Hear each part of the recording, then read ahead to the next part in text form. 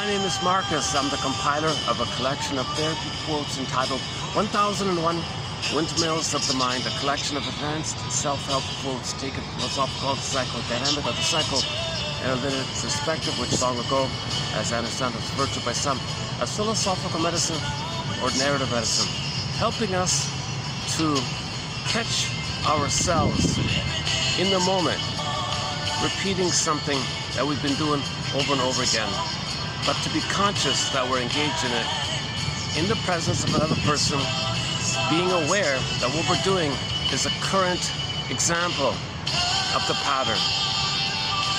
If we can make this kind of link, past-present link, that we have a pattern and we're doing it over and over again, we're not aware of it. And then one day you catch yourself engaged in reenacting an example or a new edition of that pattern with somebody. You're saying it to somebody. That's why you're saying and doing what you're doing in the present. You have this pattern. Now, if possible, the added benefit is if you can speculate when it began. That's the key point too. So we have patterns, something we do over and over again, i.e. when there's trauma we repeat because we don't remember, we're trying to remember, so we repeat in an attempt to remember. So trauma and repetition compulsion, or the compulsion to repeat, are considered synonymous, says Paul B. Russell back in 2119. Excellent quotes by this author, Paul B. Russell, 2119. Sort of a pillar kind of material in our collection.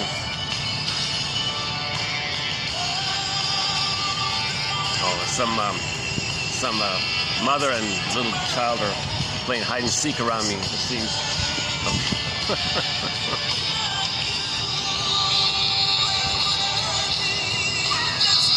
Okay, as usual, there'll be some interruptions. I'm doing this in the public here. But let's go back. Let's borrow this pyramid here. Let's borrow the 3 points on a triangle. It's a very helpful visual aid. So, on one point, we notice the pattern. I.e., when there's trauma, we repeat and reenact, recreate, symbolically act out, transfer us act out, make the present a new edition of the past, a recreation of the past, just symbolically use the present as a repetition of the past, present. Sometimes the present is called the presenting past, where in the present you present the past to the present, and the present is the presenting past, where now in the present you're seeing the past, because the past is transferred into the present due to the compulsion to repeat. So the present is you're gonna see an example of what happened, but we forgot. We forgot. We're trying to remember. In an attempt to remember, we repeat. So and this is a pattern, but we're not aware of it. Okay. So the idea is to first see if you can somehow identify some sense of what are you doing over and over again. That's disappointing, that's self-defeating, it's not working. What dysfunctional thing? What self-sabotaging thing? What useless thing that you're doing? What gimmick in the the TV show Route 222? The teacher said that as a teenager, she developed a gimmick. It didn't work. It never won love. It never won approval. It never won friendships. But she developed a gimmick. The gimmick was an attempt to deal with the past. Some kind of false belief in the past. She learned some way to cope. So she's repeating and repeating. So to turn this love around here. Okay, the title of the song here, "Turn This Love Around." Singers Brad Delp and company, RTC, the band RTC. Brad Delp being the lead singer. So we played it yesterday. I thought it was pretty good. I'll try it again today. Good song, I think. Anyway, so that's the working hypothesis here. It's called a total interpretation or a complete interpretation, and it has 3 parts. Part 1, what's the general pattern? What's your chief complaint? The shrinks would say in the books. I noticed that in the books. The first question is, what's your chief complaint? What's your makes you feel important, or your chief complaint? So already you're mirroring, you're joining their narcissism. They're a chief, they got a chief complaint, they're important, so you're already joining them somehow. But it's a complaint at the same time. So what's your chief complaint? Yeah, chief complaint. Yeah, I'm important. I'm a chief. Yeah, right. Okay. So identify the pattern. What's the, you know, something like she was playing the clown, for example. Okay, that's like a pattern. You know, when did it begin, and to see an example of it in the present. Okay, sometimes people are, you know, placating, and they're pleasing, they're trying hard to in love. They're maybe pushing too much, or they're trying too hard or something. Maybe that's a pattern of theirs. They try their best, they try to connect, it scares people off, and they're disappointed. They do it again, disappointed. They do it again, disappointed. For some reason, the same kind of thing keeps happening again and again. Okay, whatever the pattern is, or somebody's antagonistic towards others. They're kind of rude towards others, scare them off. They're rude towards others, it scares them off. Whatever the pattern is, they're against, they're clingingly moving towards, or they're kind of detached, avoid. So they avoid, but they feel they're going to be abandoned. But they avoid and they feel they're going to be abandoned. They avoid, and they're detached like that. Whatever dysfunctional, repetitive thing you're doing over and over again, see if you can just somehow, whatever it is, identify, just fish around, experiment around, be a detective, just trial and error, just you know, brainstorm a little bit. What is your pattern? What is the thing? Name the thing that you're doing over and over again that's not working, kind of thing. And then guess to see or imagine or make the inference, maybe how it began with the mother. How is it a reflection of the imprint, the prototype created with the mother? Okay, so you have a pattern. You learned it back then. Okay, now that's all in the amygdala. That's all in the amygdala. At birth, the amygdala is there. The amygdala records everything. Okay, it's the emotional memory system. There's no time there. It's already developed. Now notice at birth, the hippocampus, the seahorse isn't there. The seahorse is not there. So whatever happens before the seahorse time, age 3 roughly, the amygdala stores it all. But that amygdala does not know time. That's why you can have a pattern, and it's just the same as the past. Okay, so you identify the pattern, that's one point. Okay, let's say there's one point there. You got a pattern. Okay, and it began, there's another point, and it began, you know, just guess, it began maybe during the nursing time. You were reaching for mother, but she was always unavailable, or something like that.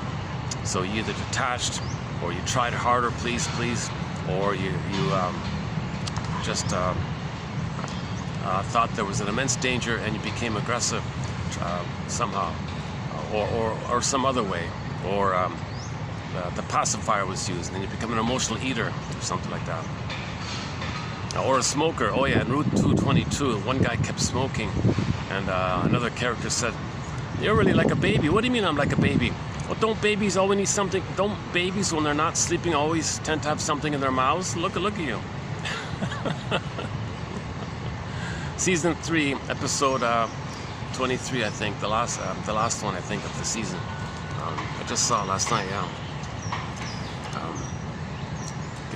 So that's the coping strategy. Okay, so you got a pattern, whatever it is. Let's say smoking, okay. Okay, let's say the pattern is smoking. So let's borrow season 3 of the classic dramedy TV show called Route 222. An excellent show. I'm halfway through it. 222. And stay tuned. We have a quote coming up in this video. Well, I'm going to do a preview. It's coming up in a future video, but I'll do a preview of it here. So let's borrow this other one called I forgot the title of the episode, but I remember it was the last episode of the season 3, 23, I think it was, about the whole smoking issue. The topic was on smoking. Every episode, you know, deals with a social topic. A very good show. Okay, so let's imagine that character. There was a character in there who was addicted to smoking, and no efforts at persuasion, even the principal offered to expel him. He had to take classes. Nothing anyone would do would convince him otherwise. He was really had a hard addiction like this. He just had to smoke all the time or something. He's a high school kid, right? And then his friend confronted him You're a baby, man. What do you? that was the most blunt confrontation in that episode. You're confusing me. What do you mean I'm a baby? Well, don't babies always have something in their mouths? Come on, man. Even that didn't work. Actually, Ullman and Paul have the added point with smoking that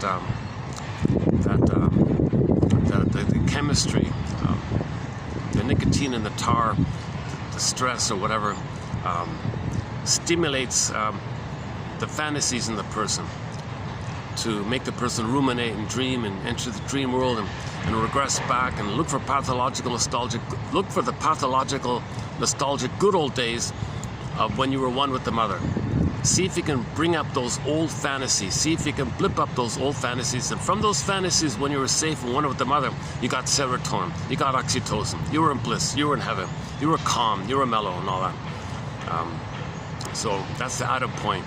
So Ullman and Paul, in their book called Narcissism in Wonderland, think that that it's not just chemistry to chemistry. It's more like chemistry to bring up the fantasies, and then the fantasies brings the chemistry. They have that added point like that.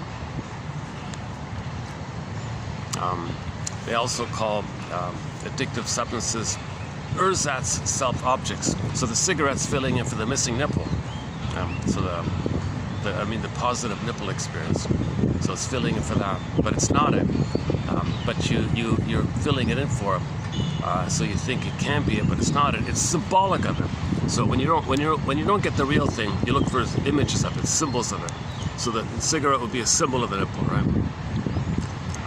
And then the reason, so that's part of it. The other part of it is the chemistry, the brain chemistry, which leads to the fantasies, which blip up the ancient fantasies of the time when you were one with the mother in the uterus and you felt heaven and bliss and all that. So you get some of those kind of feelings.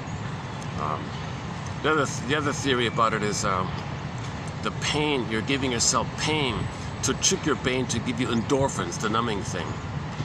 It's like something. So you're actually giving yourself pain to give yourself the numb. You're trying to stimulate the numbing.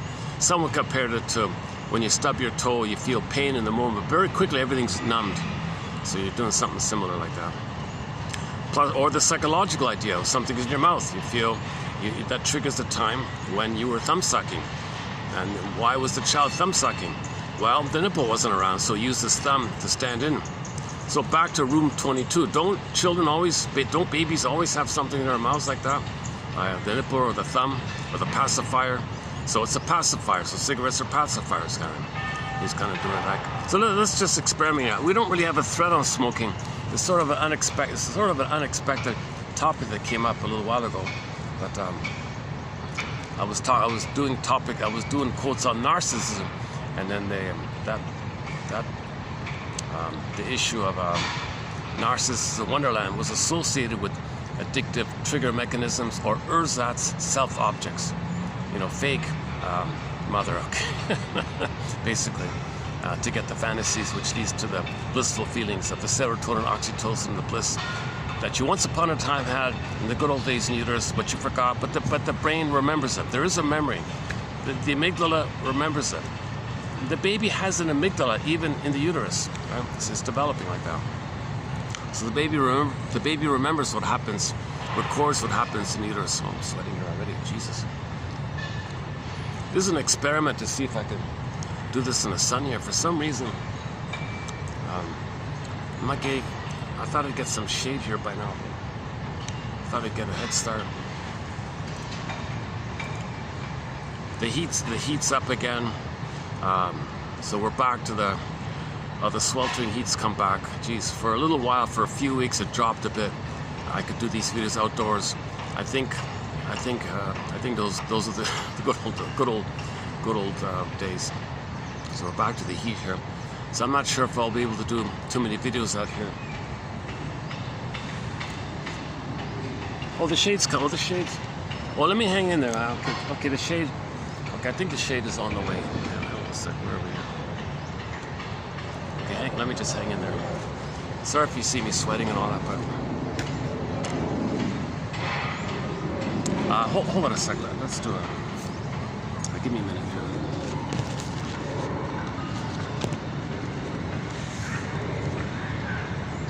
We're headed down a little road for the one that would take us to our dream.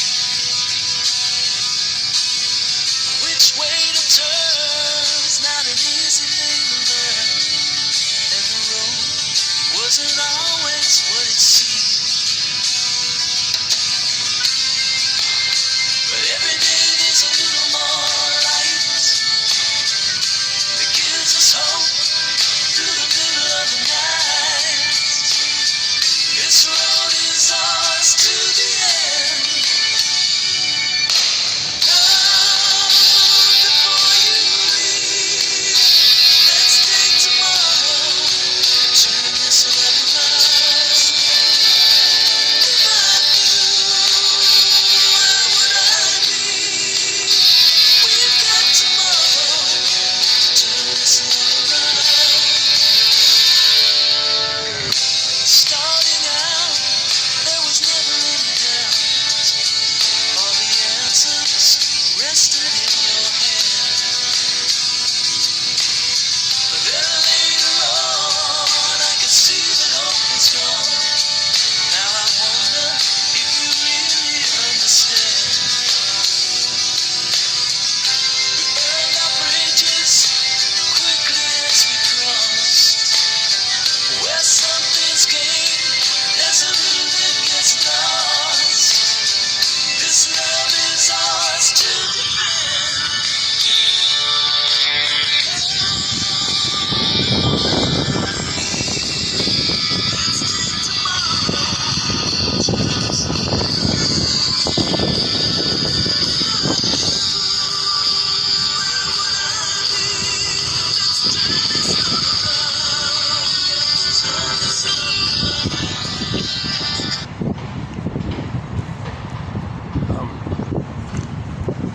So let's go back to the 3 points here. Oh no, we're talking about the cigarette, right? Okay.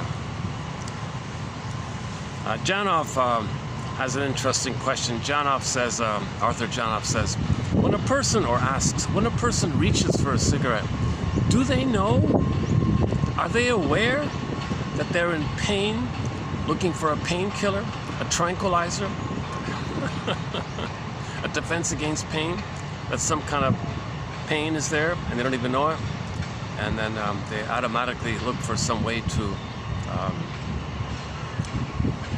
deal with the pain, to repress it, to use the defense mechanisms of bringing up old fantasies of safety in uterus.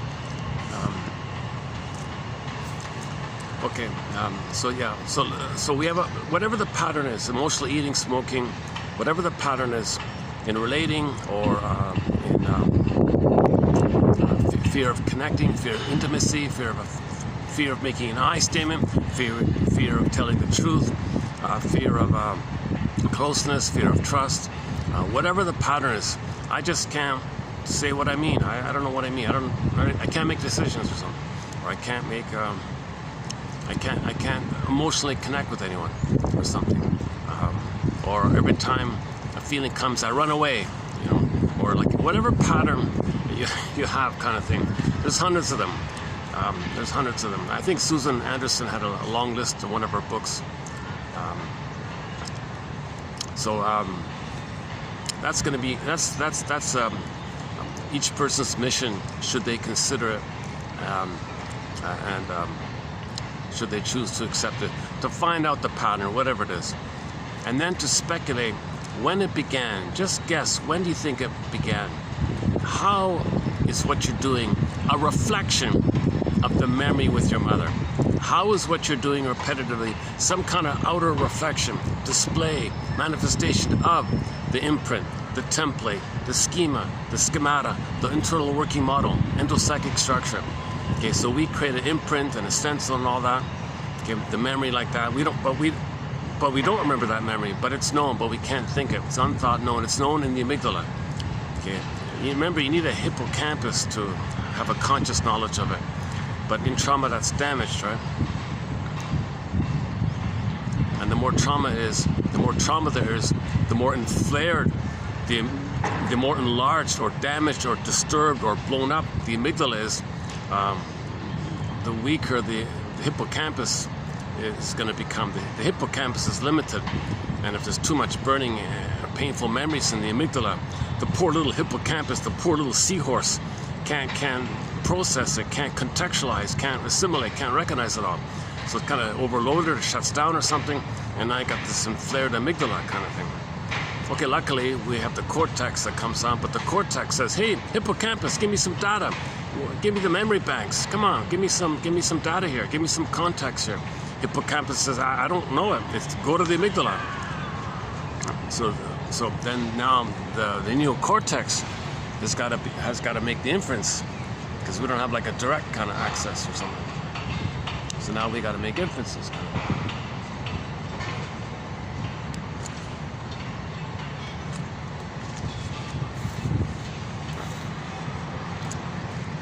Okay, let me get used to this.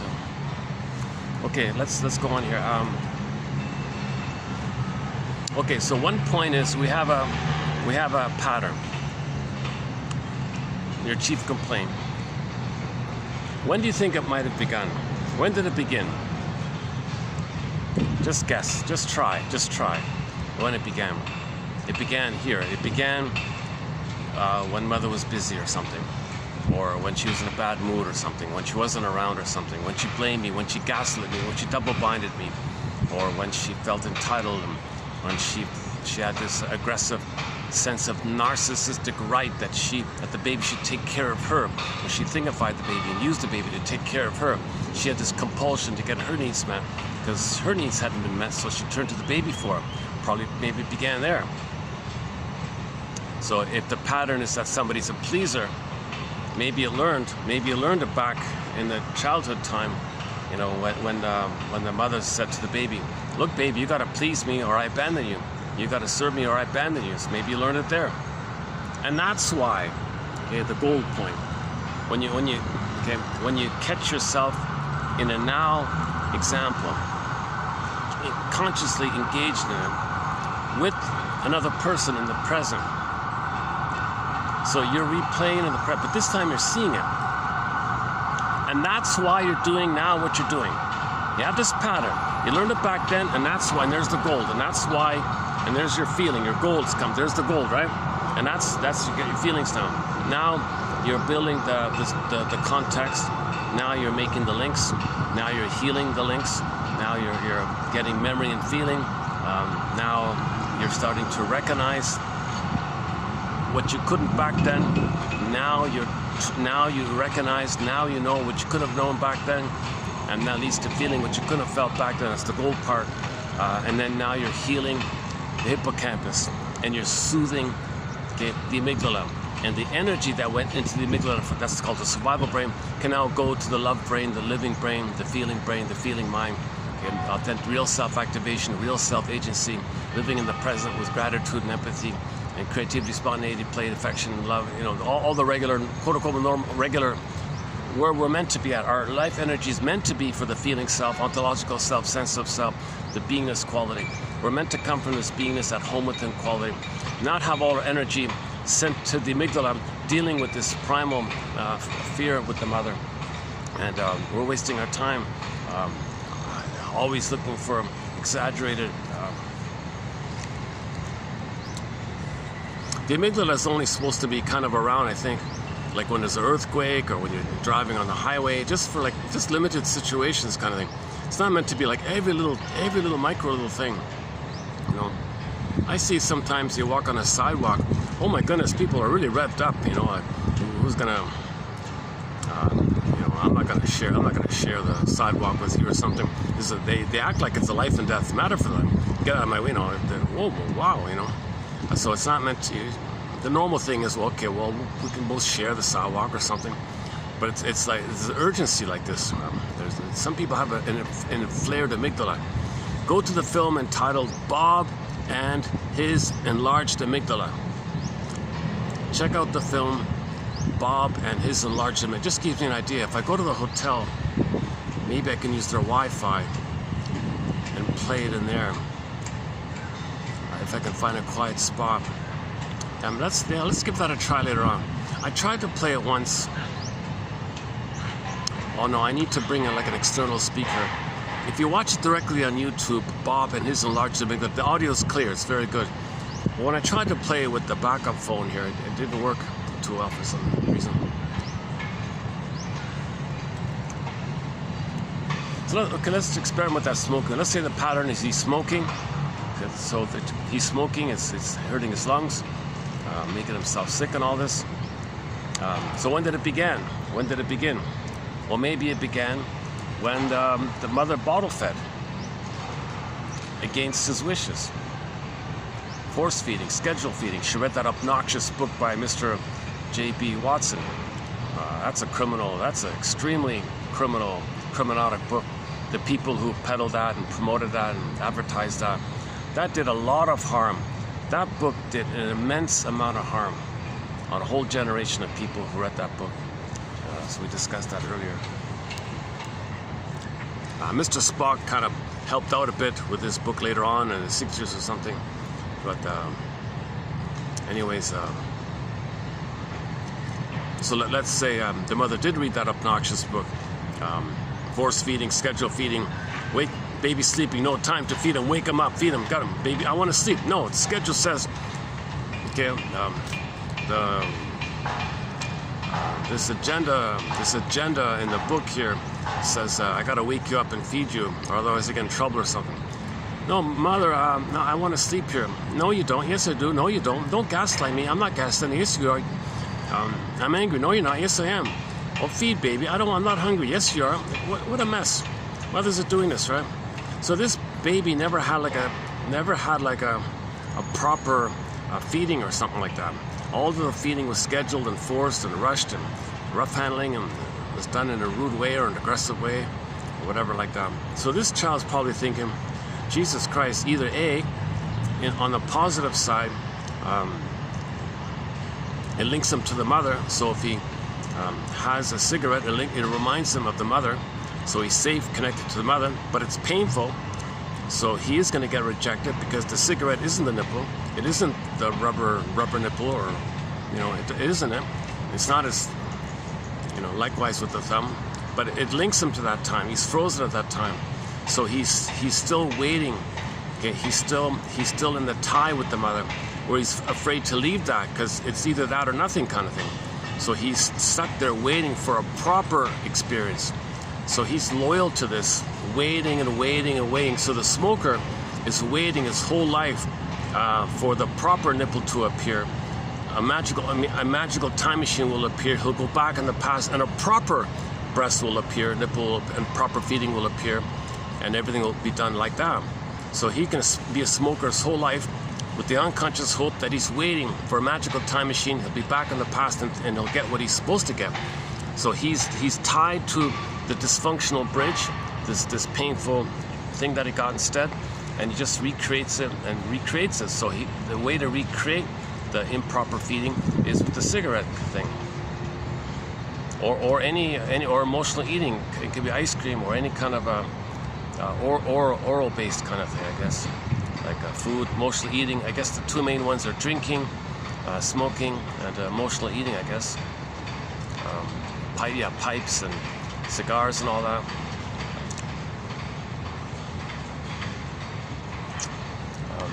Like Room 222 said, don't babies always...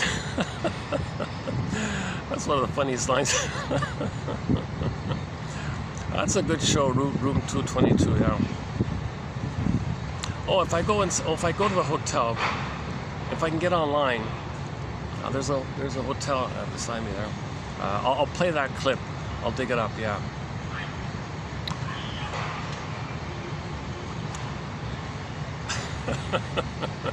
Well, otherwise, just look it up easily.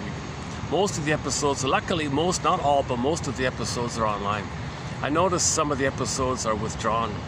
They're pulled down for some reason. That must mean there's something really good in them. Someone freaked out. Don't publish that, something. I don't know why those got blocked. So a few of the episodes got blocked. It's only a 20-minute comedy. Come on, let it go. Jesus Christ. But they tackle some tough topics in a creative, intellectual, comedy, slightly psychological, philosophical way, poetic way sometimes. It's a school drama, like a high school drama. The fictional school called Walt Whitman. So they even had a fictional school named after a poet, right? Now, Voyager, seek thou forth and find yourself. Walt Whitman. Yeah. So in part of child development, the child does a Walt Whitman. Post 18 months, he does trial and error, and he explores what he might like, kind of thing. Actually, we have a quote. Hang on a second. Yeah. A quote about that.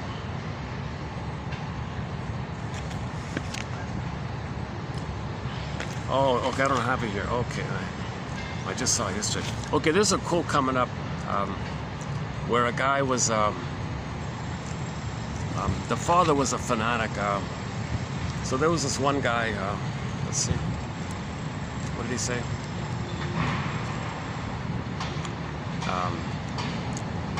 He wanted to, there was a man who hated his father and wanted to rebel against him. So he became a swimmer, the opposite of what the father wanted, but he failed, kind of thing. So that same guy had a son. All right, son, you're going to be a proxy me. You're going to be a star swimmer because I'm in continuous rebellion against my father, your grandfather. So you're going to be an extension of me. So he treated his son like an extension of him. He failed to be a star swimmer to protest against the father because he knew it was a fire of revenge. It made the father upset that he spent his life swimming and not doing a professional job, like whatever it was, I forgot, doctor, lawyer, something like that. The father demanded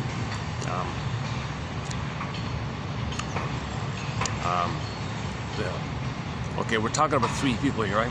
So in the episode, you got the youngest, okay, who's let's just call him the grandson, okay, and then he had a father, the middle one. So he's the failed swimmer, and the failed swimmer had a father who was a bully and told the failed swimmer, don't be a swimmer, be a doctor or whatever. And he hated his father, and he discovered that the father would be very upset if he did sports. Oh, he loved it. Fire of revenge. I'll forget about my career. I'll forget about making money. I'll just do sports. Now, it's kind of too late in the game for him to start off doing sports, but he did it as a fire of revenge to upset the father. He just wanted to upset the father, make him angry, hurt the father, disturb the father. He wanted to get back at the father and make the father angry. So he'd fail at his career and be a loser, a swimmer or whatever it was, just to make the father angry. That's called fire of revenge, right? So we had a quote about that a while ago. What was it again?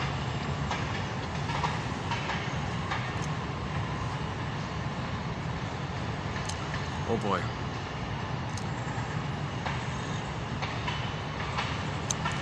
One father only. Okay, in a quote from 2 months ago, let's say, there's a story about a father who didn't care about the son's feelings, his soul, his identity, his personhood. Ignored it all. He was a trophy kid or something. He spent all of his money to send him to good schools because that father wanted the prestige of showing off and saying that his son had a diploma from this place. Never talked to the kid, never threw the ball with him, just ignored him, but sent money to him. He hated this idea. He finally figured out the way to express anger, to make him angry, to hurt him, to get back at him, was to fail the school. So all that money pumped in, he crashed it. He deliberately flunked. So that's a fire of revenge because he loses the diploma, but he wanted the psychological benefit of getting his anger at the father. So that made the father furious. He loved it. He had to pay a huge price, all the money, no diploma, but he got back at his father like that. They call that fire of revenge. Right? So this, back to room 222, the swimming story. So the middle one was doing that with the older one, with his father. Now the middle one failed, right? So when the youngest came on the scene, he got a head start. The moment he's born, you're going to be a swimmer. You're going to continue with the swimming thing. And as a bonus, why don't you be the best swimmer and make me and be and be a narcissistic extension where I can be seen, where I can be a star. So you be a star, so I can be a star. You continue swimming, because that'll annoy your grandfather, my father. So this poor kid had a lot of pressure. So he spent his whole life, every waking minute of his free life. So he had no holidays, no nothing, no play, no friendships, nothing. He spent every spare moment of his life, aside from regular school, just swimming. And he was on his way. He was going to be a famous swimmer or something like that. And then something hit him. His unconscious rebelled. One day he's doing a swim, and he just stopped. His whole body shut down. He had a hysterical, not a fully hysterical, but his body rebelled. His whole system shut down in a rebellion, in a moment of, I don't want to do this anymore. And the father freaked out. I don't know, I just gave up. So, I want my freedom, man. You enslaved me to this my whole life. I want my freedom. So now he's got his freedom. Now he tried to catch up. So he signed up for every kind of course, every kind of extracurricular course. You're trying to do it all. He couldn't commit to anything. He double booked, triple booked. He couldn't manage himself. So he kind of freaked out like that. So the quote was, it's coming up. The quote was something to the effect of, well, somebody should tell him what to do. And the head teacher at Pete said, what? He's already been conditioned to do what he's told to do. No way, man. If I tell him to do it, he might do it. I don't want this kind of thing. He's got to learn to choose for himself kind of thing. Okay, so now he's confused. He's making all these crazy, erratic decisions. And he's going to crash. He doesn't know what he's doing, but he's experimenting. He'll crash. So all I can do is be around when he crashes. Not to pick him up or anything, but just to help him be aware of why he tripped, why he crashed, just to help him be conscious of why things didn't work out. Okay? He never knew freedom. It was the scariest thing for him. He never had freedom. He never had free choice. His whole life he was enslaved to the father. Suddenly he got a little window like that. He got it, and then he didn't know how to handle it. It was very scary for him. So he didn't want to lose any chance, so he signed up for every kind of curricular course. Things overlapped. He was late for everything. He tried to blend it all in. He tried to cram it all in. Everyone got frustrated with him. Everyone, either they kicked him out or ignored him, or he failed it all. He flunked it all. He crashed.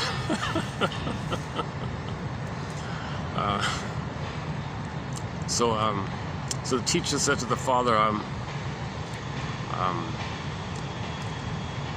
tried to talk to the father about this, and the father came around. Okay, so the father confessed a little bit, and maybe I can help him to engage in trial and error to figure out what he likes, so he can choose something. I don't know myself, but I'll see what I can do. Well, that'll keep you too busy. That was his answer. That'll keep you too busy for a while.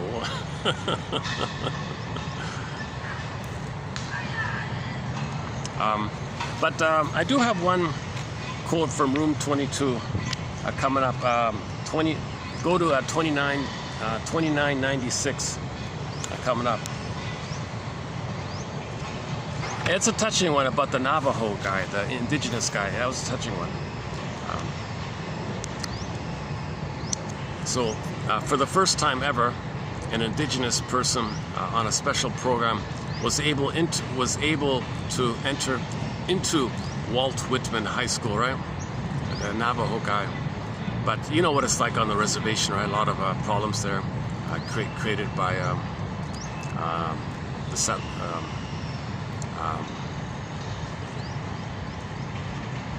the people who destroyed his culture and his people and his land, and they pushed a few of them on the reservations, had a hard life like that. So he was eager to escape. Let's not go into that side of it. Anyways, he was an angry young man. He was a smart guy and all that, but he was kind of depressed and angry. He was a difficult kind of guy. He had a huge culture shock, let's say. but he wanted to be free from the reservation, entered the school, and people try to help him be his friend. He brushed everyone off and I'll leave you alone. So he was kind of confused like this. And one of the main characters in Room 222 is a guy named Jason, young guy, smart guy. He used to be sort of like a street fighter kind of guy or something, like a gang kind of guy. But he kind of turned around, and he turned his life around and turned out to be very intelligent, reasonable, inspiring, motivational kind of guy, actually. When you first see him, no one likes him, but with the help of the teacher, he turned his life around. So there's a good example of turned his life around, the Jason guy. So the Jason guy turned out to be very helpful. He was kind of like the teacher's assistant in a way. So no one knew how to help the Navajo guy. So Jason was trying and all this, and finally there was a little conflict. Finally things came to a head or something, and the Navajo guy says, "You just don't get it, do you?" So Jason has a shade of brown tone of skin. His grandparents had victims of the plunder system.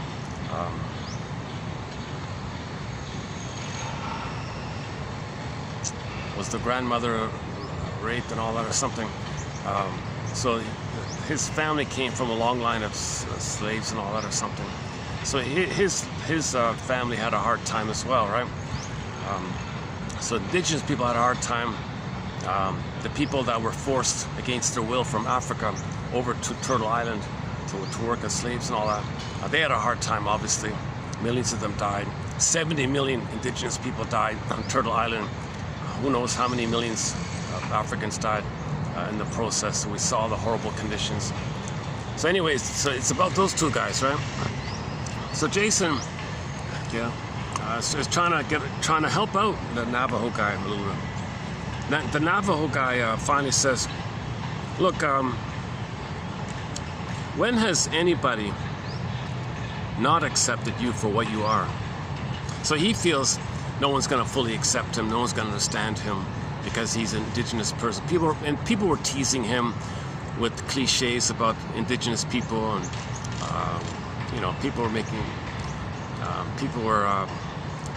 they were being quite insensitive with their jokes.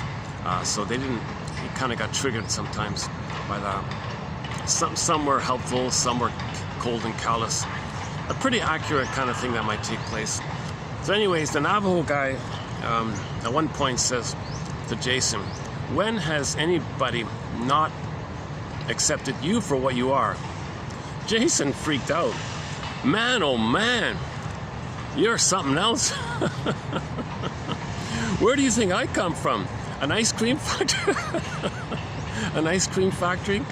Do you think my home was sugar and milk and sweet and ice cream? Do you think I came from this?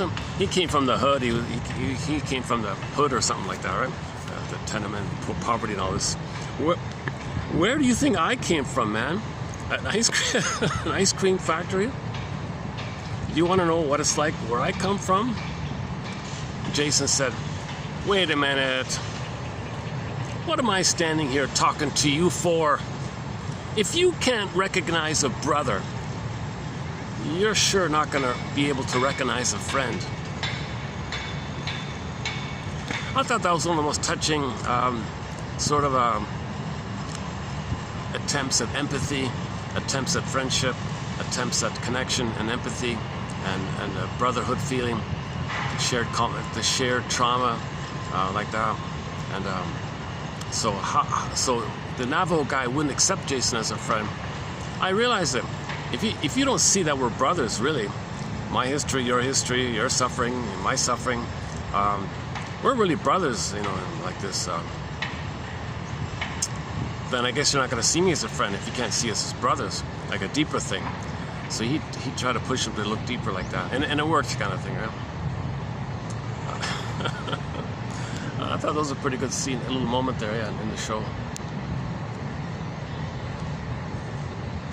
And if you apply that to everybody, we're all brothers, and so you can apply that to everybody. So that's a good lesson for all of us, right? For everybody. When has anybody not accepted you for what you are? Whoa, dude! Where do you think I come from?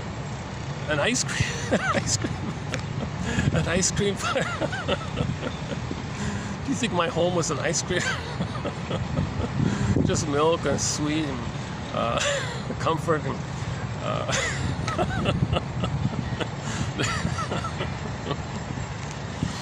Jason has the scriptwriter, I don't know if he ad-libbed or the scriptwriter gave it to him, but Jason had some of the best lines throughout the show I've seen.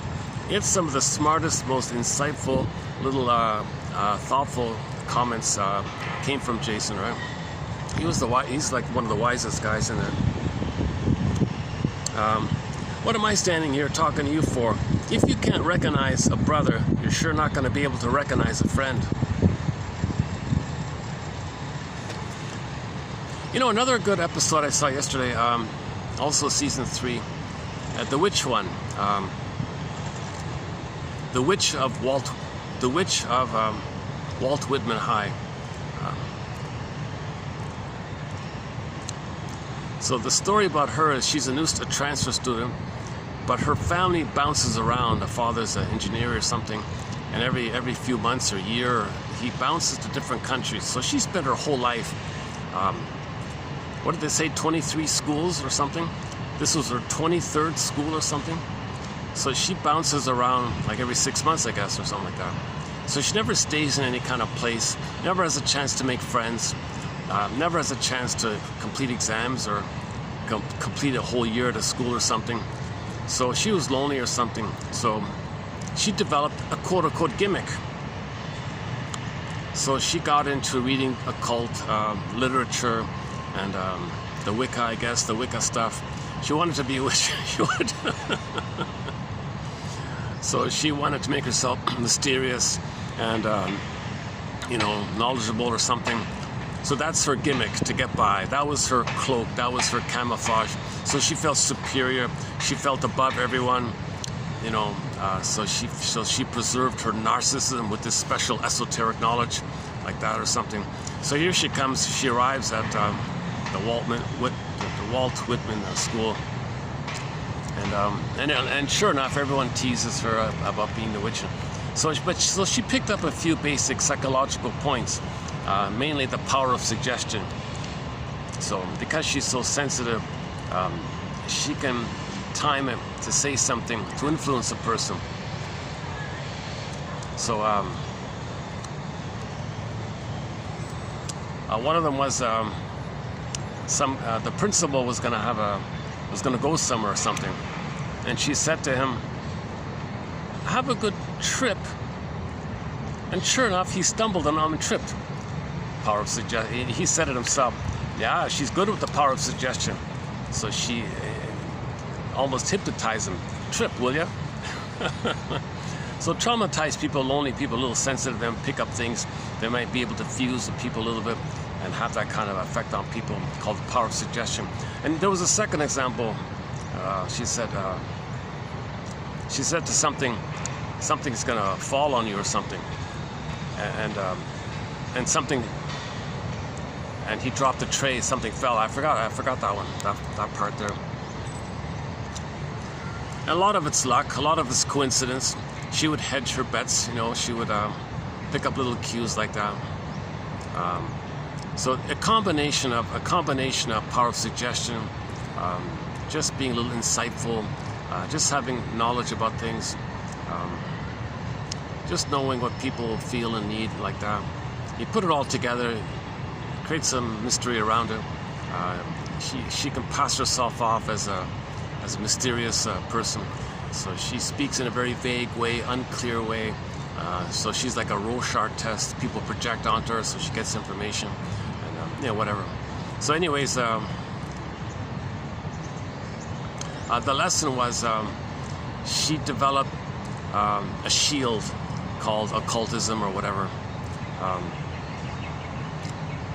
And then one of the teachers said, I relate to her because when I was a kid, I developed a shield by being a clown. I did cartoon imitations. That was my gimmick. She has a gimmick. So when you're lonely, you develop a gimmick, like a buffer. So that was her buffer. So she kept people at a distance. She thought she was aloof. She thought she had superior knowledge, like that. But the conclusion was, real magic, okay, is the continuity of long-term friendships, intimacy, doing things as a group, suffering through issues together, working through problems together, things like falling in love, friends helping you when you're in trouble. Those are the kind of inner magics. And when you're better off, when you become an improved person, there's the magic within. The transformation is within. So magic's within. When something happens and you're a better person. So when close friendships make you a better person, that's like a magic within. So she didn't have that inner magic, so she was focused on outer magic tricks as a reflection of what she wanted on the inside. Yeah, so there's another kind of as above, so below. So what she was doing symbolically, looking for magic tricks or something, well, that's symbolic that she didn't get the original quote-unquote magic of being loved by a mother, the joys and trials and tribulations of working on a project with your group of classmates or something, and then discovering that you can learn something new when you work together. She missed all that kind of inner quote-unquote magic. So when her real need is not met, it leads to symbolic needs.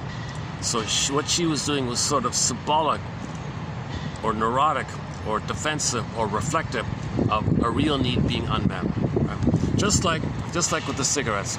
The real need was for nursing and proper feeding and proper breastfeeding, and proper holding and soothing and rhythm of safety and comfort and safety like that. If that was missing, if that real need to be fed properly was missing, well, they engage in a symbolic, defensive, neurotic reflection of it. It's called smoking or emotional eating. It doesn't work. You can have 20 lifetimes eating ice cream or 20 lifetimes being a smoker. You know, it doesn't correct. It doesn't mean a magical time machine is going to appear. You're going to hop back in the past. The mother will apologize and give you what you need. It's not going to change the past. So when there's trauma, Janoff's line is, when there's trauma, you end up with the hope, the unconscious hope for the fulfillment of old unfulfilled needs. That's called symbolic acting out, or having neurotic needs, or defensive needs, or reflective, something reflective or symbolic of that. So it's kind of like a hope that some mirage, some dream can be the real thing in the past. But it's just a dream like that. But that part of the brain doesn't understand time, so that's why it doesn't make sense. But you're driven by a part of the brain that's unreasonable. The amygdala is unreasonable. The amygdala only is meant to be there. Well, the memory in the amygdala for the baby was the amygdala recorded the experience that the baby would be a goner if you had no mother. So that the need for safety and proper feeding and all that was called a secure attachment style, soothing, holding, interject, internalized good object, good enough environment, facilitating environment, that kind of comfort, rhythm of safety, symbiotic time with the mother, fusional time with the mother, participation mystique with the mother, unio mystica with the mother. This kind of blissful Garden of Eden, Shambhala, Shangri-La, Nirvana, Paradise, Garden of Eden, this kind of blissful oneness, mother infant dual unity, pair unity, this kind of intimacy was missing for the first 4 to 5 months after birth. So if that's kind of missing, see, then you look for images of it, something that could stand for it.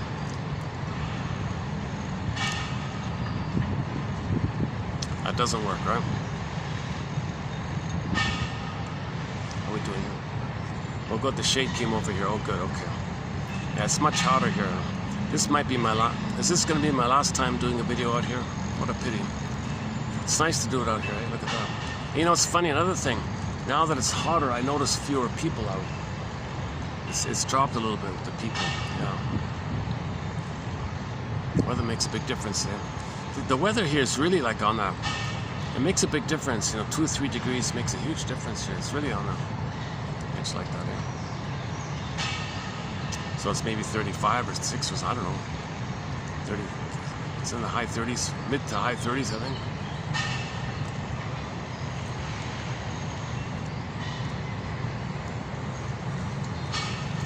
The shady spots are kind of limited, right?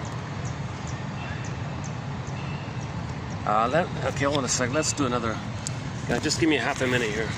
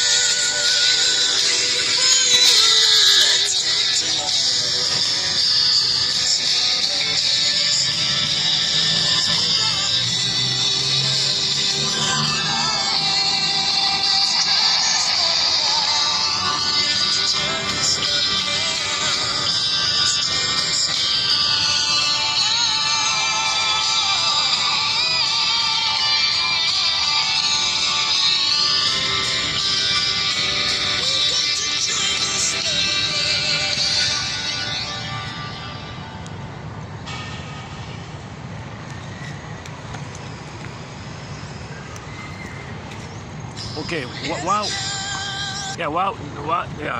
another famous 3 points in psychology is Masterson's axiom.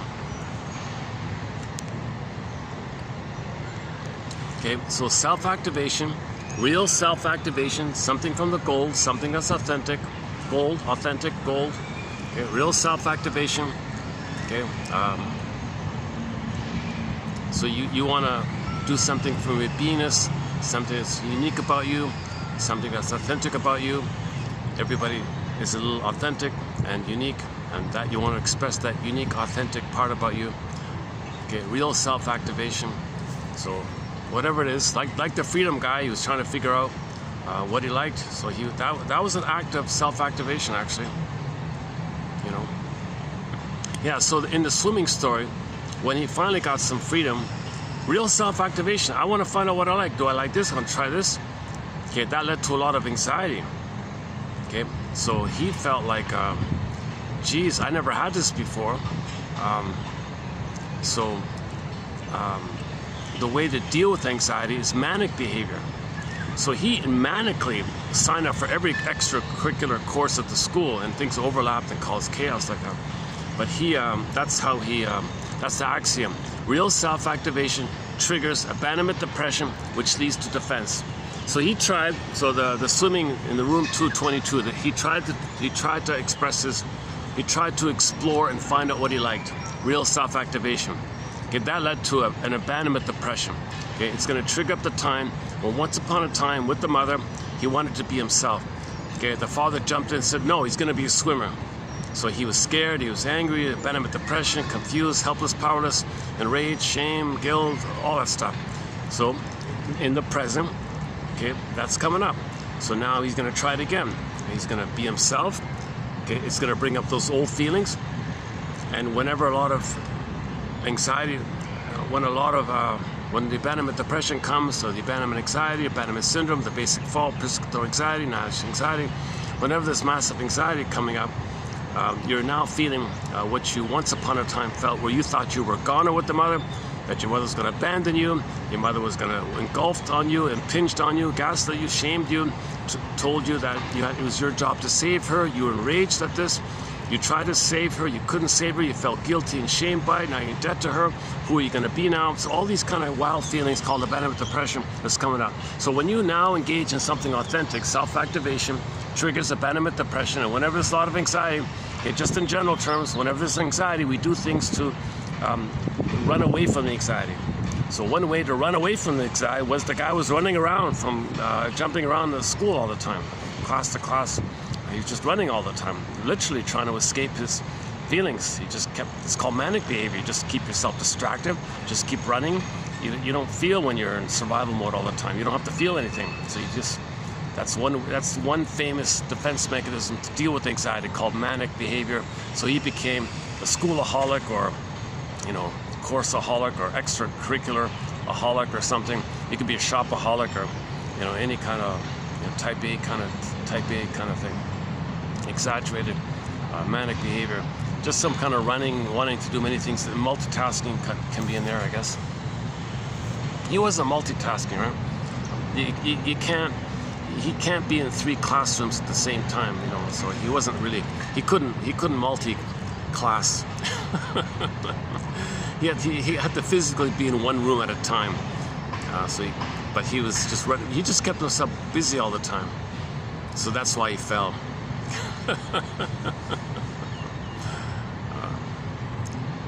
Again, self-activation triggers abandonment depression, which leads to defense. Masterson's axiom.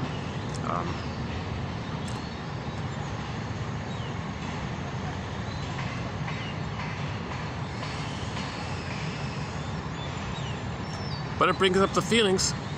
When you do self-activate, it brings up your old feelings, so you can know it, right? And then, so you want to accept your feelings like that. Another common triangle one is, let's say this whole black part. Let's refer to it as the unconscious, and let's say that gold part on the top is the conscious. Let's say. So when there's trauma, that's unconscious. So what's the memory of the trauma? The baby was either a victim, passive, helpless victim called frozen child, okay, and you got the memory of the aggressive mother, the critical parent, the freezing parent. That's unconscious. So you got 2 points in the unconscious. Frozen, okay, helpless, frozen child, or what's called the Faustian deal, the Faustian bargain, the Faust complex, identification of the aggressor, where the child can become like the mother. That's the freezing parent one. So if the child makes the crossover, that's a defense against this one. This is a defense against this. Yeah, I recently heard that, scratch a bully, you get a weakling, right? So like those lottery things, you scratch the surface underneath, you get the vulnerable child, but you cloak it over with the tough cloak. Take away that cloak, scratch the thing, then underneath you get the child. So they say scratch a bully just means, I think it's the metaphors on the lottery thing. I'm guessing scratch away the surface thing, then you see what's underneath. So the child can identify with the aggressor. If the trauma is very much, he may lean towards that one. The child may grow up and become the aggressor. If the trauma is a little bit later on, he may still hold on to his childlike place, clingers and pleasers. But if he's traumatized way too early, way too much pain, desperate measure, he gives it up. He gives it up. Okay, he'll project it onto others. He'll say to himself, it's there, but he'll make himself believe others can be his frozen child. Others can be a shamed child. Others can play him being no good, defective, like that, right? And he'll play that who shames himself, but then himself is repressed, is going to be projected onto others. Now he's going to see others as having that side. So he only relates to that one.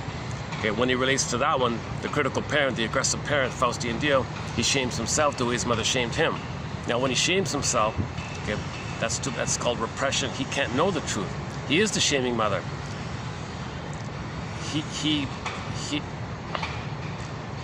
He rejects himself to have a mother. He's got to reject himself. That's the Faustian bargain. He's got to sell a soul to have mother's power. So when the baby crosses, when the baby plays the mother, he gets some agency. He gets some sense that he can make it happen. He's omnipotent. He's a god. He's a king. Because that's what all babies have. They think they create everything like a magic wand, magical thinking. He's got to salvage some remnants, salvage some crumb of an ability to cause something to happen, right? So instead of just being the victim all the time, the baby says, fine, I'll give it up. I'll shame myself. Mother, you can stop rejecting me. I'll reject myself. You happy, mother? So he gets some agent. I do it now. At least I do it. He hurts himself, but at least he did it. You know, that kind of thing. That's salvaging some crumb of identity called narcissism. All babies begin with narcissism. Okay, they make everything happen. They're entitled. They're the center. They're kings and gods and stuff. So there's no other identity prior. Now, in normal development, that identity dissipates and he gets an authentic self, a beingness. But the beingness he's far off. That's like a luxury to him. He's not there yet. So he's got a crumb. He's got to salvage a crumb of feeling important and that he's going to cost something. He did something. They call it neurotic. Karen Horney calls it neurotic pride. Okay, he's got to have some kind of neurotic pride here. So all right, I'll do it. I'll shame myself. Mother, you shame me? Fine, mother. I'll shame myself. Plus, mother, it allows me to have a connection to you by mirroring you. You shame me, I'll shame myself. I'll treat myself the way you treated me. We're one. See, mother, we're one. I'm gonna mirror you. Okay, so sidebar here. When the baby came on the scene, the baby needs to be mirrored. Mother's busy. She's too busy looking in her mirror on the wall. Who's it all about? Who's the center? Who's the fairest? Who's the greatest? Who's the center stage? If the mother's too busy trapped in her mirror, waiting to be seen by her mother, she's not around or available to mirror her child. So she can't mirror the child. She's insulted at the idea that the child has needs. Then that's what the story's about. Oh, Snow White is... No, I'm the center. I'm the fairest. No, Snow White's more important than you now. No, I'm the most important. No, she is. She's the fairest. She's more important. This is a helpless little baby. No, I'm the helpless little baby. I can't leave this status. I got to get my needs met. I'm too angry now. I can't tolerate this. And the mother resents the idea that she's supposed to give love. What an insult to her. She's entitled to receive. She's not expected to get. She's a king and a god who's got to receive. The baby comes on the scene supposed to get. She's enraged by this. In her anger, when she grabs the baby, she might rough handle the baby, and with her fingers, she grabs the baby too tightly. Okay, that's the nightmare with the laces. Okay, her thoughts, the poison comb, that's her angry thoughts. No way, you're not gonna have needs, baby. Baby, you don't have needs. All the needs are mine. You don't have needs. Okay, so in her angry, toxic thoughts, that's the poison comb. And in the feeding, okay, the cortisol and the stress go into the milk, and probably the feeding, the handling was rough with the feeding, the stress in the feeding. So that's the poison apple idea. The nipple, the apple, okay, and then the toxic milk. Okay, you put it all together. The poison apple is a symbol that during the feeding time, the baby was felt toxic milk. Okay, meaning too much cortisol went into the breast milk, and the baby drank in this toxic milk. So you take the toxic milk, put it together with the red nipple. It looks like you put it all together, you get the poison apple, right? So that's. That story, by the way, with Snow White, it's not like a physical thing. She's not trying to physically get rid of the kid like that. She wants to get rid of the child's needs, that the child has any kind of needs or expectations of the mother. Okay, so the mother wants to, quote-unquote, murder the child's needs. That's called soul murder, right? Kind of thing. So she's not a physical kind of thing. So any child born with a narcissistic, envious, bitter mother, okay, the byproduct is that their soul is going to be like in a coffin in the glass box, in the unconscious, in the forest. And then they might be able to see through the glass, but you'd never feel through. Snow White's a personification of a so in broader terms, Snow White is a personification of a person's beingness. Yeah. So if a child had that experience, then you look at the soul of the person. Okay, now, another level. Snow White represents your beingness being in a coma in a glass box in the forest. So you don't have access to your beingness if your mother's narcissistic, right? So if the mother's narcissistic, her behavior is like the wicked queen. in the ancient fairy tale, it was directly the mother. It wasn't a stepmother, it was the mother. The Grimms watered it down, let's call it the stepmother. And some people clarified, no, well, in the uterus, the mother was good fairy godmother. But at birth, mother was enraged. And the same woman, poof, from the baby's perception, is seen as a wicked queen like that. It's still the same mother.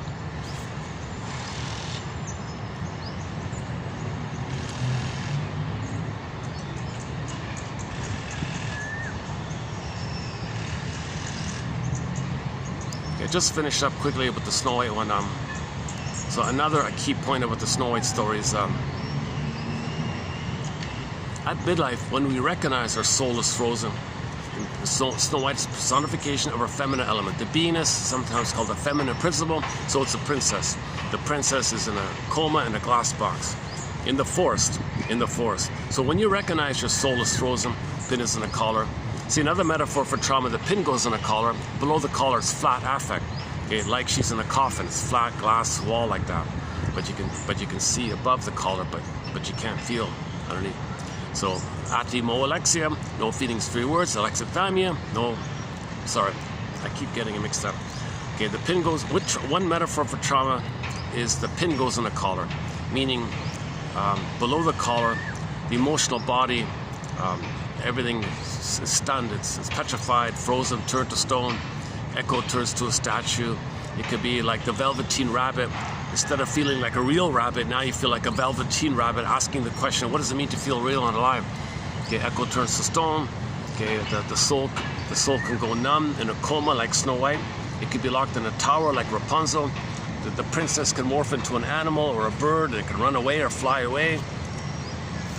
The earth opens up, Miss Core, the soul, the princess Core gets pulled down into the underworld. And I got the chasm feeling, and you swoon to make it numb, but you can't be there anymore. So your beingness is not available. It got repressed. That the repressing, now that's the unconscious force. See, when Miss Core gets pulled down, that's deep in the unconscious. Now you can blend in Miss Core, poof, Snow White, same thing. So Snow White is in a glass box. If the condition is a little healed, you can use the Rapunzel one. She's in the tower with the golden hair and all, and so on and so forth. If it's more damaged, you can see Echo turns to a stone. If it's more damaged, well, that's pretty damaged, right? The soul turns to stone, or the princess morphs into an animal, and the animal runs away. Now, if the animal turns to stone, Jesus Christ, yeah, you could have a stone animal, sure. There's an infinite variation on this theme. Something to represent your beingness, and it's going to be damaged, lost, wounded, unavailable, turned to ashes, flown away, hidden, up a tunnel, down a cavern where the light is never shown, across the 10th times 4.7 to the trillionth factor minus divided by trigonometry this. In other words, go I know not whither and bring back I know not, some unknown kind of thing. So it's not totally gone, it's just exiled. It's just gone, right? So in other words, you don't feel your beingness. You don't feel at home within. You don't feel real. In other words, you don't feel real and alive. Associated with this image is the pin in the collar. The jargon is flat affect, i.e. athimoalexia. No feelings for your words, or alexithymia, no words for your feelings. So that's the homotraumicus issue. That's the basic fault issue. That we lost our aliveness of affect, our feeling affect. We live to the extent that we come from this beingness quality. We live to the extent that we're at home within. We live to the extent that we feel from this kind of place. Joy runs the console, and you got the ability to have sadness. That means you can mourn losses, you can admit losses, because there's an I there. I mourn, I admit there's a loss, I accept reality, so sadness can be there because there's an I there. But the I is missing. The princess is your I. Okay, your I, your authentic I is the princess. Snow White is your authentic I, but she's in a coma like that, or locked away, or turned to stone like Echo. So you want to mourn, you got to get back the I, and this is done through various tasks discussed all throughout the series here. Resolving oppositional thinking, facing false beliefs. Like the triangles we talked about, and so much more.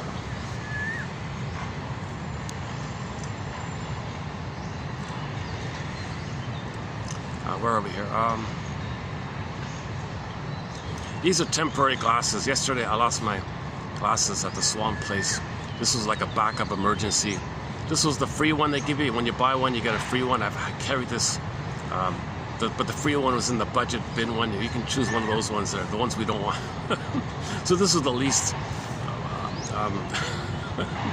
terrible of the free frames they had.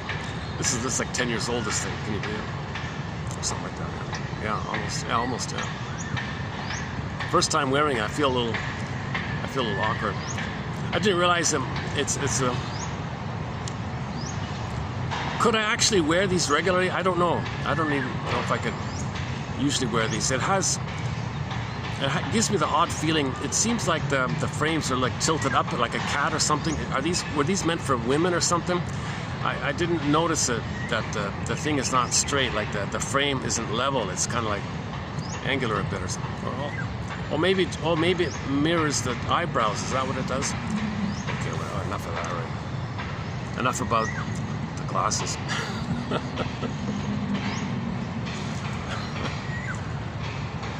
Yesterday I had a bit of a drama just before beginning the video. Where are my glasses? What the hell? So I was trying to process it. You know, it's funny, I did get a dream. Yes, I did get a dream. To help me feel. Yeah, that's funny. Now I just realized that. I did get a dream. So yesterday I lost my glasses. It was a bit of a shock to me, a little bit of a shock to me. And this morning I had a dream of losing something important to me. Another thing to stand in for it. And I felt a little like shocked by it. And I remember thinking, well, I can deal with it, but it's a real loss. And all emotions were coming up, then I woke up. You see, when you wake up, that's the point where you couldn't tolerate your emotions anymore. You're trying to feel it too much, you wake up. So waking up is a defense against feeling, actually. Because if you can fully feel it, the more you can feel, the better, right? So that's information. Like when you wake up and you realize what you were trying to feel. So that it's like this in your soul today. You as a child, you lost something important, and you were trying to feel this. You lost something in the present that triggered the past. The present triggers the past. To know the past, it comes up in your dreams sometimes, and then now you're trying to get your story. But with the story, you got to get the feeling. If I could fully get a full-blown feeling, if I could really get a full nightmare, let's say, and live through it and wade through it, whoa! I can have my feelings back. That'd be like a healing dream if you can get your full feelings. I started to feel it, and I woke up like that. Oh, damn, I wish I could have held it a little longer, but I did accept some of the, like I did notice it, at least it's something, right? So, of the many theories about dreams, one of it is when you're dreaming, your psyche is piecing things together like a mosaic, like a detective, put pieces of the puzzle together, construct something, rearrange something to bring up a feeling that you couldn't have felt, to now feel what you couldn't have felt, to process, to assimilate, to get back your feelings. Dreams are helping you get back your feelings. Dreams are trying to help you. Dreams are trying to get you back your feelings, get you back your story, show you your pattern, your theme, your repetition compulsion, the feelings related to it. It's trying to help you like that. It's called the inferring mind. When you wake up, the conscious you got to make the inference. Okay, so when you wake up, you get a dream. That's like a letter from your soul. One guy calls it a report card. Anyways, you get the letter from your soul. On the letter, on the envelope, it says, "Dear you, dear conscious you, hi, I'm your unconscious self. I'm your secret self. I'm your double self. I'm your shadow self. I'm the one who walks with you, who's not like you, who is you. I'm living your life, you don't even know me. I'm your double self. I'm you. I'm your inner child of the past. I'm all your potential. I'm who you'd be had you been loved. I have knowledge of your trauma. I have knowledge of the defense mechanisms you're using. I know a lot of stuff here." Okay, so when I send you a letter, conscious you, okay, dear conscious you, I'm your unconscious. I'm your second self. I'm your secret self. Okay, please read this letter, because when you read the letter, it's telling you that it's like this in your soul today. So you get the letter. Thank you, secret self. Thank you, unconscious self. Aha! It's like this in my soul today. It's like this in my soul today. It's like this in my soul today. It's like this in my soul today. Now you're trying to make conscious what's unconscious. So the journey is to bring up into consciousness, like the duck unconscious water, duck up, okay, air, conscious wake up, air, fly in the air, ducks fly in the air. So you want to live in these worlds. Ducks can walk, swim, fly. You want to bring up, okay, sometimes called fishing. You want to bring up material from your unconscious, sometimes symbolizes the fish. So the fish comes up to the air, catch the fish, fry it, eat the fish.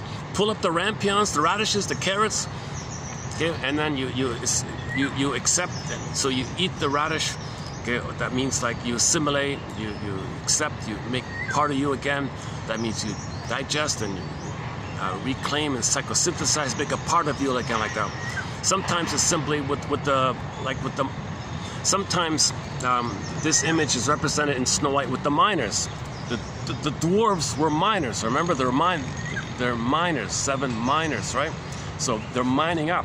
So when you wake up, the dwarves are giving you gems and jewels. And here you go, it's coming up, catch it, you know. Here's some jewels. So you're getting it, okay? So you want to accept it and keep it, safekeeping, make it yours, own it, kind of thing. Lock it in your drawer, kind of thing. So you want to make, so the dwarves, because they go down in the ground, they bring up the treasure, they bring up knowledge of the trauma, they bring contents up, they bring important material up, gold, diamonds, right? Valuable things. So you bring it up to the air, to the conscious, above the land, like the duck, go down, up, right? So you got to make the unconscious conscious. Where it was, ego shall be. So you want this continuous process of making the unconscious conscious.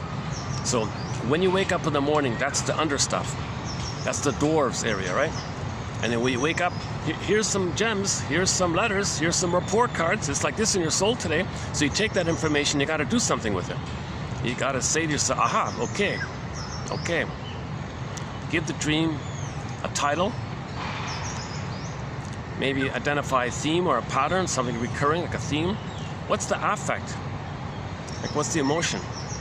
And then see if you can guess what question your soul is asking you. Okay, TTAQ, title, theme, affect, question. That's just one a dream journal exercise like that.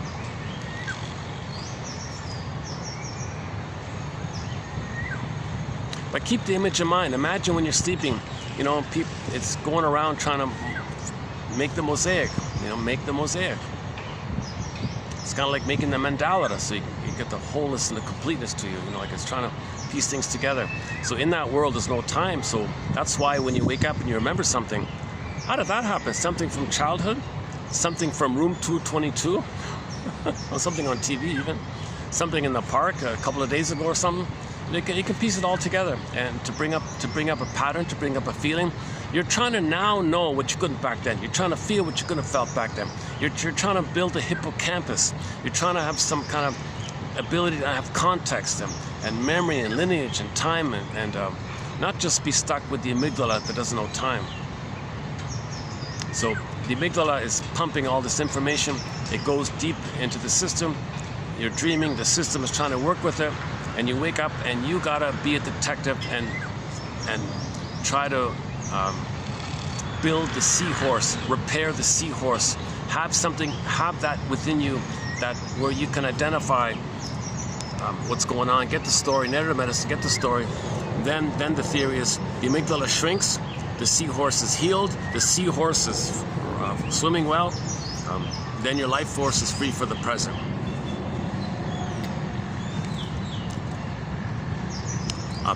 The part of this process to make the unconscious conscious is studying defense mechanisms.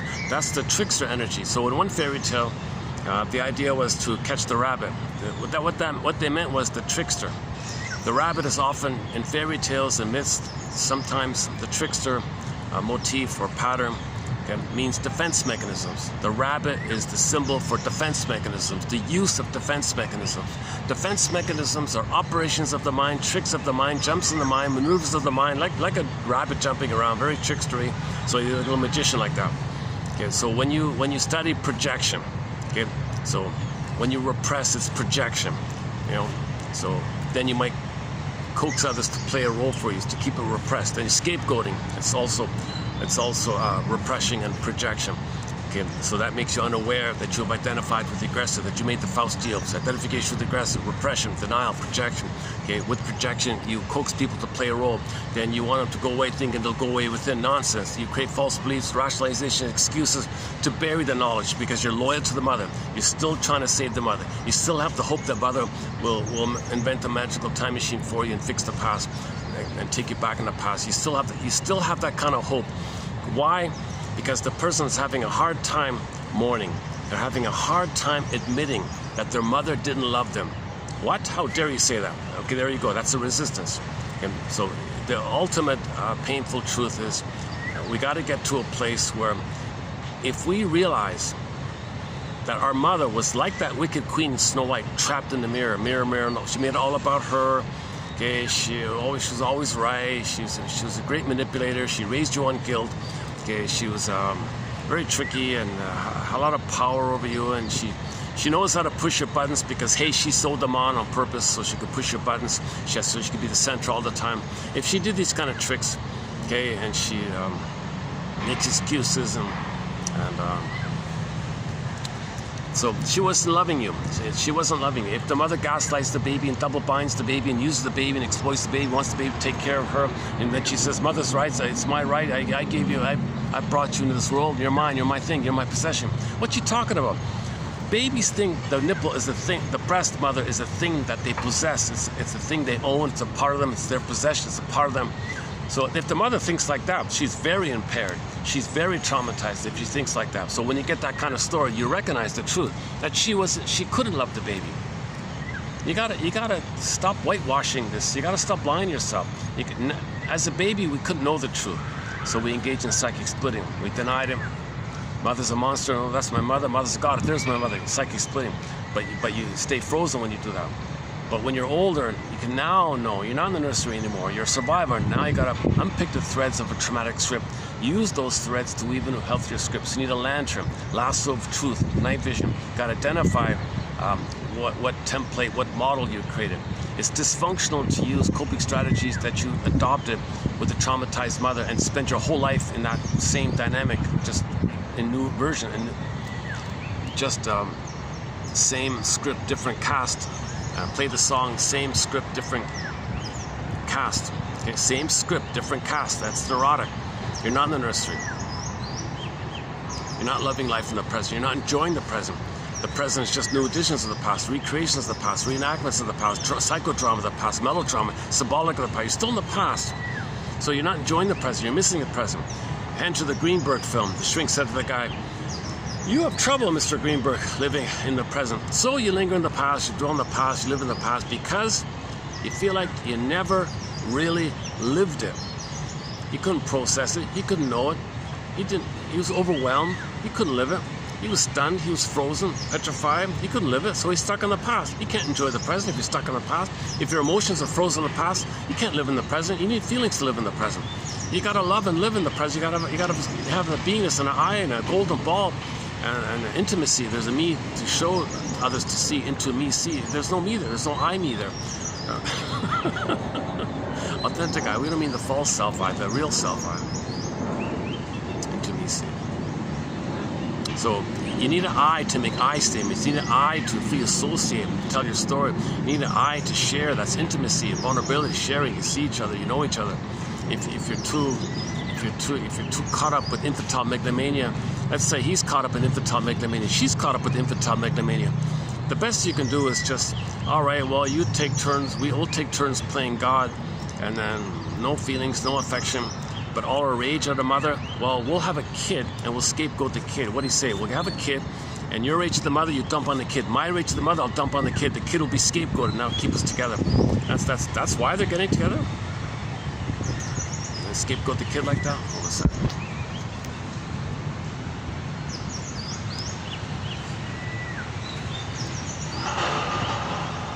Okay, let's do another break here.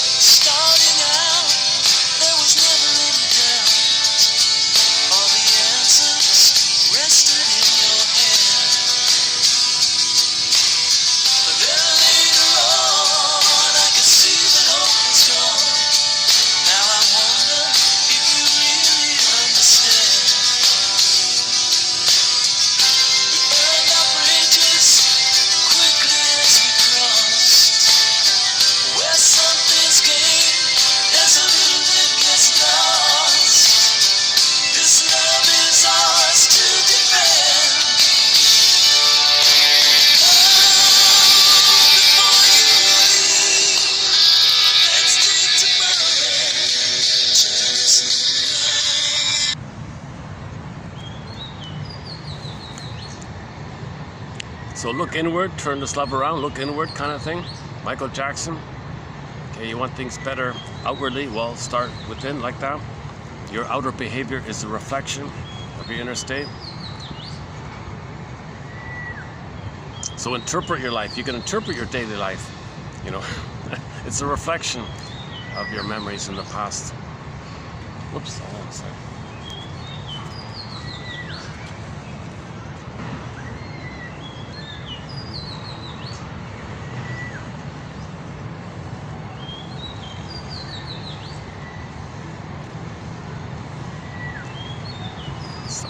I mean, I'm sort of in the maze part here. People don't use this, but once in a while someone just suddenly appears in the maze thing here. This little... Okay, where are we here?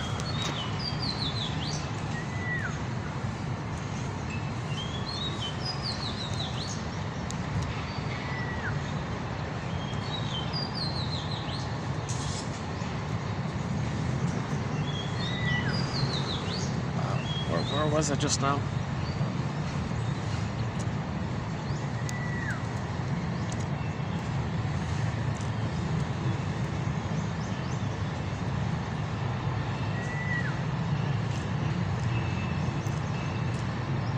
Okay, what about the what of the three? We talked about some of the three, but there are a few other kind of 3-point kind of things.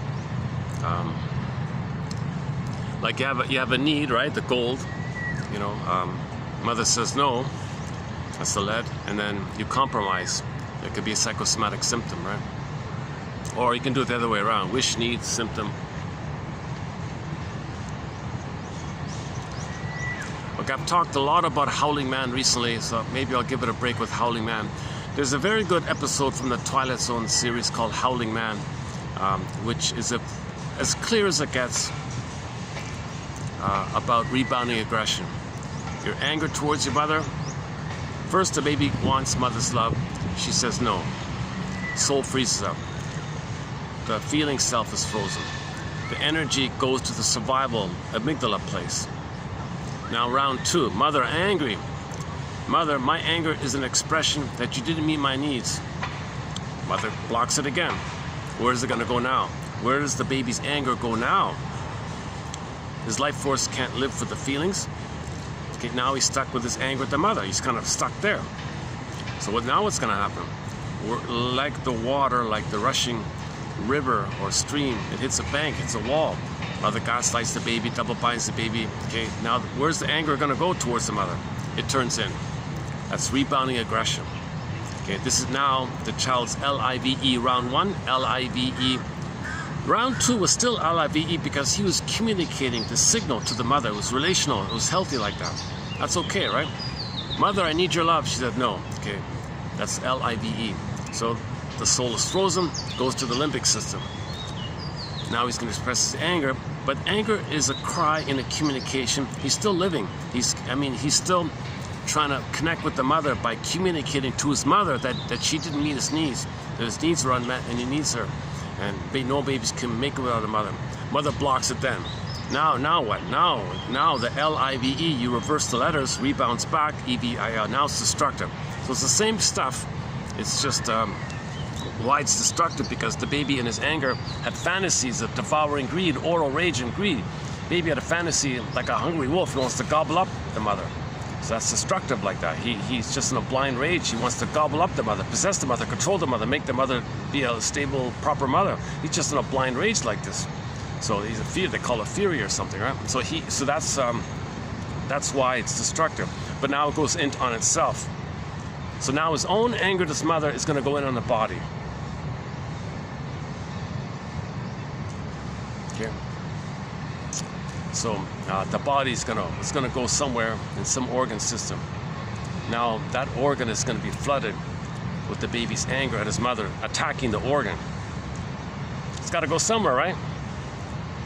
So now the body can only hold so much. So as the body's holding that rage, the image is the howling man in the cell in the castle. So the castle in the TV show, that's your body. Okay. And then the guy with the horns, meaning a picture of your rage. Okay, it's in the cell that's in the body.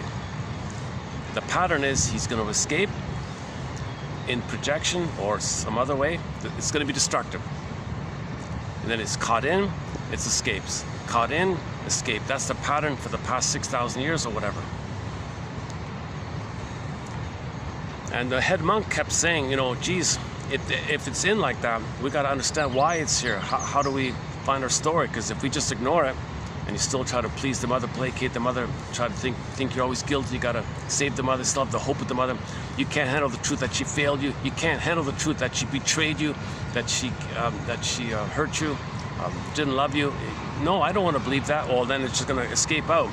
And then you're going to find some way to trick yourself to think that somebody else is your mother, and then you're going to express your anger at the other. The other will be your mother, and you make excuses and cloaks for it. So the monk was saying, catch it here at least. It's damaging already when it's within like that. It's going to lead to psychosomatic symptoms. So catch it there, because once it goes out, then there's way more destruction, because you're affecting innocent people, right?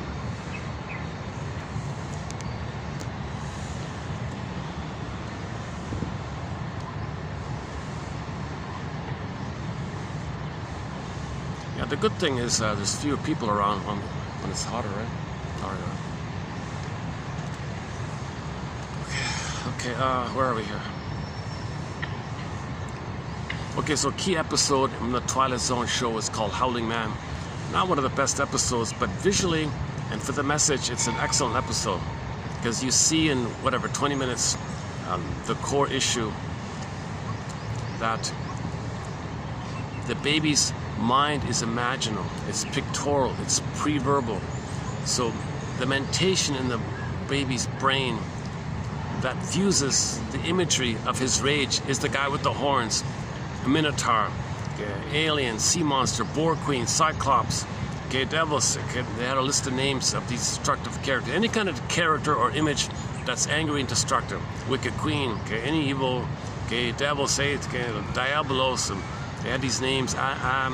Amadeus, Beesley or something, and Arimanian or something. They had all these names from folklore literature. Okay, they're all synonyms. Okay, that picture is not real. It's just a symbol that's in the baby's brain that's manifested to contain, to hold or represent his rage at his mother. So now it's within. So the devil's within. The picture is not even real. This unreal picture that we call whatever, it's within. So the monster's within, the beast's within, the alien's within, Lucifer, fallen angel, whatever you want to call it. Okay, this in the film it was mainly Diablos, because the energy is daimonian, destructive. Diablos for daimonian energy. So he's the picture of your own rebounding aggression within. So it's within like that. The monster's within. Okay. So the guy with the horns is within, and you see in the Twilight Zone episode, it was shown as the Howling Man guy. Because when your anger is within the body, okay, you're howling. You're like a lonely wolf. Oh, you're in pain. You're lonely. You're in pain. You're howling. So the howling wolf represents our anger at the mother that we're holding in our body, and we are within us howling wolves like that. So that's kind of within like that. So we feel like that kind of character. It's a picture of your feeling as well. Okay, so that's within like that. That's why he's howling, he's lonely, he's angry, he's crying, mother, like this, or like a lonely, angry, hungry wolf or something. A howling man, but it's a man, right? Okay, so that's what the monk said. It's there. Come on, address this. Look at this. Study this. So why is it here like this? How do we forgive the mother? How do we understand her? So we can build a hippocampus and have context, and then we can be free, and then we can love and live in the present, not be bottled down with this constant anger towards the mother like that. So that's the howling man in the cell, in the castle, locked in. He wasn't even fully locked in. It just had like a little lever there to show you that it's not a physical, that it's all metaphorical. And then the pattern was he'd escape, he'd get caught in, he'd escape, he'd get caught in. So there's two things going on with your rebounding aggression towards your mother. Part of it goes to the body, that leads to psychosomatic symptoms. The body bears the burden, the body tells a story, mysteriously between mind and body. Okay, the body remembers and all that stuff. So it's overloaded, some organ's gonna go kaput, there's a pain there. The pain is the cry and the scream that's still going on towards the mother. So when you have pain in your body, that's you crying and screaming to your mother still. It just went in a detoured, covert way. Originally it was overt and healthy and relational, baby to mother, it's relational. So it's kind of revealed. It's open and natural like that. But when it's blocked and it goes in, okay, it's going to get revealed through the pain. So the pain of the symptom reveals it. But since it's within your body, we say it's concealed. So it reveals and conceals your cry and scream to the mother. Sarno thinks all your muscle tension is your rage at the mother. Go to John E. Sarno. He's got 3 books on the topic. It's just that same one message in 3 whole books. Just says that one point, that your muscle tension means that you had a need with the mother. You were in rage because your mother didn't meet that need, and your musculature reflects that. He has the added theory that the body creates symptoms to protect your mother, because now you can then focus on the symptom and blame the symptom, and just focus on the symptom and not look at the cause of the symptom. That means you're going to create like a red herring for yourself. So symptoms, he thinks, are kind of like red herrings to avoid you from the real scent, the real issue, that your mother didn't meet your needs.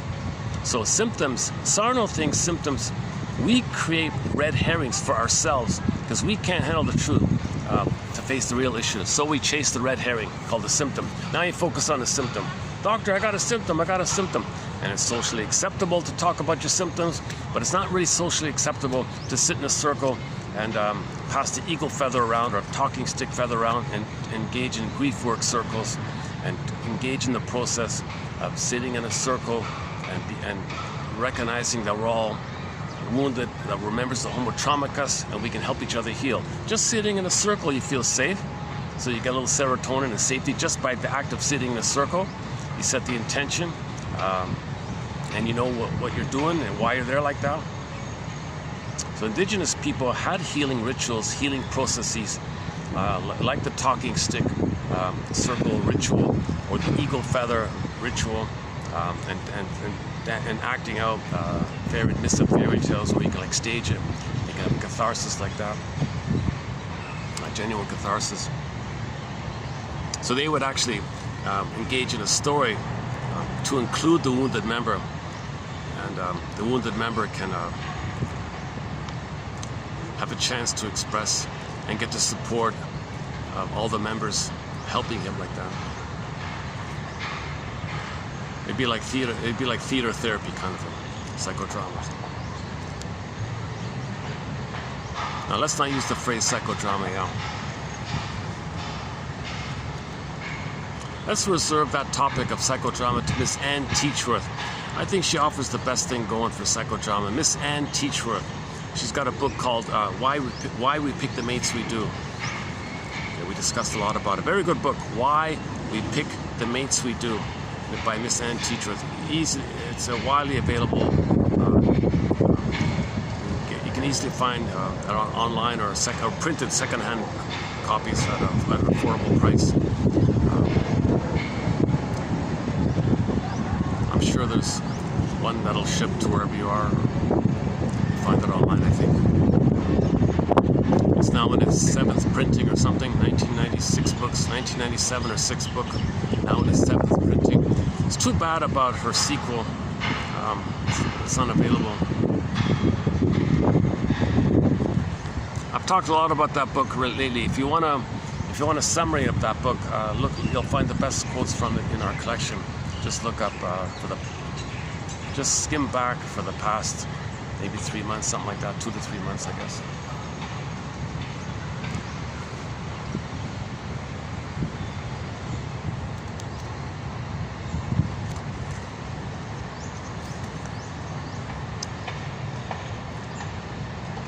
Okay, so the key point was, and even it's for women as well, because at the conclusion of Howling Man, a woman had the same issue.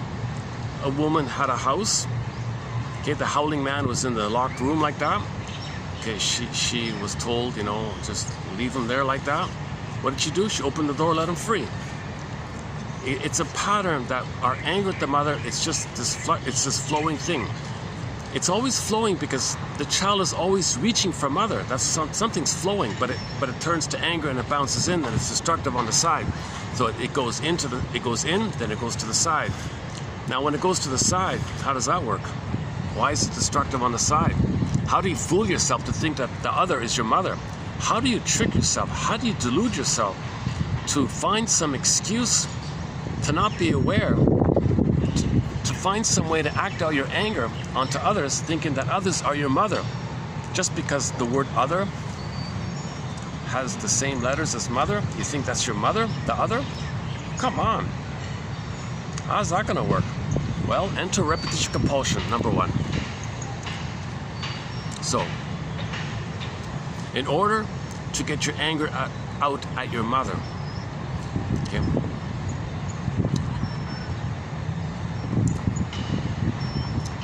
first you play her and find someone to play you and replay what happened to you. So you find a proxy, you find someone else to play your soul, to play your innocence. You're the shaming mother who shames yourself. When you repress your soul within, you're going to project it onto others. So projection makes you unaware that it's within. Okay, sidebar here. Projection is also trying to make you aware that it's within. Called projection. Look in the mirror, look on the screen. It's a mirror, it's within. Projection is the means of bringing repressed material to consciousness. We project to know that it's within. Okay, anyways, in the meantime, until you get there, if you're loyal to the mother and you shame yourself, in order to be loyal to the mother, you shame yourself. But when you shame yourself, you can't know the truth that your mother's hurting you. So you hurt yourself because you are her and you're one with her, and you don't want to know, and you can't handle the truth that she's hurting you, and now you've become her. How does that work? Well, you act like her, you pretend everything's okay, so you shame yourself. Ouch. Well, you don't want to feel that ouch. So you find someone else to play you. You want to repress the ouch. You want to bury the ouch. You don't want to know that there's an ouch there, but it is there. So the way that works is, if you can trick yourself to thinking that somebody else is you, that somebody else is you. And that's like that scapegoating dynamic already, right? Somebody else is you. You now believe that someone else is you, and you're the shaming mother. Now in repetition compulsion, you replay the original thing. What's the original thing? The original thing was you cried for love, mother said no. You flipped, you crossed over, you become her. Now you shame yourself. So in the replay, the other person is you. You're the mother who says no to you, since they're you, and you're the mother who says no to you. The behaviors, you're saying no to that person playing you. At the same time, on another level, the amygdala does not know time. At the same time, you're shaming the innocent person who's your soul. You think that person you're shaming is your mother hurting you, and now you open the door and express your anger at your mother onto the person you just shamed. Okay, there's an old quote from long ago that says, very traumatized people hate the ones they hurt. Okay, so he's going to shame someone else and then hate them. Okay, meaning he was shamed by the mother and he's angry at his mother. He hates his mother because mother shamed him. So first, he's got to find someone to play him. He's the mother who shames, so he shames the other who's him. It has a dual function. He represses the knowledge that he's shaming himself. When something's repressed and shamed and denied and pushed down, it's projected. It's seen out to make you unaware. So the more you bury it, the more it flies out like that. So he sees it out like that. So then when you see it out like that, it means it's with him. So now, if you don't want to know that it's with him, then just maintain the projection, the delusion that other person is you. Now, they want love, they're innocent, you shame them. Now, flip-flop, hocus pocus, auto-hypnosis, double talk.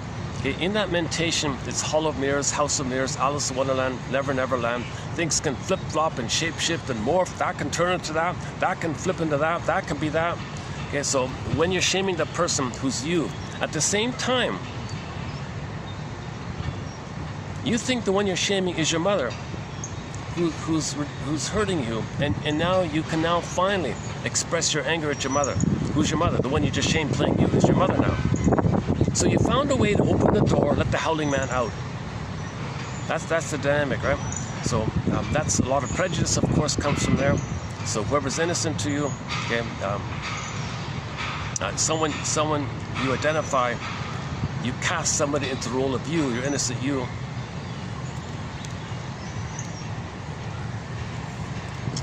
Okay.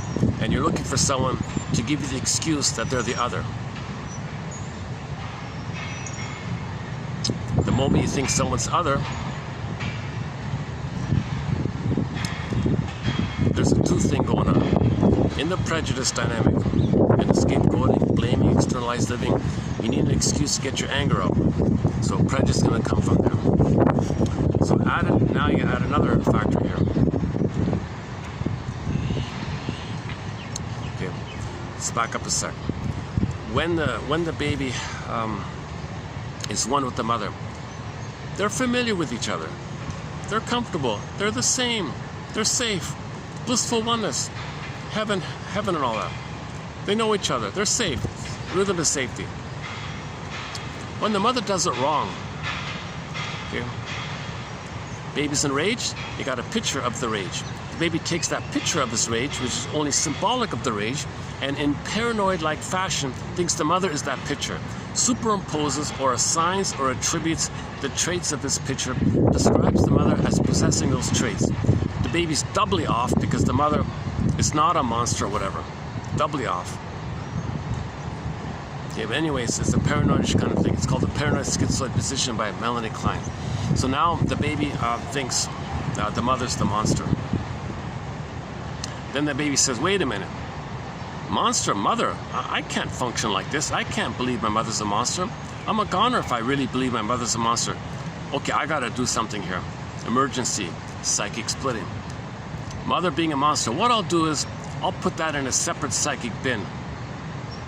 I'll compartmentalize it, put it in a psychic box or something. Bury it, repress it, disassociate it, disavow it, not know it. I don't know. It's recorded in the body somewhere. Maybe some part of the body might record it. I don't know. The body becomes the unconscious now.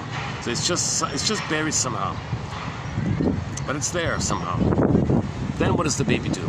Well, he's got to feel safe enough to survive. So he'll like a delusion, like the guy in the desert, thirsty, looking for water, trying to survive. He needs to see an oasis. He sees an oasis in a delusion. It gives him a little brief hope or something, buys him time or something, I don't know. So he's just wish fulfillment fantasy. So the baby has a wish fulfillment hallucinatory fantasy. My mother's a goddess, like an oasis. Mother's a goddess, perfect breast, smooth, reliable, stable, always there. I can count on it. Soft, warm, safe, comfortable, so on and so forth. Okay, so the symbol associated with this is the goddess one, this fairy goddess one. Then you think that's his mother.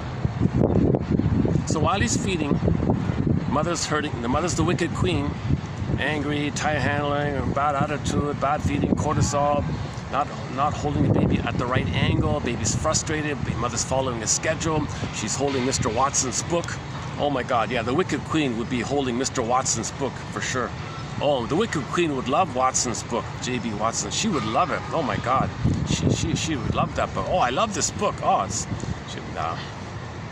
you know, because that book is how to murder a child's soul, basically. So don't be fooled by the title of the book. It's the exact opposite. The book says, the book is all about calcifying a baby's soul, right? Because they need flying monkeys to pillage a place, to pillage countries and stuff like that. You can't pillage a place if you have feelings, so kill the feelings kind of thing. And then they'll be enraged like that. Then they become angry monkeys, flying monkeys. So that's what Leonard Schoengold means by the soul murder phrase. I'm still processing the idea of the existence of that book. That there's that best-selling book told all the women, mothers, no touch, don't skin to skin, no, breastfeeding, no, don't breastfeed, no, schedule, powdered stuff, no, wake them up, follow the schedule, every few hours, follow the schedule. No touch, no look, no smile, no hug, no affection, kiss, tenderness, ooh, taboo, no. Towels, smells, perfumes, no skin to skin, no warmth, no affection. He went on and on like this kind of stuff. Okay, he's saying how you're gonna spoil them, you're gonna make them dependent, you're gonna make them wimps, you're gonna, you know, he had this kind of arrogant kind of attitude like this, and it went on and on like this. I forgot the rest of it, but it gets worse like that. It gets worse, and when that guy, this Watson guy, had 2 sons, he told his wife to follow the book. Here, wife, follow the book, okay? The wife, obedient wife, followed the book, and one of the kids ended his life because. And he never apologized, he never updated it, he never said sorry. He just said he just wanted to make himself look good. I can write that book better. Yeah, I can write that book better. I missed something. I know I can do better. I see how great I am. He totally ignored that his son, that he pushed it, that his own son, he never learned, right? This guy was very traumatized through this. This guy obviously was extremely traumatized. So him doing this was his communication to say that's what happened to him. That his soul was murdered, so he murdered us. He, in effect, in a roundabout way, ended it up, or by his son took his life. Turn this down. So that guy had zero consciousness. He was extremely enraged at what his mother did to him, and he identified with the aggressor. He wanted a generation of all babies. He wanted to do to all babies what his mother did to him, because he doesn't remember that's what his mother did to him. Or if he does and he's cynical, he doesn't care anymore. Now he's like the Wicked Queen, really. So the Wicked Queen of Snow White would love J.B. Watson's book. Oh, she would love it, right?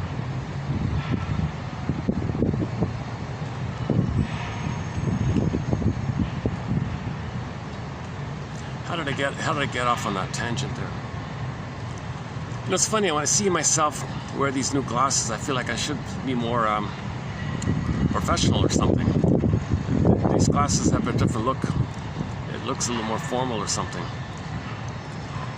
Maybe I should take that as a sign, or as an opportunity to explore trying to present myself more professionally here. If I'm going to look more professional, I think that's what it's doing. Let's try to fit it.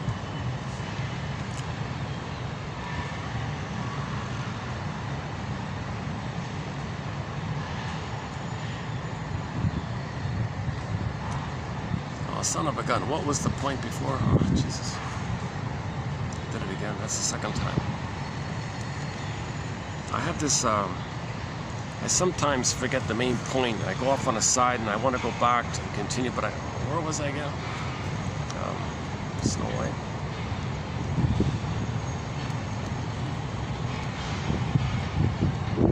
Okay. So if we recognize that maybe the mother herself was raised by a woman who read Watson's book. Okay, maybe that's a factor. But at some point or another, we got to get the truth. You got to call a spade a spade. If you're going to heal, you got to call a spade a spade. You got to get to the place where you realize your mother couldn't love you, she didn't love you. Okay, you only do that when you get her story, be a detective, find out something about her. Maybe try the balcony idea. Go on a balcony, look at your parents on stage. Did they love each other? Did they want to be together, really? You know, did they scapegoat one of their children? Why were they together? Bruce Springsteen, hopes and dreams didn't pan out. Oh.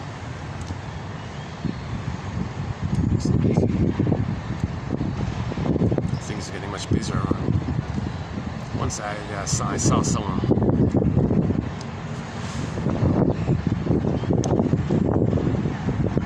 One second. I might need to make a move here. Hold on a second. Let's see. Oh, it's okay.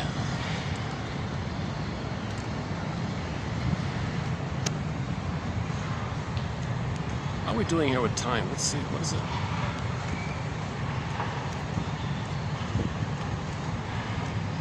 3:31. Okay, battery's holding up. All right. I've only got like 4 hours of battery on these things.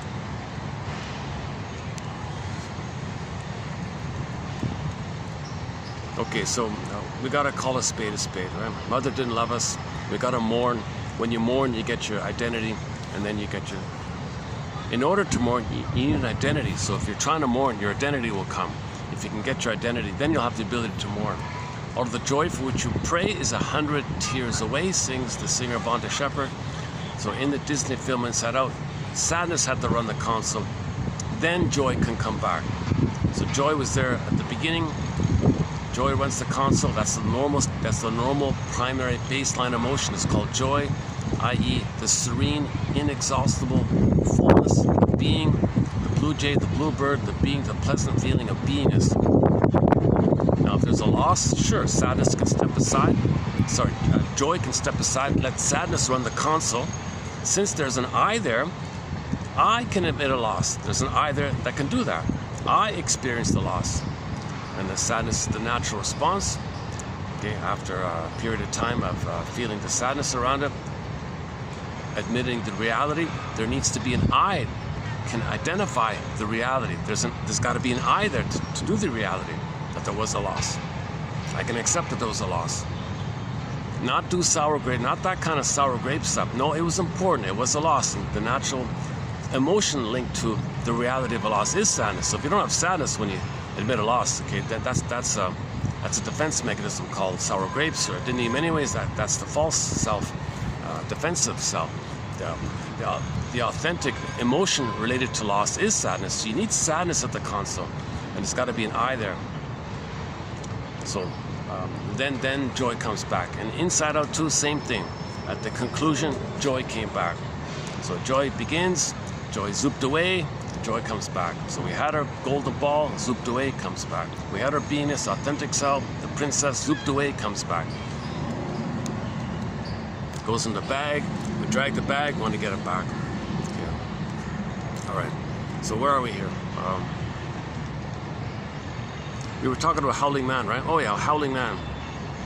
Okay, so the rebounding aggression goes in, then it goes out. Okay, so in the going out part, which is the destructive side of it all, you got to find some way to think that someone is your mother. Well, what if they're the other? Okay. So what you want to do is find somebody who has any kind of difference. Someone who's unknown to you, unfamiliar to you, different language, different culture, some trivial little thing. Anything that by comparison to what you're used to is different or unknown to you. That's it, right? That'll trigger. That'll trigger the mother being a monster to you. So originally, when the baby's nursing, okay, he needs to, oh yeah, psychic splitting, right? So when the baby's nursing and mother's hurting him, he's enraged. Got a frightening picture, puts it onto the mother. Now the mother's not familiar. Now the mother's different. Now the mother's a stranger. Now the mother's an alien, a boar queen, a sea monster, guy with the horns, take your pick. Okay, the mother is not familiar anymore. The baby needs it to be familiar. He's safe, paradise. If it's not there, click. It's either or. Heaven or hell for the baby. The baby cannot do ambivalence. The baby can't do confusion. It is heaven or hell for the baby. So when the mother's doing it wrong, he's in hell. Hell is the emotion of shame. Shame is a burning, biting feeling. Yes. So the baby feels a lot of shame now. He's enraged. Shame and rage are associated. The rage is the guy with the horns, puts onto the mother, mother's the monster. Okay, so that's stenciled in. So how's that going to come out? How's that going to come out? What's going to trigger that? What's going to make us conscious of it? What makes us conscious that we projected our rage onto our mother? What's going to remind us of that is something in the present is going to just remind us of it. It's going to be a stimulus or a catalyst or some kind of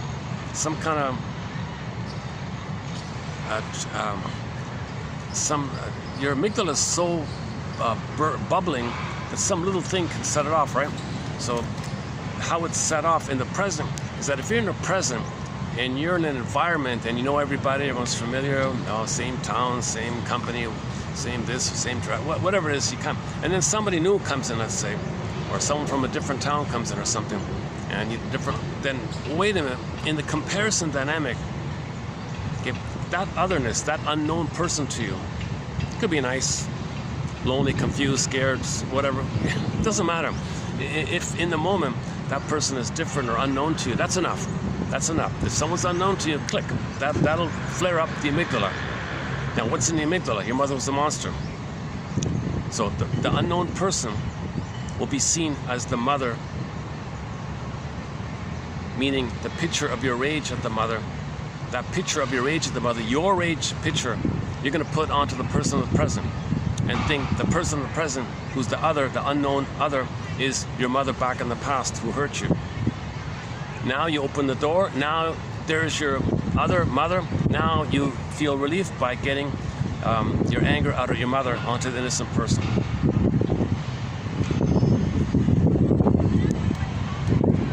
What facilitates, what's included in this process is you want to coax them to show some signs of it. You want to believe it. So you can do it blindly, or you can just watch one little thing. Aha, I knew it. Coax, prod, believe, pray, play. You pray, oh please show some sign that you're no good and dangerous. Okay, because they project themselves. They felt no good, mother was dangerous. So you want to see them as no good or dangerous. Yourself. Everyone's you, basically. So you want them to show some sign of being no good or dangerous. So you want to coax them, prod them, set them up to fail. Give them misleading, wrong information. Make them frustrated. Be passive aggressive. Do some little set it up, manufacture it, get prod them and goad them and whatever. Right? So the mechanism is known as projective identification. You project the thing about you, okay, onto them. Okay? So you want to get to a place where they're you. So find some way to think they're no good. Aha, they said that, they're no good. Well, you feel no good. They made a mistake, no good. Okay, that's facilitated by you believe they're no good. That puts a push and a tug and a nudge on people to behave accordingly when you interact with them with the belief that their identity is such that they have the thing that you gave them in your projection. People tend to comply a little bit somehow. It puts a pressure on people to what does this person want? I gotta say this. What do they want? Aha! I knew it.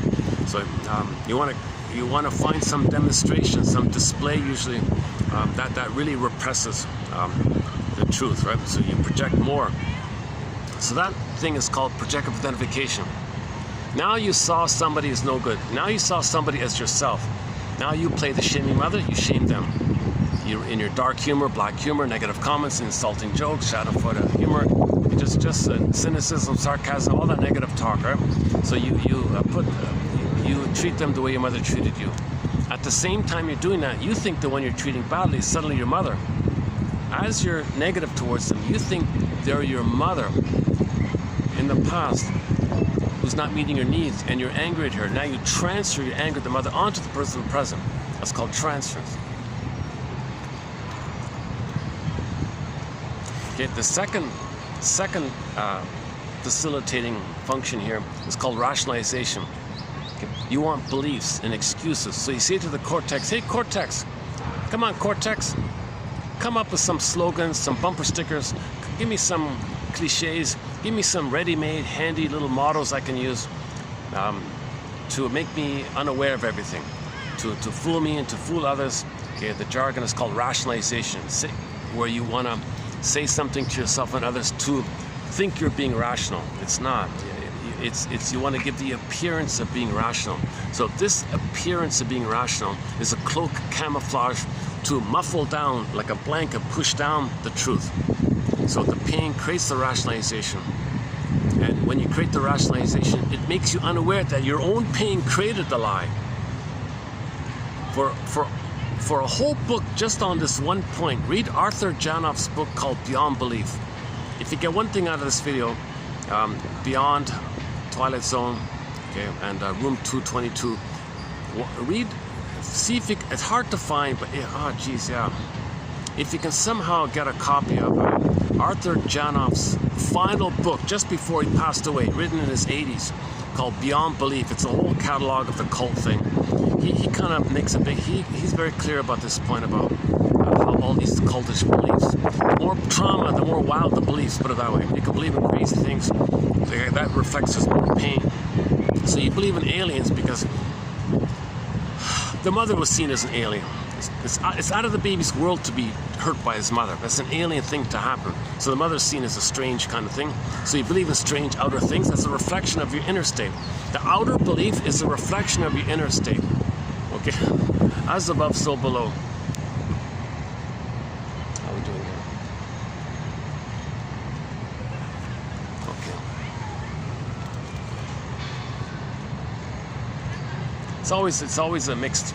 It's always mixed when I come here. Some days I can do a video fairly smoothly. Oh, some days I get interrupted like 100 times. My God.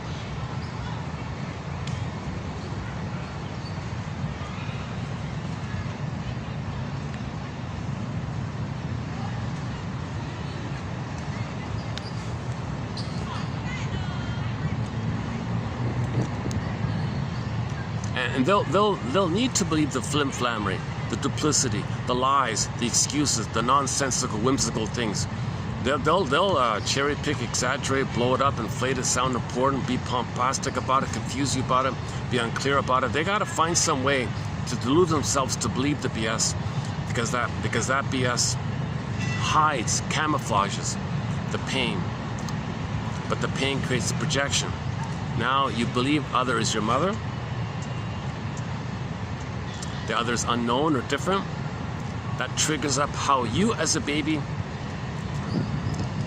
when you as a baby were betrayed by your mother, failed by your mother, hurt by your mother, you saw your mother as in an exaggerated wild monster, giantess, angry beast-like thing.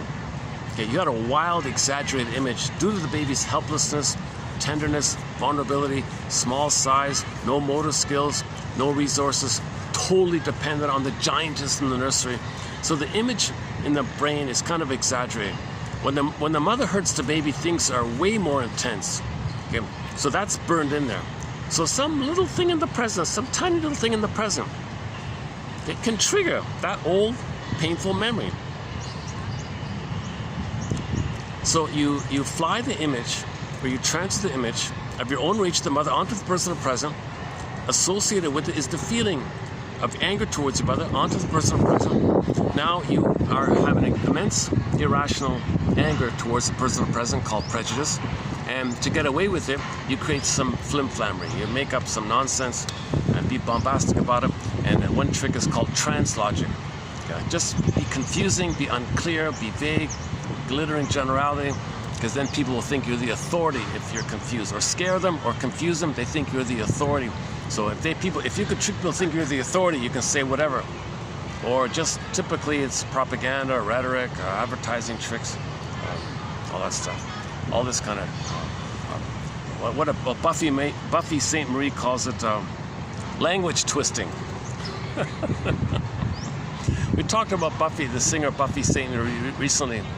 One of her lyrics in one of her songs is, "Gee, these pillagers and plunderers who break all the trees and destroy it, and they're real language twisters, aren't they? They're such language twisters." That's from a song called W.A. Fill in the Blank Racket by Buffy St. Marie. Oh, don't get me started. I spent 2 videos talking about Buffy St. Marie. Yeah. Oh my God, if you're interested in that story about Buffy St. Marie, check out the past couple of videos. Yesterday a little bit, and then the one prior more deeply about it. And I played Star Walker. And both times I played Star Walker. No, 2 videos ago. Well, look up Star Walker on YouTube. Right?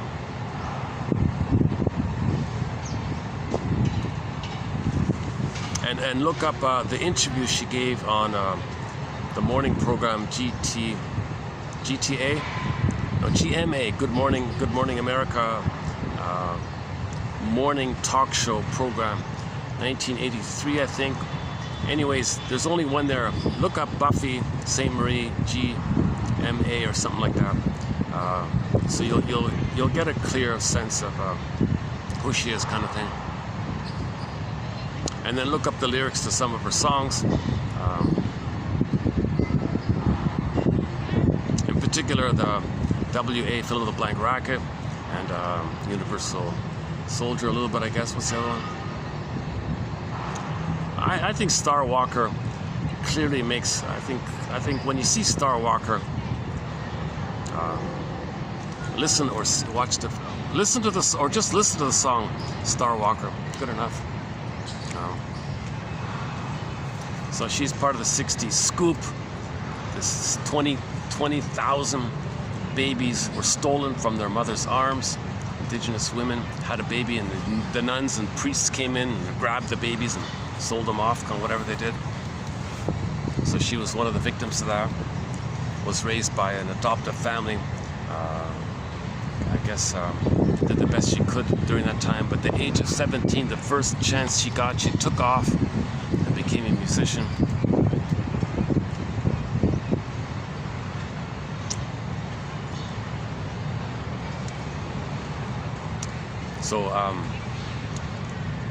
So I think one trick was to dilute their protest message. Just say, oh, you energize us, you entertain us, we're going to give you the Officer of the Plunder System Award. You energize us, you inspire us to plunder and pillage. Your complaints are vague, they're harmless. Oh, you're a controlled opposition. You help us. Thank you. Officer of the Plunder System. So it ridicules her when you do that. It makes it nonsensical when you do that. They co-opt her energy, her efforts like that.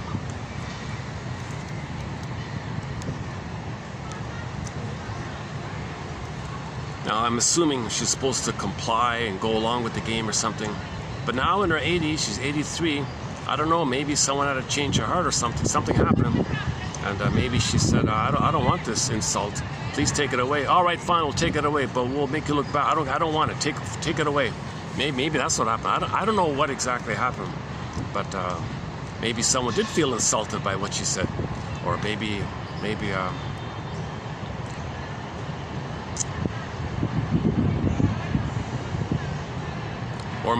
there was some goodwill towards her, saying, yeah, it's a real insult that we cynically gave you this, because sincerely you're trying your best to raise awareness about the slavery and the massacres and murders of the 70 million indigenous people on Turtle Island, and you're trying your best to speak like it. We cynically mocked it and gave you an award that you're one of us doing it. That's a real insult to you, isn't it? So it cleans her a little bit. I think it cleans her a little bit to not be stamped with that thing. So it should be a relief, I think. It's an insult to give someone that. Now Coburn is part of it, right? So he goes along with it.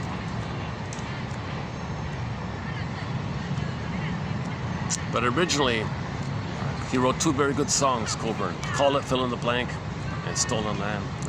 The acoustic one of Stolen Land. As a youth, but later on he got turned over or whatever.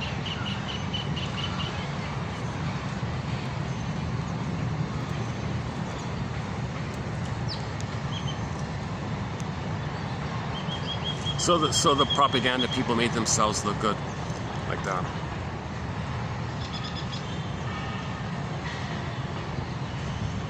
So they siphoned energy from her, diluted her message, drew energy from her, co-opted her, mocked it, whatever, had fun with it.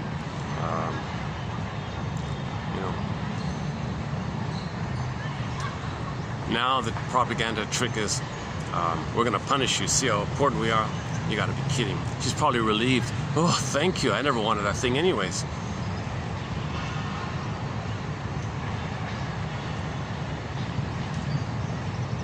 Who wants to receive an officer? Who wants to receive an award for helping with the poverty and slavery of contributing to the death of 30,000 children a day, hundreds of children dying of smog, 30,000 children a day dying of malnutrition, starvation all around the world. Who wants to be given an award of them doing that, and they're supposed to be proud by it, that they helped do that by providing support for that, or being a cheerleader for it, or a singer for it, or inspiration for it, or an active person for it. Who wants to be an award? Who wants to receive an award for that? And she spends her whole life passionately trying to ways, like that show GMA, like that interview she gave.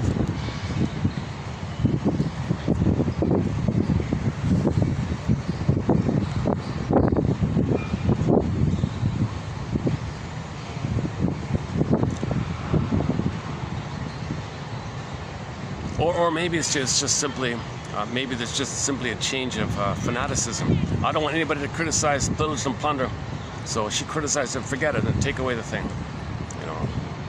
So it had an ironic relief then, if that's the case.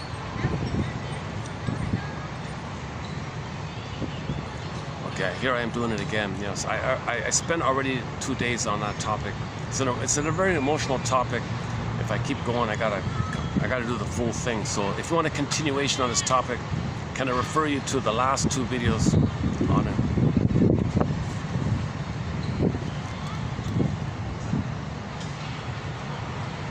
Both, yeah, they were both done at the Swan place, right? Is that right? The last one was at the Swan place, and the one before it was done in the hotel, I think. Yeah, okay. Yeah, those 2 places, yeah. The last one was done at the Swan place, and the one before was at the hotel. Anyways, it's the TQ is the 2 before this one. So go to TQ's 29, 87, and 8 for a discussion on Buffy St. Marie.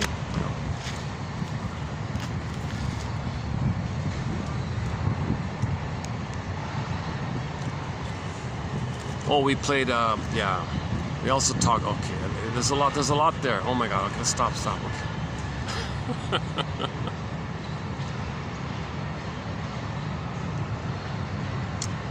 Okay, let's just take another partial break here. Let's just take a half-a-minute break here.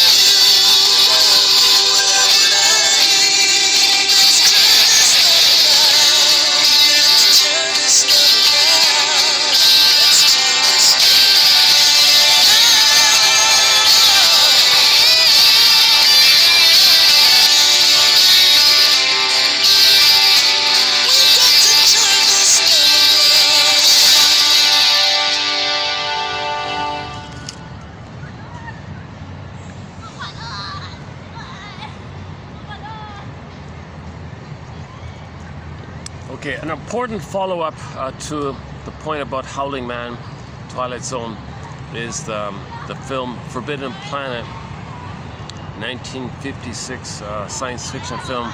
The basic message takes me 3 hours. It takes me 3 hours to review that film, but the key image is monsters of the id.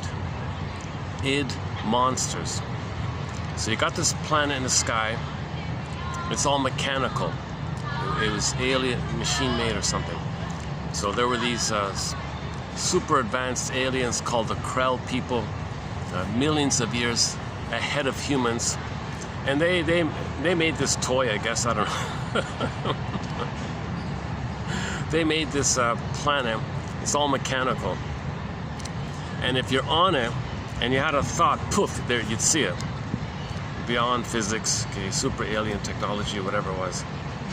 Okay, so here's Mr. Morbius, a scientist kind of guy on the planet himself, trying to figure out the language of this machine, code for dream interpretation, making inferences. Okay, so anyway, so you got this guy on the planet, Mr. Morbius, trying to figure this thing out. Now, his own personal unconscious, because he was trying to understand the planet, he developed a connection to it, where it ended up that the planet became an extension of his unconscious. Now, he knew that if he had a conscious thought, the planet would materialize it. What he didn't know is that if he had an unconscious thought, that it would likewise be materialized. So when Mr. Morbius was enraged, okay, on the planet would be these monsters. Okay, they looked like the Tasmanian devil cartoon running around. Now, no one knew, including him, where these Tasmanian devil-looking like monsters running around on the planet came from, where they're from. Are they from some other place? Where are they from? Okay, so long story short, he realized that since he was unknowingly angry, he was triggered. Something triggered his rage at his mother, right? So the monsters were made by the planet via his unconscious feeling linked to the planet. The planet poofed it. So the monsters from the id monsters. What's the id? The elementary basis of the unconscious, quote unquote. That's the line from the film. The elementary basis of the unconscious. That's a good definition of the id, okay, or the energy of the unconscious. So the message was, okay, these monsters on the planet, okay, these devil-like monsters, it's from within.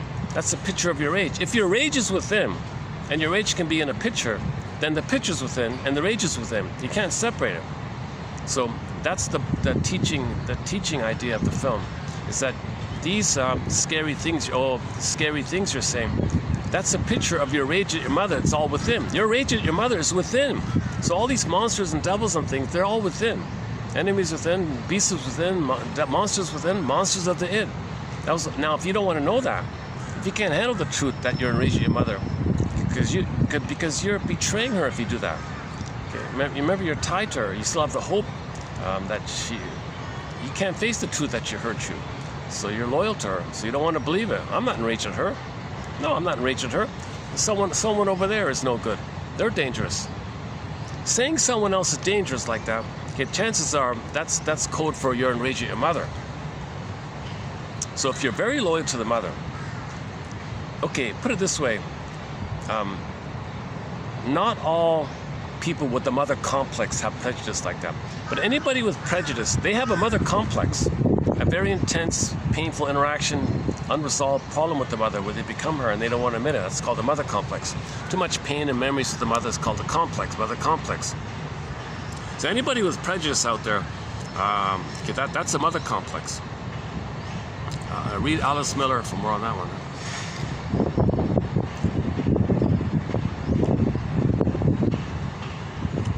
So they were making a big deal about it. They used the phrase id numerous times in the film. Id, monsters of the id. What's the id? Oh, the id. That's the elementary basis of the unconscious. So you saw the monster running on the planet, but that was a picture created from your emotion.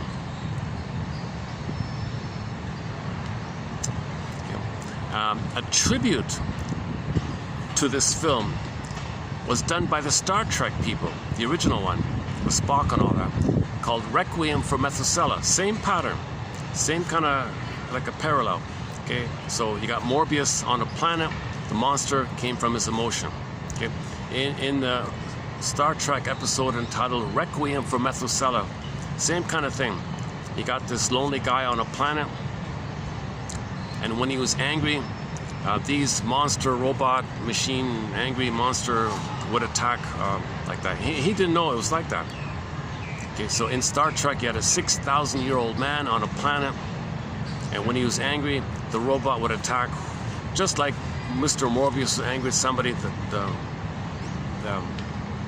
The monsters of the id would attack.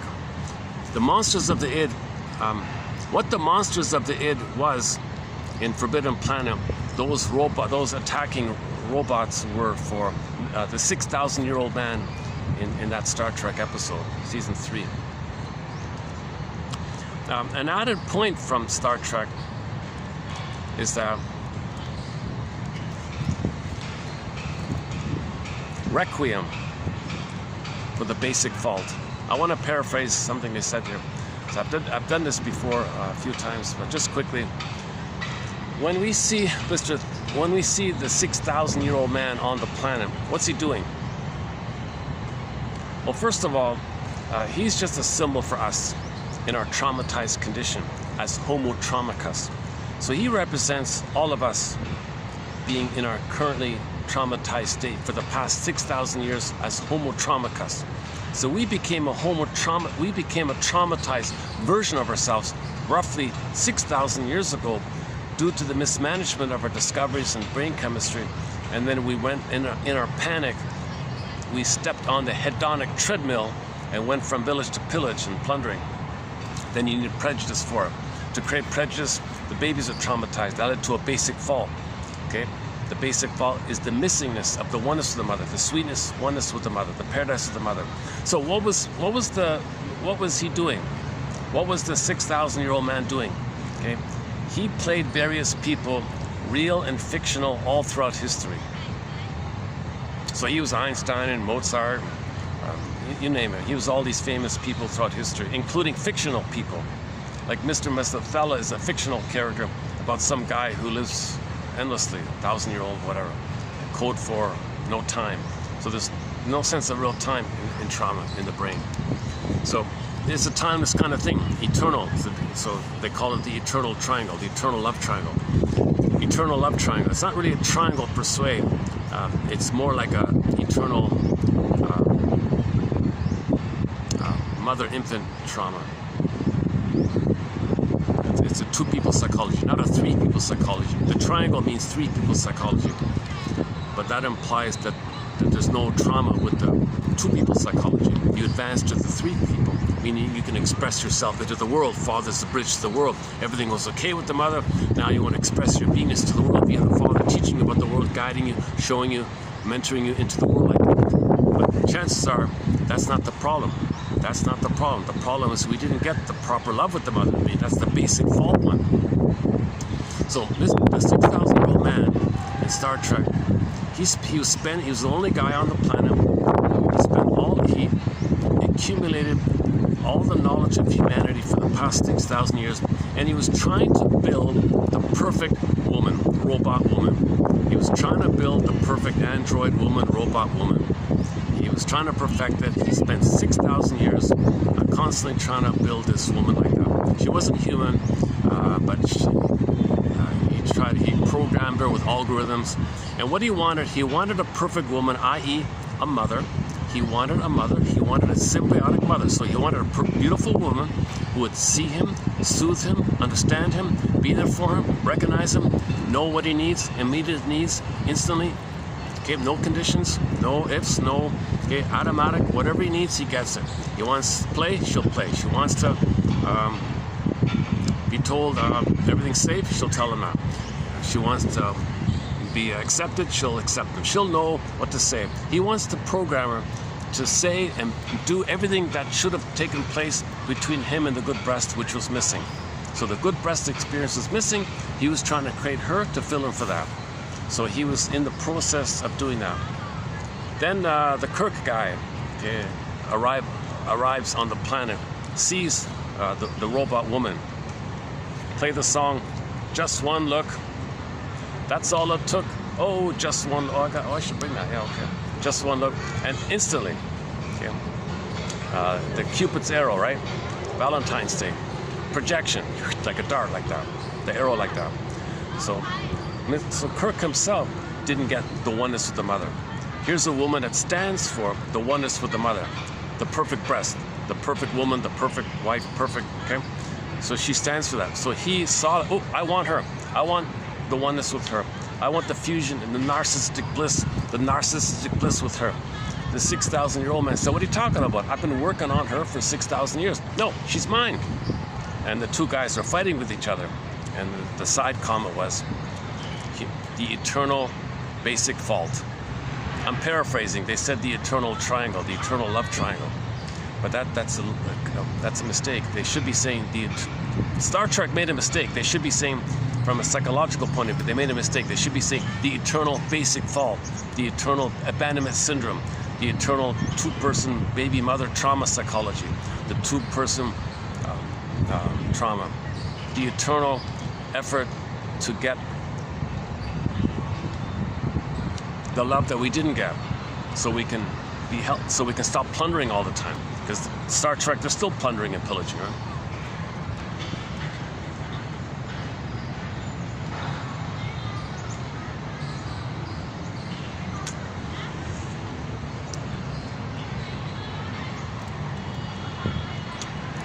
So the Requiem idea was Spock was on the piano at one point. But anyways, the idea of the Requiem was the sad song, the forlorn, sad, melancholic, sad song for the loss of humanity's soul for the past 6,000 years.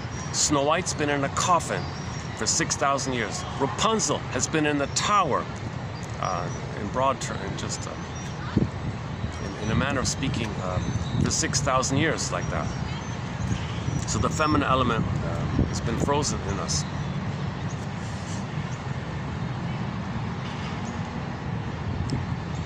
If we're still in plundering and pillaging mode, okay, that's the gobbling, the greed, you know, to devour the breast. So you're gobbling, okay, as a reflection that you were enraged, that you weren't fed properly, and you wanted to gobble the breast. So you gobble the land. Okay, first the land, and everyone on it is your innocence.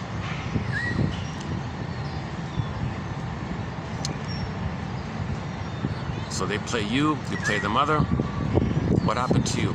Mother plundered you, she pillaged you, she gave you emotional poverty, she felt entitled, she gobbled you up, she took away your home, your embodiment. She took away your inner home like that. So you take away other people's land and homes as a reflection of your inner state. The outer behavior is a reflection of the inner state. So if we're still in pillage mode, okay, not in village mode, but in pillage mode, okay, that's the eternal basic fault. Okay. For more on the topic of balance theory called the basic fault and Miss Gru's term abandonment syndrome, can I refer you to the past 2 weeks worth of videos. So I discussed several hours on it. It's an important topic.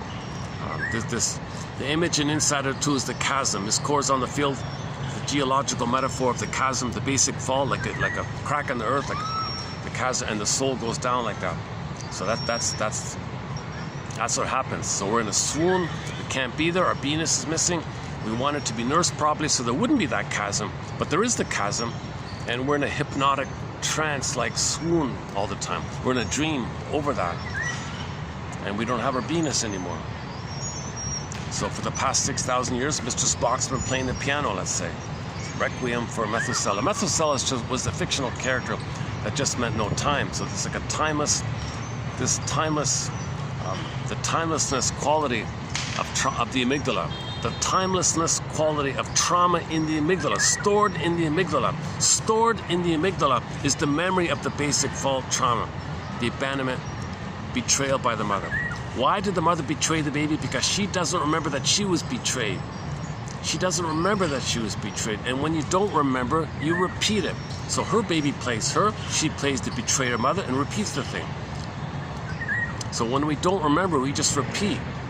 If any woman can get a glimpse, a little feeling of how they felt, if they can bring it up, of how they felt with their mother, then when they have a baby, they won't traumatize their baby. Because when you have feelings, you have ethics, morality, virtue, you know how to love and be a person and all that.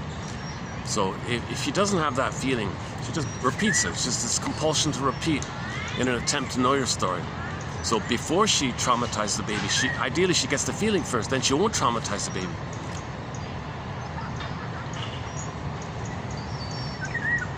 Actually, it's not too sweltered at the moment. Yeah, it's not too...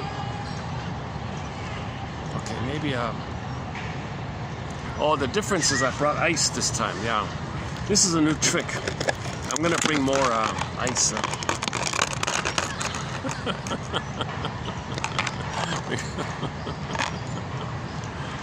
There's still ice in here, right? Look at that.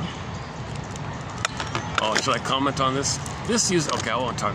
This used to be a really good brand of water. The quality really dropped a lot.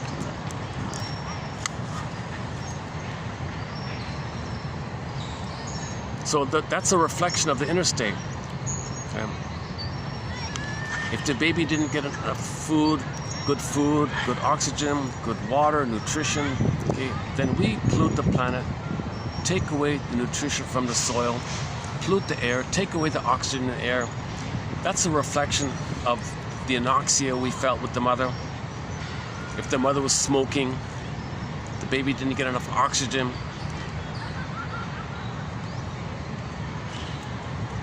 Okay, if the mother was narcissistic, the feeding was toxic. So we pollute the soil as a reflection that we got toxic milk. We got toxic food with the mother, so we make the food toxic for ourselves. We create all this Franken food, you know what? Because we didn't get natural food, so we give the whole planet. No one gets natural food. So the most traumatized of the most traumatized inflicts it onto the 20% top most traumatized, inflicts it onto the 80%. The 80% is innocent, so that the 20% can say, once upon a time, we were innocent too, you know. We crossed over. You play us. We were polluted, we pollute you. And I'm angry at you now. We polluted you and now I'm angry, I blame you. So the baby felt polluted by it and the baby was angry at the mother. This is all recreated. The sociological and the economic, all that's a reflection of the psychology, the inner state. As above, so below. An old, underappreciated, an immensely underappreciated idea. The outer behavior that we're doing is a reflection of your inner state. A quick example, back to Anne Teacher. She says, for example, just to give one example. So if the firstborn in a family is a girl, okay, chances are, she said, that she's going to role model her mate selection after the father. Therefore, when she grows up, she's going to create in her present life a reflection of her childhood memory. But this time, she'll play the role of her father, and find a man to play the role of her mother. Now, her marriage in the present is going to be a reflection of her memory couple imprint. So she had an imprint, a memory imprint in the brain. So Miss Teachworth describes it as the child is growing up, the child's watching his parents. How do couples relate? How do they talk to each other? What's a couple like? That's an imprint. Okay, there's two people, a father, mother. Child says to himself, all right, I'll play one. When I grow up, I'll play one and find someone to play the other one. Nothing to do with gender, right? So if a woman, for example, had a difficult mother, let's say, too bad. She's going to marry a man with the same personality like that difficult mother. So in effect, she marries her mother. So if the firstborn is a daughter, she's going to grow up and marry a man just like her mother. If the firstborn is a boy, chances are, just chances, 80%, whatever it is, roughly 80% chance, he's going to grow up and marry a woman with the same personality of his father, because he's going to choose how his mother chose. He role models himself in terms of relationship modeling by he'll play the role of the mother. He's got to find a woman to play the role of the father, so the present marriage will be a reflection of their childhood. As above, so below. Inside out as well. Okay, and there's way more. There's a lot more to it. So if the baby believed mother took away his soul, that's his land, his home, his embodiment, a home with him, he grows up, becomes the aggressor. Okay, anybody out there has a land, they take it as a reflection that mother took their home. So the outer behavior is a symbolic of what happened to them. Now this was set up by the most traumatized of the most traumatized of the most traumatized, i.e. they become the Iagos. They're the covert, sneaky, hidden ones who write books like what Watson did or something, to create a bunch of flying monkeys to administer the plundering and the pillaging. Because the goal is to see goodness damaged, because the most traumatized were damaged beyond the point of hope. So all they want to see is goodness destroyed. Flying monkeys have the hope to get something. That's the greed. Now it's destructive, but at least they acknowledge the possibility. It's delusional, it's destructive. Iago behind the scene only has envy. Envy uses greed as a tool for the envy. Envy doesn't care about the greed. Envy likes that the greed of the flying monkeys destroy. The monkeys just want to benefit. They don't think about any broader plan or whatever. So Iago uses the bullies or the flying monkeys as tools to destroy goodness, because greed does destroy. A famous short seller went on camera and said, "Look, people, I'm 100 plus years old or whatever. You have all been brainwashed to think that we're destroying the planet for a quick buck simply out of blind greed. It's more than that, people. Envy is the covert, hidden agenda. Envy is the driver. Envy is the deep, deep engine behind him. Greed is just like a superficial, smaller, functioning, utilitarian thing on the surface. Envy is the bigger issue. It's about envy. Envy is hatred of the good. Because that's the reflection of what he's saying was, that's the reflection of the inner state. When the baby was born with the goodness. But when the mother crushes him, the baby thinks the breast is the envy breast. It's an actual term, the envy breast. So he becomes the envy breast now. Identification with the aggressor. To have a breast, to have a mother, he's got to hate goodness. So in order to feel safe, in order to feel some relief as Schadenfreude, he's got to see goodness destroyed. So the way to see goodness destroyed, okay, the Iago method is you plot and plan covertly on your yacht or whatever, phone around, give orders to flying monkeys. So Iago spreads rumors against others. Okay, hey, flying monkeys, he said that to you. Oh, he said that about me. Yeah, hey, you flying monkeys, they said that about you. You know what it's like, right? So they have a lot of rebounding aggression. So they've got a howling man within, bursting, trying to get a howling. Come on, I want to get. Who's my mother? Iago says, "There's your mother." And Iago says to the victim, "Hey, there's your mother." "Oh, there's my mother. There's my mother." You got the two people fighting like them. So they're going to destroy each other's respective goodnesses. And here's Iago in a sort of a giddy, perverse, giggling.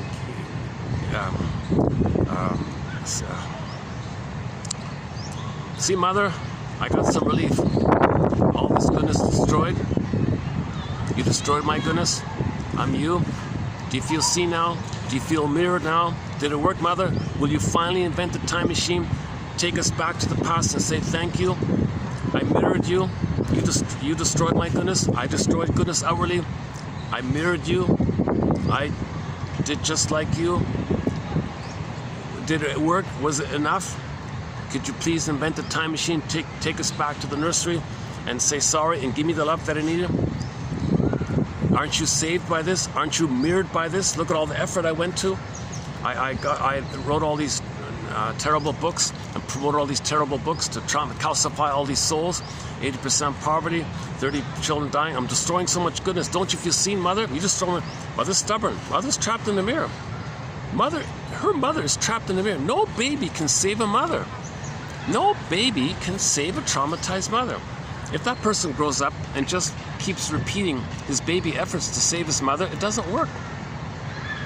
It's never going to work. No baby can save it. Only a woman has to take responsibility to engage in the mourning process. A woman has to be a detective. A woman has to be conscious.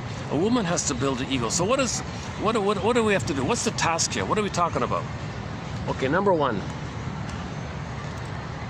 The core task I guess I'll just do an abbreviated version. I suppose.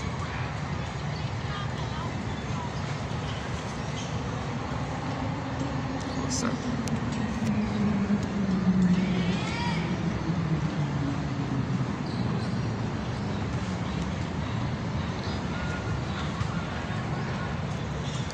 So let's just focus on sort of the constructive, kind of the inspirational kind of end of it all. So number one, in trauma, the baby engaged in psychic splitting.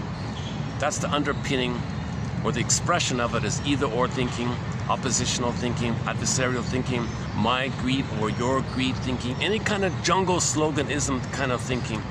Okay, that's a reflection of the defense of the trauma. So if you maintain that defense, you don't heal from the trauma. You protect your mother. Prejudice is protecting your mother. Okay, so any kind of jungle slogan mentality. Okay, you're still coming from the place when you thought you were a goner when your mother didn't feed you properly or held you properly or used the bottle and force feeding and did Mr. and did a Watson on you, and you thought you were a goner like that. Well, that's what Watson wanted. Watson and company wanted a bunch, millions of babies to be dead inside, so they can go out and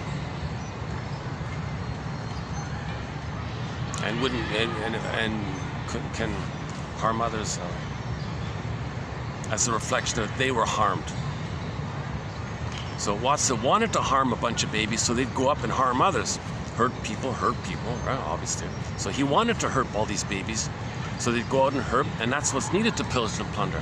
You need flying monkeys to administer the pillage and plundering. He said, another quote said, in order to pillage and plunder, you need a pool of poorly paid workers. So make a lot of babies have emotional poverty. Then they'll go out and give others physical poverty as a reflection, as a symbolic reflection of their inner poverty. So give a bunch of babies emotional poverty, then they'll give others physical poverty as a reflection of the inner state of emotional poverty. So Watson and company would set it up like that, knowing that that's what's needed. If people have feelings and love and ethics, they don't do that. When you have your golden ball, you're naturally ethical and moral and virtuous. We're all one family. We all have empathy. Okay, we all have a beingness. We're all brothers. Like that room 222 guy. Like that one from Jason, room 222. We're all brothers, literally. We're literally all from one earth family, one human family, only one hominid grew the cortex, that's us. Only one hominid grew the cortex, that's us. It took us, in our previous version of us called Homo botuensis, one theory, almost 1 million years to grow the cortex. Let's have some gratitude for us. We devoted 1 million years to grow the cortex. Let's have some appreciation to ourselves. So then we called ourselves Homo sapien. This took place roughly 200,000 years ago, according to Forbidden Planet, 200,000 years ago.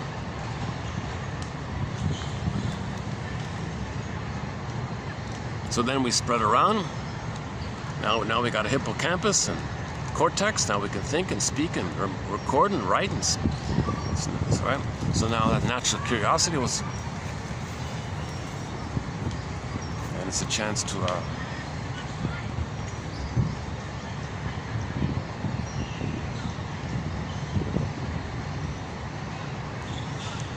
okay. Anyways,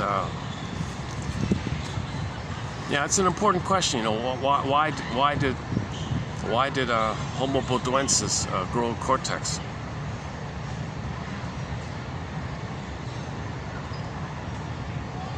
Is everything consciousness and we're supposed to be conscious?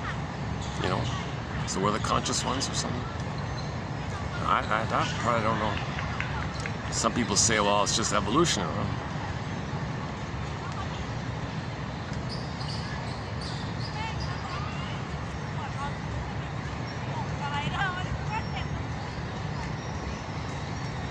Some people say in the natural world, everything has a beingness that it expresses. So that if everything's consciousness, so to speak, So we're the first mammal or hominid, mammal then to hominid. We're the first mammal or hominid, animal, mammal, human, becomes human. So human means we're the first to be conscious. We're the first ones to be conscious of our uniqueness, which when we express, you see, we have to be conscious to express our uniqueness. That's an added, that's meant to be like an added, colorful, beautiful thing when everyone can express their beingness like that. Shirley Temple calls it the bluebird of happiness, the blue jay of happiness, you know. Master Son said, well, that's its meaning. When you're in touch with what the Great Spirit gave you, what the gifts that the Great Spirit gave you, and you're aware of that, and you express your gifts and your treasures and your talents, or what's unique about you. Remember, everyone's unique. Okay, remember every leaf, right? Every leaf is unique. Everything's unique. Every speck of sand is unique. The Great Spirit likes it like that. The Great Spirit wants everyone to have a uniqueness. Theory is everything's just like a little consciousness, all part of one consciousness. Okay, that's too far out, that one. Anyways, the Great Spirit makes everything unique. Okay, nature's greatest miracle. Okay, so Augmentino, never in all of history, was there ever any baby.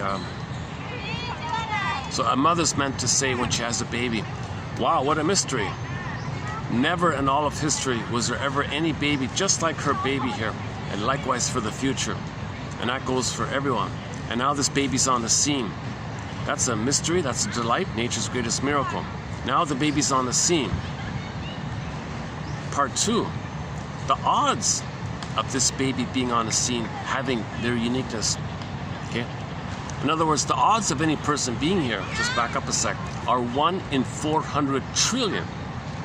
So there's value in this, right? The Great Spirit, if you're here, and the odds of you being here are 1 in 400 trillion, and we're all from the Great Spirit, then the Great Spirit chose all of us. We're all chosen, we're all special with the Great Spirit. You think like that.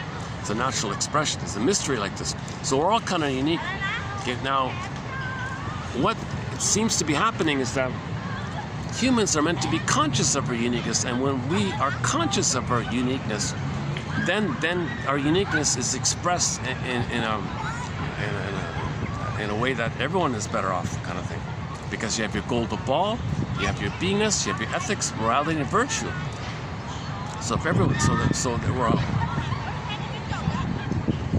But then an accident took place. 6,000 years ago or 10,000 years ago, we mismanaged ourselves with the discovery of farming and agriculture. It gave us a huge abundance of serotonin, but that's over the regular baseline amount. When that dissipates, now that the treadmill phenomena, and the treadmill phenomena means when the serotonin goes down, by comparison, you feel less safe. And to dopamine, give it to me again. Habituation, give it to me again, or something. Some people say, control yourself. You're safe already. Mother loved you. You're safe. Yeah, but before I was more safe, wasn't I? Now I'm less safe than before. Oh, brother. So we in a panic. The babies are traumatized to make them the flying monkeys. Hey, flying monkeys, you see, there's your mother over there. People over there across the river, they're no good, and they're your bad mother. So your mother shamed you in your mind. So you identify with the aggressor. They're you. So you reject them. Mother gave you poverty. You give them poverty, and then you hate them, mother, because you hated your mother, and they're your mother. You hate them. That ends up with a pool of poorly paid workers. Now the baby had to hand over his soul. Mother got some benefit. So the 80% of the population hand over the stuff. 20% get a little benefit. That's a reflection of the original trauma when the baby was removed from the mother. Cord and the placenta were removed. Babies were ripped away, like the 60 scoop claim. It's actually, it was worse than that. Yeah, it's probably much worse than that.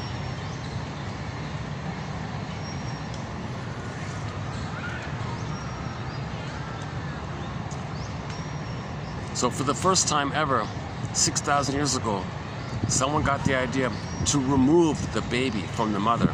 That'll do it. That'll calcify them. Then they did the Watson stuff. Okay, schedule, no hormones, no touch. Send them away. Where's mother? What happened? Abandoned. Basic fault. Can never have his beingness. Soul frozen. Trauma. Repetition compulsion. Treat others the way you were treated, so you can know how you were treated to bring up the feelings.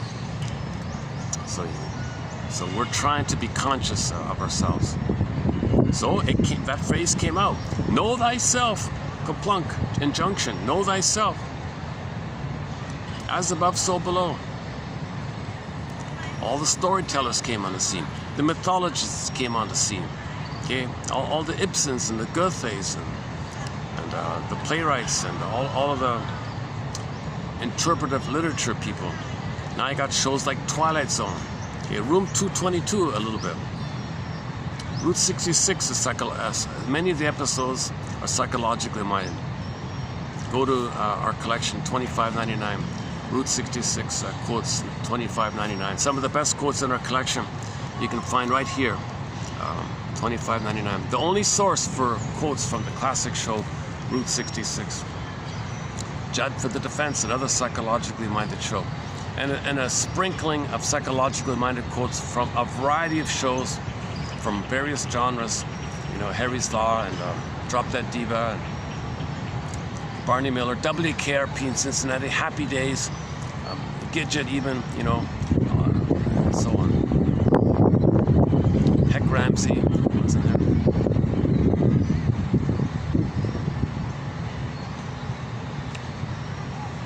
Forbidden Planet. The mental hygiene movement of the 50s. There's a list of 20, I posted the top, what I believe to be the top 20 best mental hygiene films from the 50s.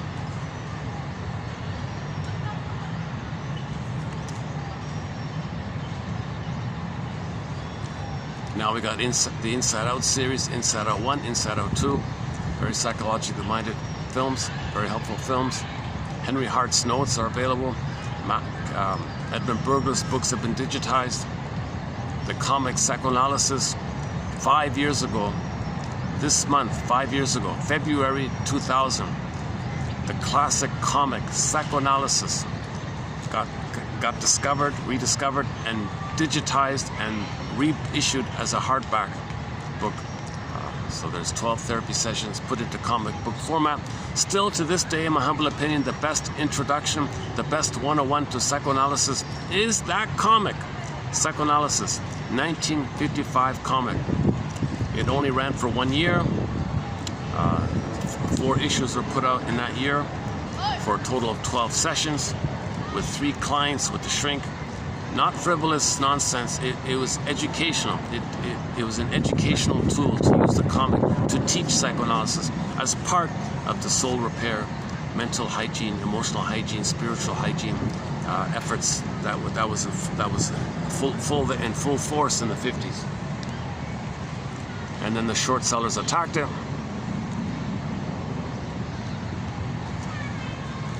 That was the resistance to healing. So the most traumatized of the most traumatized attacked it, and then we were flooded with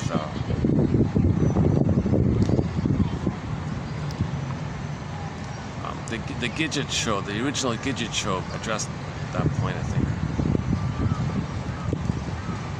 I mean the TV series, the 65 TV series.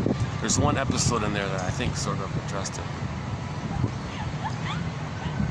And then another setback for the healing efforts is this so-called terminology shift from DSM-3 to DSM-4. No more blaming the mother. As of the DSM-4, if you have a problem, you're blaming the mother. Stop blaming the mother. Just take a pill, okay? Take an operation or a pill. Stop blaming the mother. But up until DSM-3, yes, we blame the mother.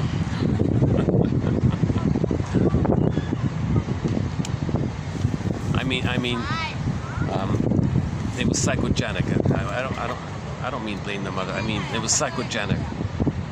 It was psychogenic. Psychogenic symptoms, psychologically caused. So if there's a problem in the body, it's psychologically caused.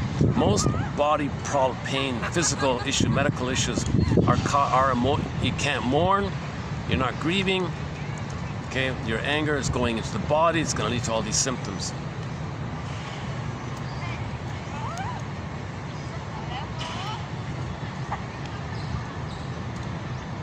Once in a while, the kids kind of play around me a little or something.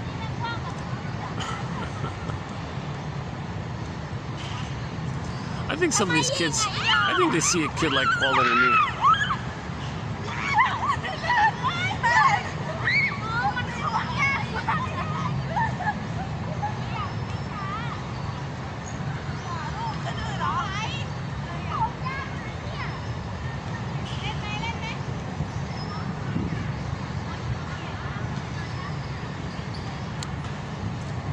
Okay, where are we here?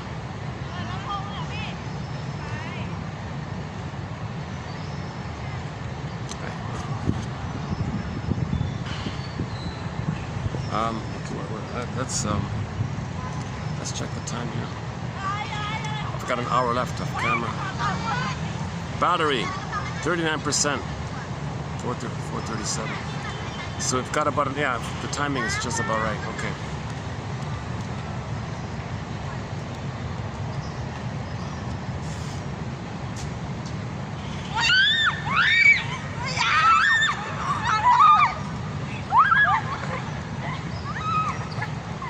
Some kind of a catch me if you can. Okay. One thing about narcissism, the why they're always lying is because they have this 10 steps ahead of you phenomenon called the BPD, magic mirror in the mind. Catch me if you can. You can't. They can proudly say they're 10 steps ahead of you because when there's more trauma, you've got more of a magic mirror.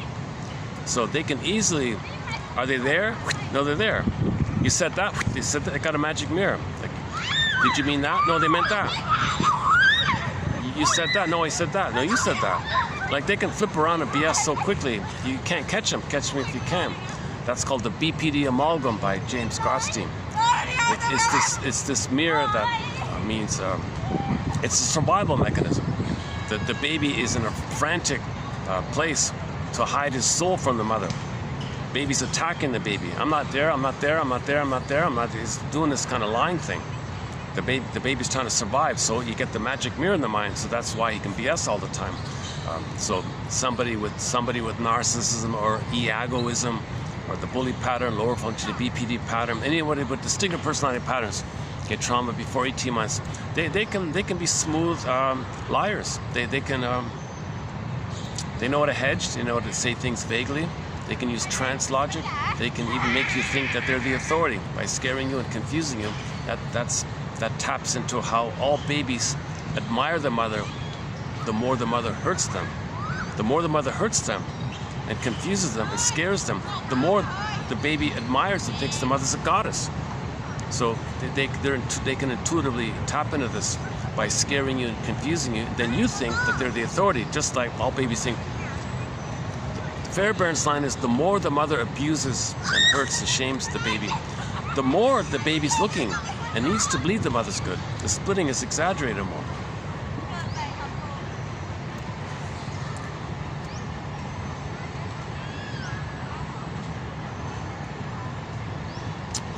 Okay, where are we?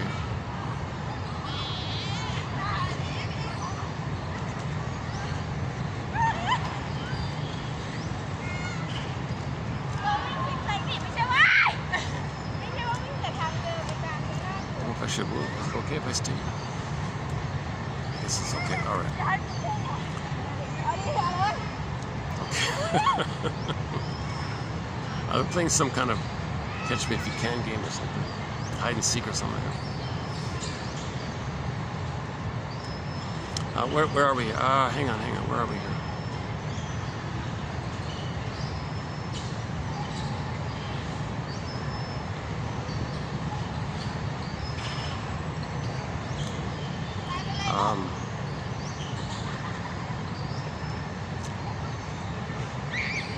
Yeah, so think about, if you're doing the balcony thing, think about your parents. Did your parents have the BPD amalgam? They were always right. How dare you imply that they're wrong? They know the answer. Mother knows this bombastic slogan, mother knows best. You're brainwashed like that, you know.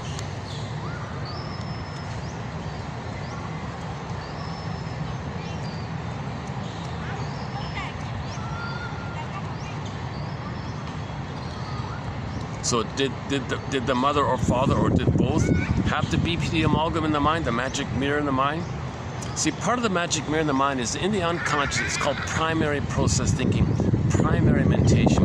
A, there's no contradiction because there's no time. No time.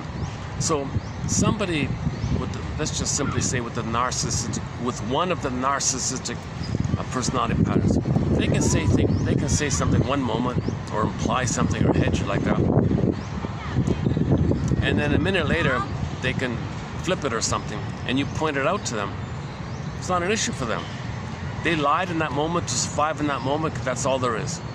They don't care about any kind of. Their only issue is to survive in any moment. So next moment later, they said something the opposite. Well, that's what they had to say to lie in that moment. And if somebody points out the contradiction, they'll say, "No, you're a contradictory. You're wrong."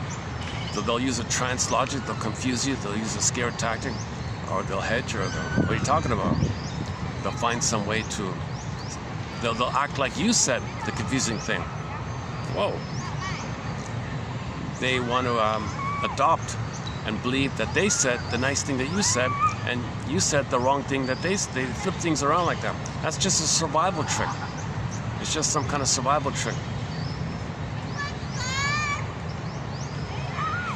They might forget, pretend to forget, not care. They just got to survive all that. They got to lie to survive. They can't tell the truth.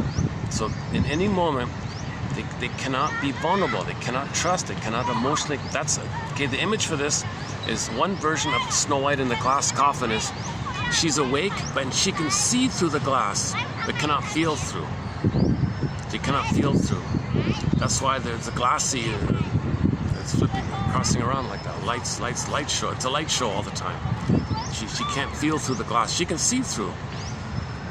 So she can function and understand the world. She can pay the bills, drive a car. She understands, she can see through, but she can never feel through. There's no emotional touch. So with narcissism, there's no emotional connection or love or empathy like that. There's no emotional connection. It's just a light show with them or something. Something like that. And they're intuitive. They know what to say to. They can tap into your unfantasies, your unmet needs. They can dangle a bait like that.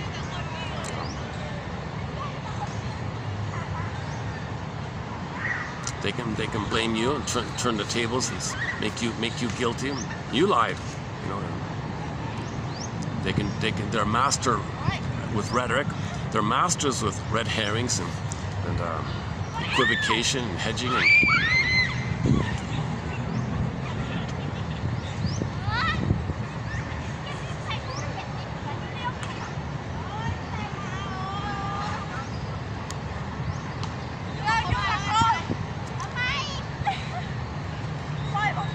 It's possible they feel a little safer around me or something, so they're more playful. They think, oh, there's an adult here. He looks like a teacher.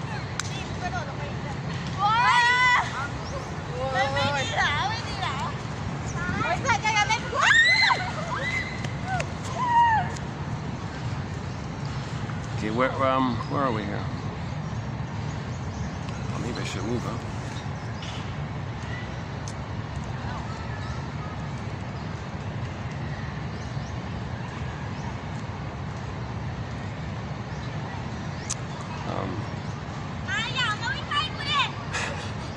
My mind's drifted a little bit. We were talking about James Grotstein's BPD amalgam magic mirror in the mind. That allows that. So if the mother had the mirror in the mind, she couldn't love. She's too busy lying and flip-flopping and flim-flammery and duplicity. Kaiser says the first thing you have to do is identify 3 points. Number 1, duplicity analysis, he calls it. Number 2, their ultimate desire for narcissistic fusion. So they want to lie to control you, to fuse with you. And number 3, you got to have a mutual relationship as the cure. Because in the mutual relationship, you don't collude with their fusion. You don't collude with their flim-flammery. So you got to stand your ground kind of thing. Because if you lend them your ego, like they pick up your ego, your healthy ego. So if you don't fall for their tricks, that helps them to be honest with themselves. If you collude with their tricks, you're stepping into their defense. You're not helping them.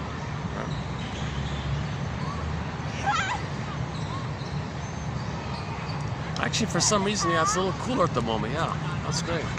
Maybe I gotta. Maybe there's still a few more weeks of this kind of weather. Okay, enough about the weather report. Where are we here? Let me take a musical break here and figure out if I should stay or go. Hold on a second.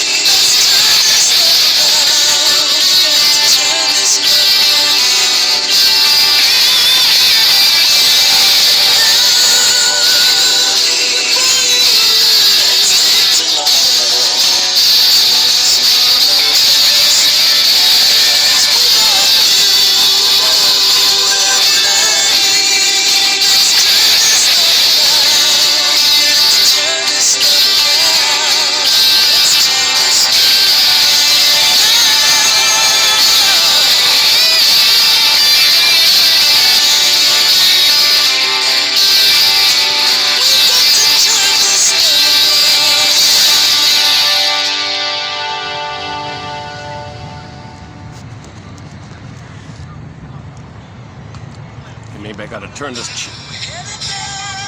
Yeah, I think I'm gonna turn this chair around, and move it over to the side. Give me a couple of minutes to move it over.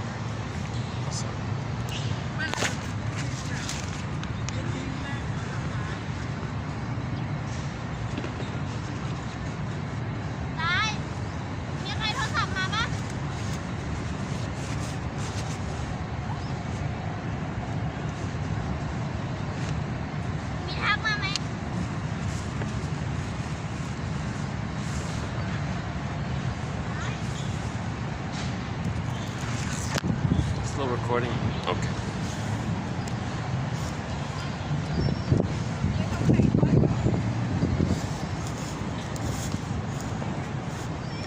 Or maybe, yeah, maybe I can just go to the other side there.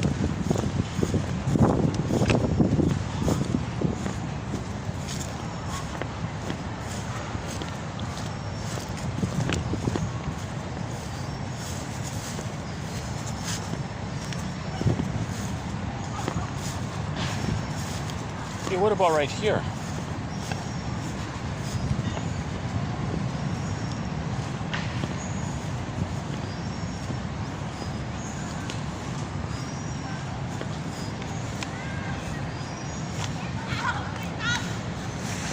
Oh, usually there's people here. I've never been able to sit this little area here. All right, let's try this for a bit then. Let's get the quotes in before I forgot. So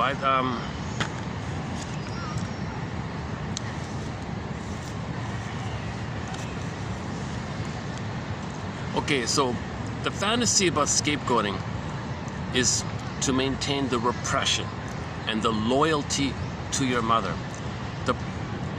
The reason people engage in the fantasy of scapegoating, i.e. somebody else possesses something about you that you don't want to know or remember, and if they go away, it'll go away within. No, it just buries more deeply. So beliefs and prejudice and projective identification and scapegoating, externalizing like that, that's to repress. You hope it can go away. That's just repressing. It's still there. The more you repress, the more you project. The more you project, the more you repress. The more pain there is, the more you project. You're just creating, it's a negative loop. You got more pain, more repression, more projection. Scapegoating is a manifestation not only of denial and projection of what you don't want to know about yourself. It's also based on envy. Hang on. Scapegoating is a case of splitting good from bad in an effort to preserve and protect the good. Okay, so you want to protect the fantasy that your mother's good. That's what you want to protect. The truth, you don't want to. You want someone else think the truth. You don't want to know the truth that your mother hurt you, so you say others are no good. That means you're protecting the fantasy that your mother's good. Also splitting.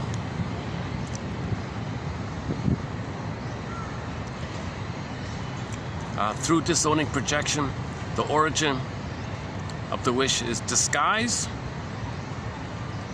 and everything is externalized. That's projection. The moment in which we are forced to acknowledge that which binds together our community is the scapegoating and sacrifice of the other, is a moment of sublime terror which could potentially open the way to acknowledgement of collective guilt.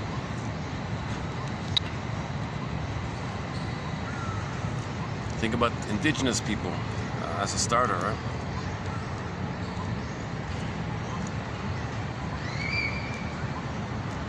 They're still being blamed and attacked. You know, now they're trying to shame Buffy St. Marie to not know the guilt inflicted upon the indigenous people. Well, let's just blame her. Let's just say she lied to us. Okay, the trick is, inside everybody's mind is the memory that their mother lied to them. Let's externalize it. Let's project it. Let's just say Miss St. Marie lied to you. Everyone's all frustrated and blaming Miss St. Marie. So you're focused on a double thing. Number one, you're focused on how your mother lied to you.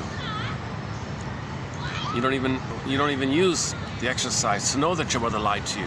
You project it and say, Miss St. Marie lied to you.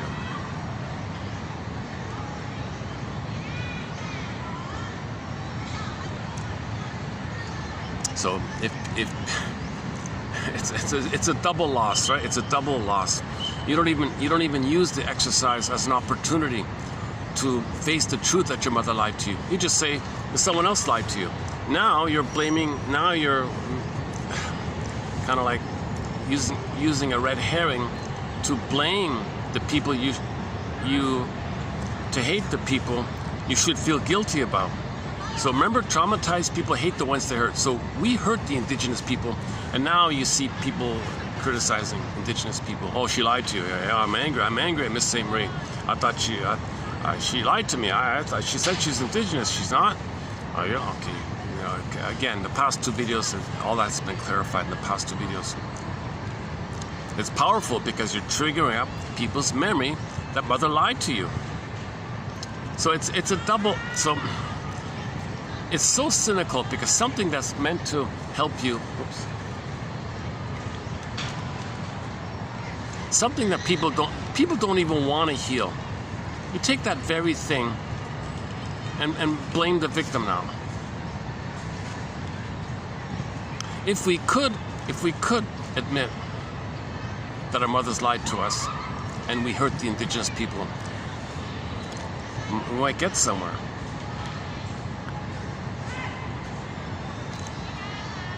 The family homeostasis is likely to be altered by events that are milestones in the usual evolution of most families. Okay, so if somebody does leave the home, let's say, things shake up, right? So think about that, yeah, think about that. If you're doing the balcony exercise, watching your parents, did the parents freak out when one of the children went to college or got married or something? It broke the scapegoating opportunity. If the parents needed to scapegoat one of their children, or they had to focus on one of the children to distract them of themselves, and that child gets married or something, the parents freak out now, right? They have no more defense mechanism. Once one relinquishes scapegoating, relationships can change for the better. Now, all scapegoating is due to projection. Madison Avenue understands your hunger, your needs. Yeah, Madison Avenue, K Street, they understand your psychology. It's used against you. They even understand that that you can't tell the truth about yourself, and that's being used cynically to blame the victim. Now, not only are you not learning and healing, you're actually now engaging in a double insult where you're going to blame indigenous people because one of them lied to you. That perpetuates the ignorance, that perpetuates the plundering. That's quite a trick. That's quite a trick they did recently with Miss St. Marie. If you have that stamp, that Buffy St. Marie stamp, save it. I have more. I have a lot more appreciation. I didn't have strong feelings about her one way or the other, to tell you the truth. I wasn't a real fan or whatever, but now that I looked into it a bit, she really made an effort. She really made an effort. She was ripped away from her birth family and has no clue who they are. No records were kept. Watched the music video "Child of the Government" for that one.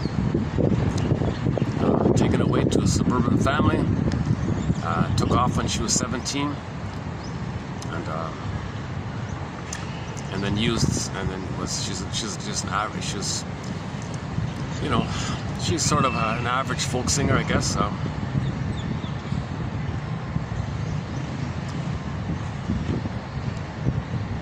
But you see her lifelong efforts to raise awareness, but she has a hard time doing so because she spent the first 17 years of life in a suburban home like that. So has a bit of a Cassandra effect. You don't really believe her, but when you look more deeply, she is really trying to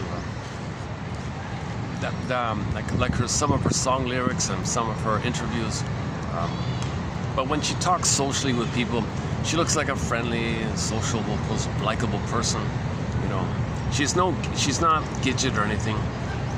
She's not like totally cute and adorable, but she's not mean or anything. Just an average. I just find her to be just a regular kind of common, average kind of person, really, to tell you the truth.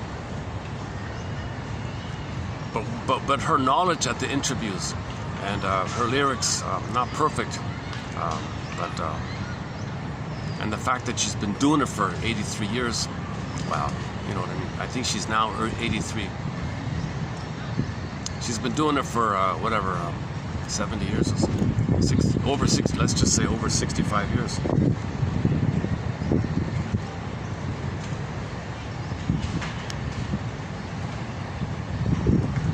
This is the Star Walker. She's clearly indigenous. She looks it. Her whole life is about it. Her knowledge is beyond anyone other person's knowledge about it. She knows more about indigenous affairs than the minister of oh God.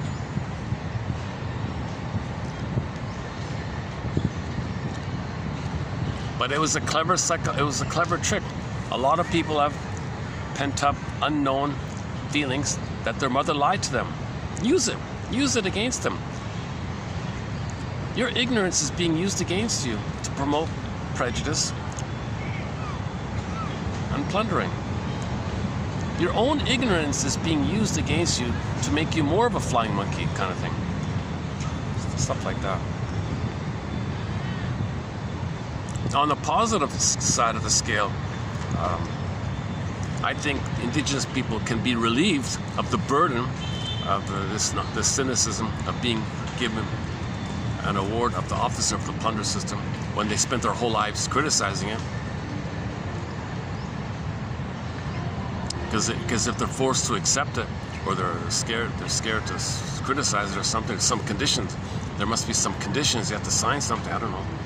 They say if you don't accept it, you don't cooperate with the conditions. You know, maybe she.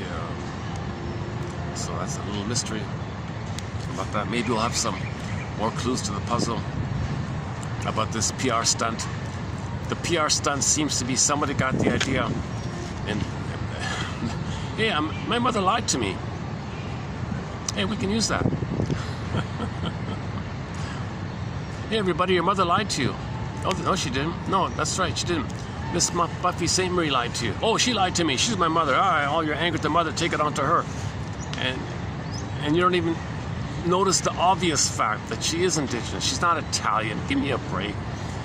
The comments section are flooded with the idea that she's Italian or something. There's nothing Italian about it. There's no pasta. She probably doesn't even eat pasta. She probably doesn't even eat pizza.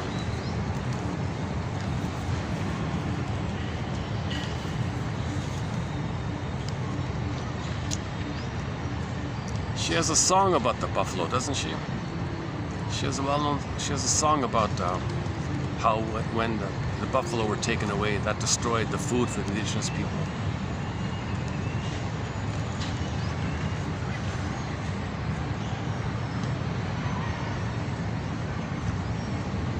Yeah, the more one-sided we become in our consciousness, the more we are subject to eruptions from the unconscious.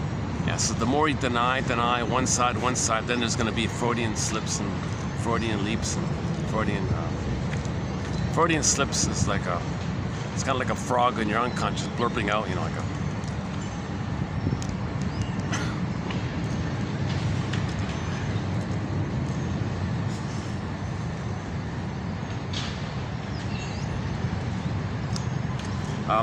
Myths and fairy tales were the repository of the wisdom of a whole culture.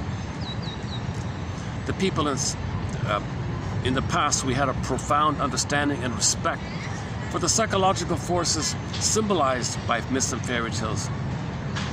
And that understanding enabled them to experience a living spirit inner dimension in everyday life. So they would use the word spiritual dimension as inner dimension. We must bring back myth into the realm of current day suitable adult discussion. So how do we bring back the wisdom of the psychology? So myths and fairy tales are metaphors for psychology. How do we now present myths and fairy tales in its current psychological form? Well, Robert Bly, that's pretty good. Johnny Sanford, pretty good. You know, Von Franz a little bit. We have a whole thread in our collection entitled Psychological Interpretations of Myths and Fairy Tales. We did a little bit of Snow White today. When we can understand and accept myth as a living picture of our inner world. Okay, there you go. So the fairy tale is a reflection of your inner world. The fairy tale is a reflection of your inner world. Fairy tales, myths, and so on, they're from the unconscious, productions of the inner world. When we can accept myth as a living picture of our inner world, we will be on our way to turning this love around.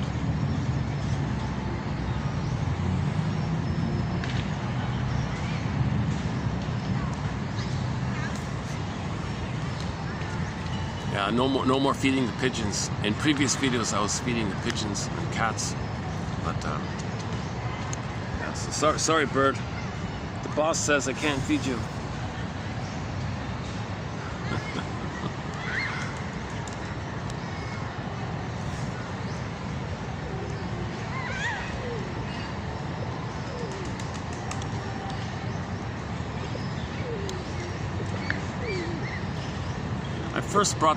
I brought cat food for the stray cats, but they don't really either they're not around or they don't like it. But the birds love it. These pigeons, they love cat food. My goodness.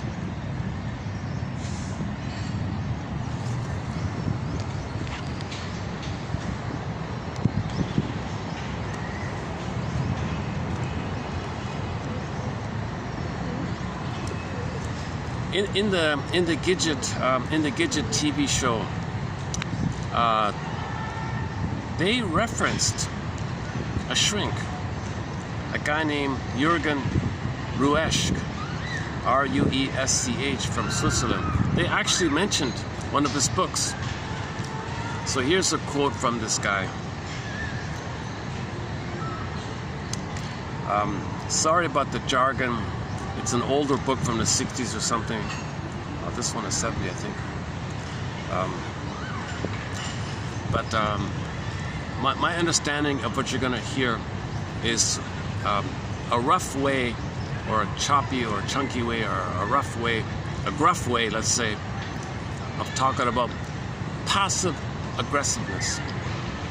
I think this quote is basically about passive aggressiveness. So here we go. I'll read it verbatim, but I'll soften it up later. So trigger warning, trigger warning. This shrink speaks to. Was it translated? Did he write directly into English himself, or was it translated? I don't remember. But I had to include a quote from this guy because it was mentioned in the Gidget show. It got me so curious about it.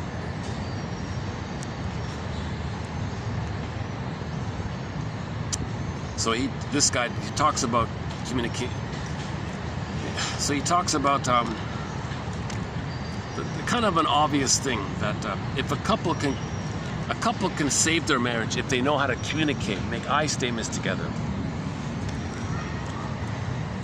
If couples can learn how to communicate and role play healthy parents, role play in their mind healthy parents.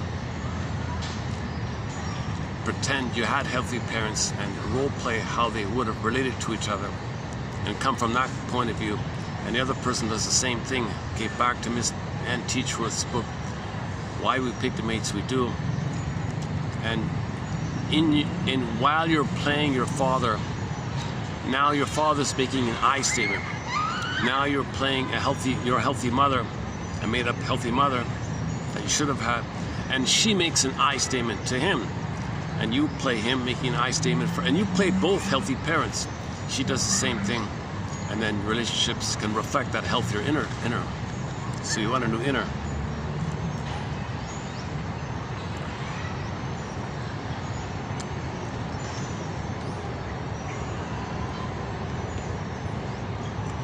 Okay, so when couples are arguing, there may be a very passive-aggressive technique going on, where one trick is to not be specific. That's a passive-aggressive technique, to be unclear. Right? Someone's going to be frustrated, right?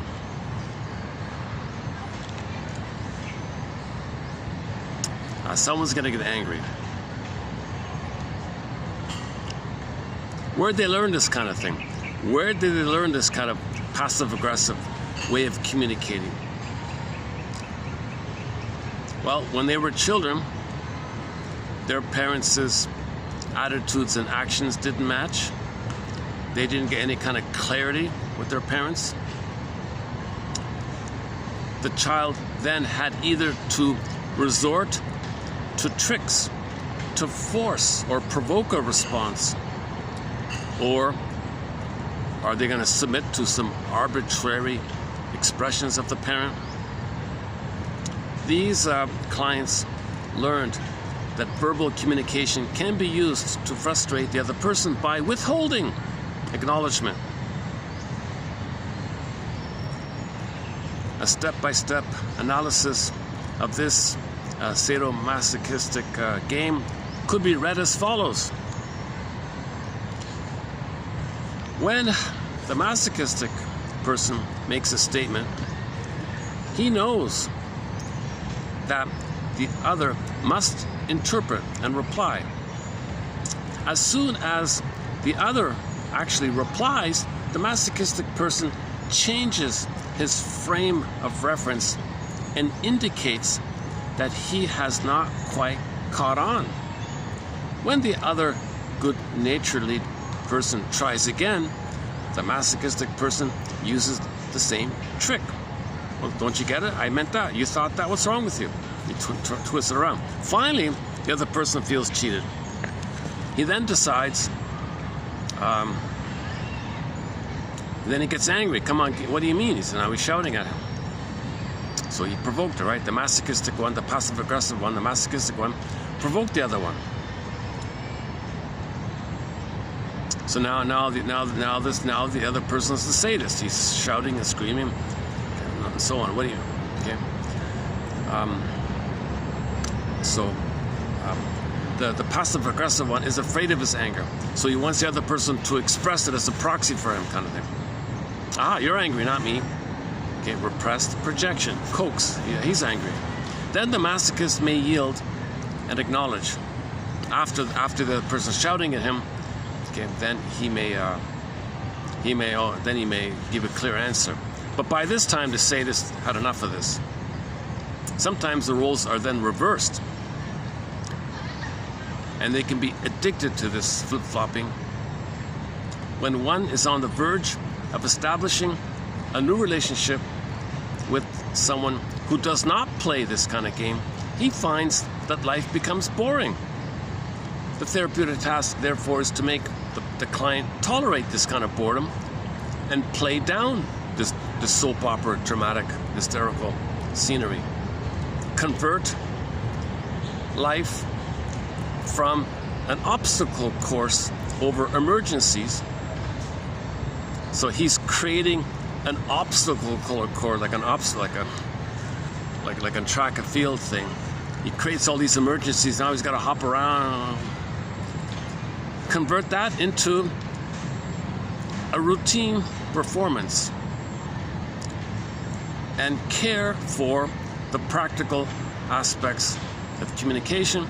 To be clear, not hedge, not lie by omission, not lie by misleading, not lie by this hedging or bait and switch stuff.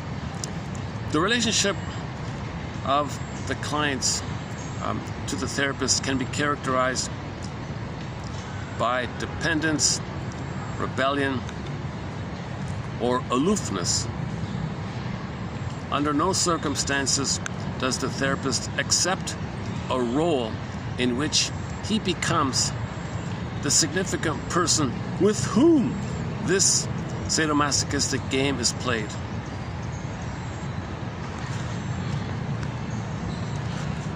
So interpret it.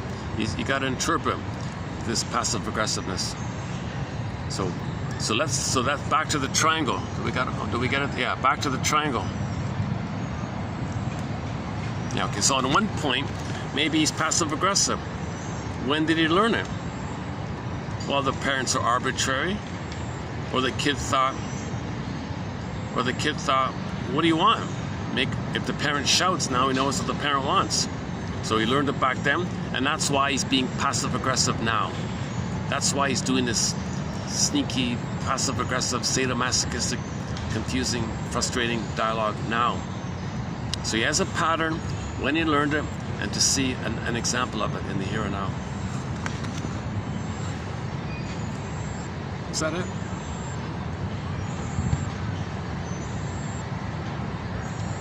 Okay. Similar to yesterday's self-help, if you're triggered, we've been saying this is from my amygdala. So if you're triggered about something, okay, then just first of all notice that that's coming from the past. Some little thing in the present brought up some memories from the amygdala, and all the fear from the amygdala. The stress response. His version of it is, if you're triggered, just say, oh, I'm having a mood attack. If a man can remember that he's just having a mood attack, and nicely ask the woman to wait until he's through it, all would be much easier in male-female unions. It's ironic because this guy never married apparently, huh? Or friendships, I guess. So if you're triggered, just say, hold the phone here, I'm triggered. My amygdala is bouncing up and down. My hippocampus doesn't have any context. My hippocampus doesn't have any inferences or knowledge or information. I need time to help out my hippocampus, the seahorse. We need a good seahorse. We got to build the seahorse.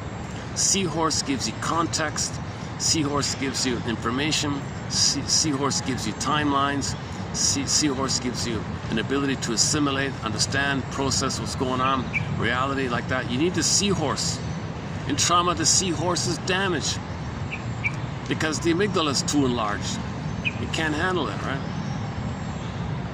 So we've got to soothe the amygdala, build a seahorse, because now we have a cortex who can make inferences, because the amygdala is also known as the non-reporting brain. It doesn't report to us clearly.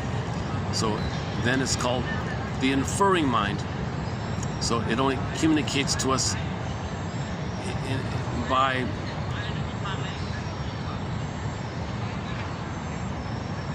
metaphors, I guess.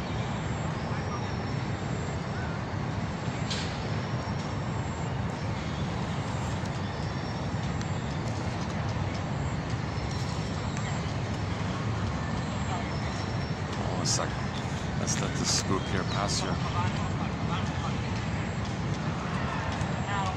Maybe I'll bring up a song. Yeah, hold a sec. Let's bring up a song while we're waiting for them to pass.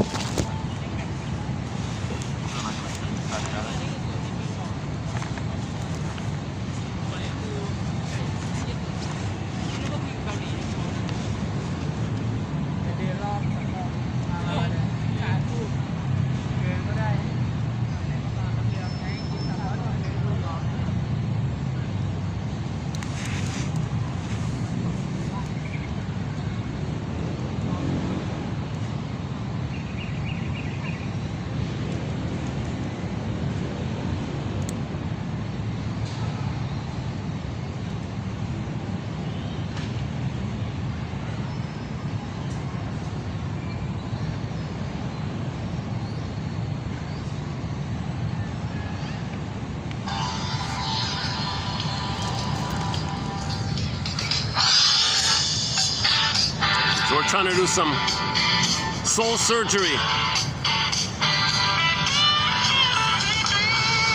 shrinks used to be called soul doctors.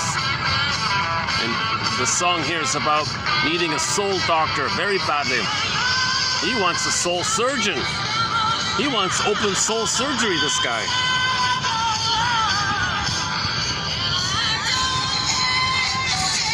Ron Tabak is doing a very good cover of April Wine's song, Open Soul Surgery.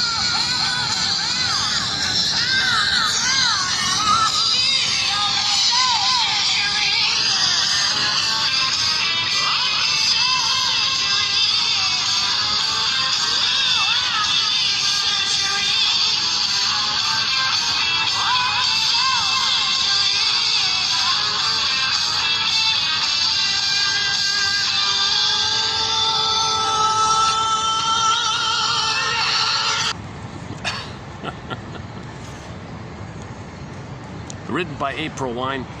I didn't know April Wine had that song originally. I always thought it was Ron Tabak's, but it turned out to be a cover, a very good cover.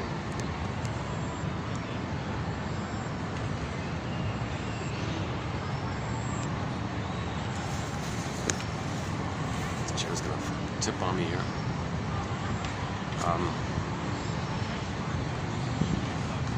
What's that?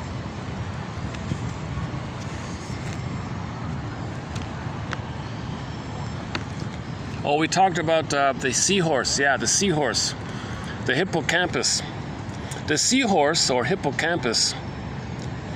So the hippocampus is shaped like a little seahorse in the brain. The hippocampus tags time and place to memories to facilitate their retrieval. But if information has not been adequately processed by the hippocampus, which becomes inactive in circumstances of severe trauma, the person cannot easily remember what happened. Events which are distressing emotionally, which inactivate the memory store of the left hemisphere in this way, leave the strong emotion to be stored principally in the emotional storehouse of the amygdala, the almond-shaped part in the brain called the amygdala. So it's all in the amygdala now. That's the earlier stuff, which is located in the earlier developing right hemisphere. It remains unavailable to recall, but may come to govern ways of being and behaving in relation to others. So we can't recall what's in the amygdala, but it tells us how to behave and be. That's the traumatic script that's in there. And the hippocampus is down. We can't get any help from the library. The library's closed. The hippocampus is closed. Subsequently, if an environmental stimulus triggers reactivation of an emotional memory, aspects of it may then become available to the conscious mind. Okay, so that's where you gotta be a detective here. If you are triggered, you're gonna get some traces of it. You gotta make the inference here. The client becomes able to think and begins to process their heretofore disassociated experience. In Damasio's terms, the emotion has never become a feeling, a mental representation which can then be processed. So you want to upgrade from sensations to feelings, and a feeling is something that can be processed. Cortisol levels may be raised, resulting in damage to the hippocampus. Trauma may affect hippocampal functioning and explicit memory and leave the person with a highly sensitized amygdala store of painful emotional memories that might even be held only in the body. Such memories make it difficult to gradually build a personal narrative. So that's why at midlife, we gotta make this narrative by the inferencing. So we gotta be a detective. Once again, we always gotta be a detective here. That it's not so unbearable that it has to be split off again, or denied again, or disassociated again. Instead, this new narrative becomes storable in the hippocampus and retrievable in a bearable form because it is based on current experience in the here and now with somebody. Yeah, okay, that's the key one. That's what we've been saying, right? So it's storable and retrievable because you catch yourself experiencing a reenactment of what's in the storehouse amygdala, and you're doing it in the present. Oh, okay. What I'm doing now in the present, like for example, the mother shaming the baby, and oh my God, my mother shamed me, so that she can build her hippocampus, if she can interpret like that.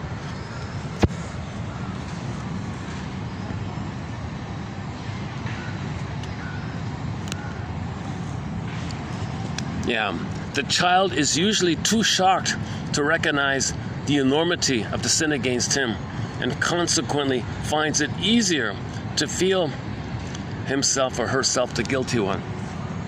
Yeah, the child can't think, oh, there's something wrong with mother here.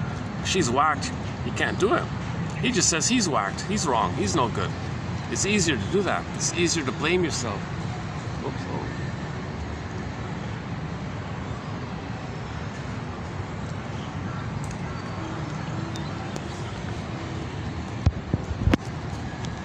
The breast, in its good aspect, is the prototype of maternal goodness, inexhaustible generosity, patience.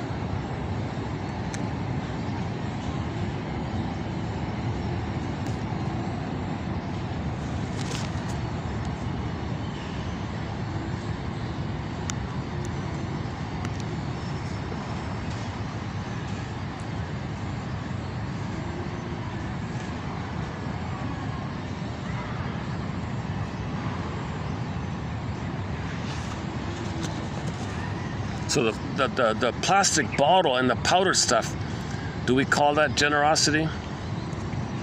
I don't know.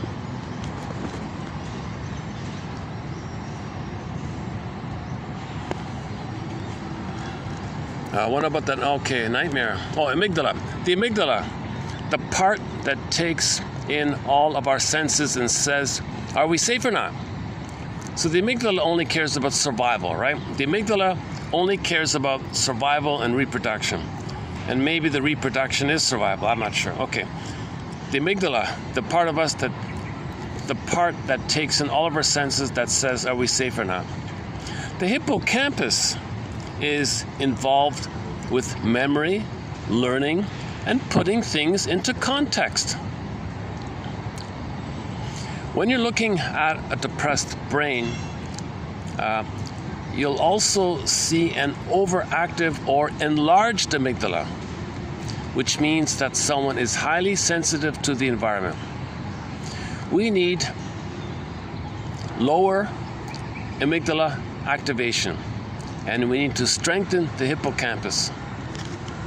Yeah, that's what we've been saying in the recent videos. We gotta fix the seahorse and soothe or calm the almond. Another way of saying it. So once again, the film is called Bob and His Enlarged Amygdala.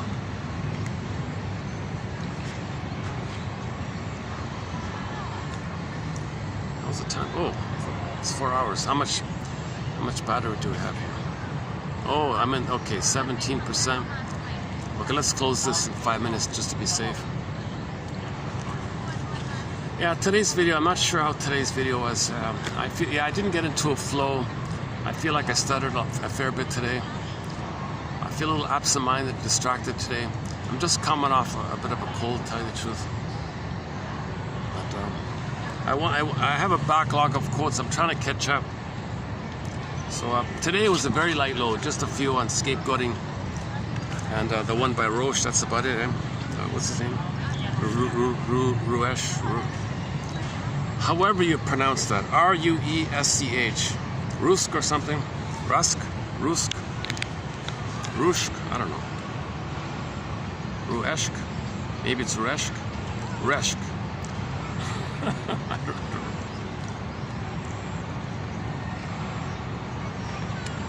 Much of what goes on in groups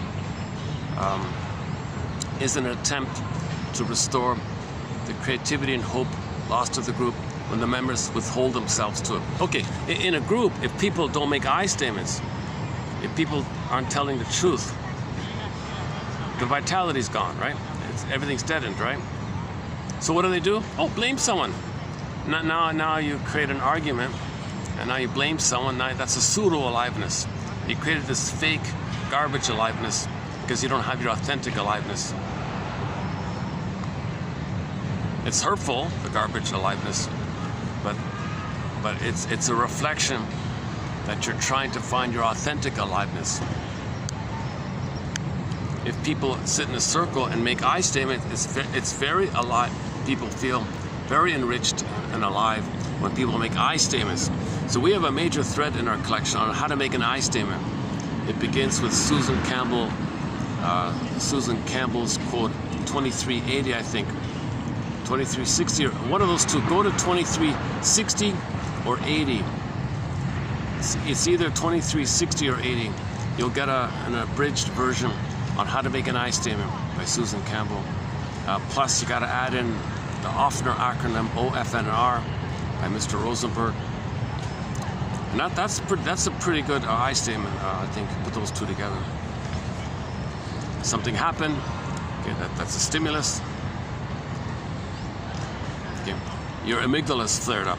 Your amygdala is bringing up that you're back in the past, or you're feeling that you're in the past, transferring the past to the present. You feel the present. You're feeling what you felt in the past now.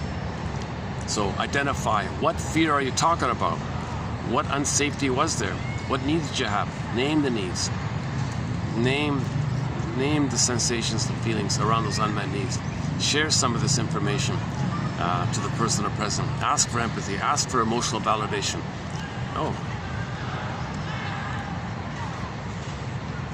Oh, you found a twig, huh?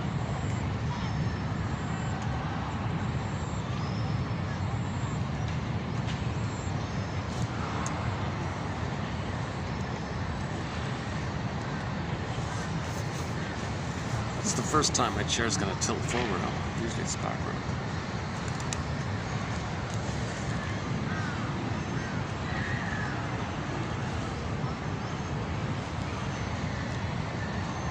I think my videos are better at the Swan Place.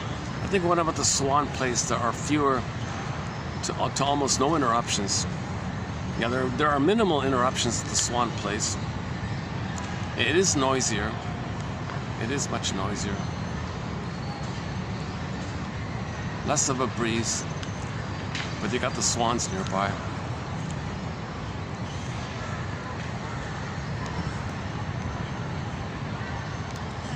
I guess I just need the variety, so I'm willing to.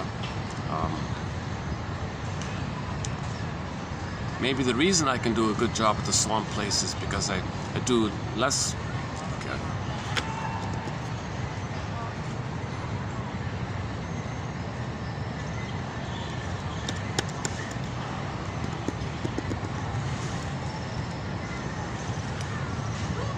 Oh, I can go back to the pyramid.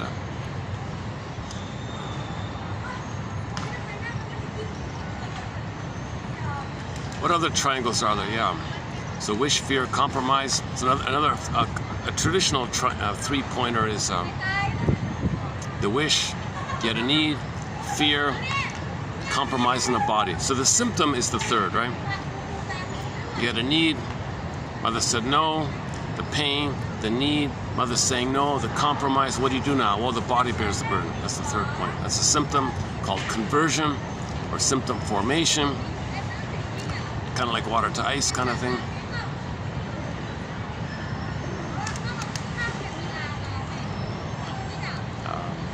Then you got Eric Burns' one, PAC.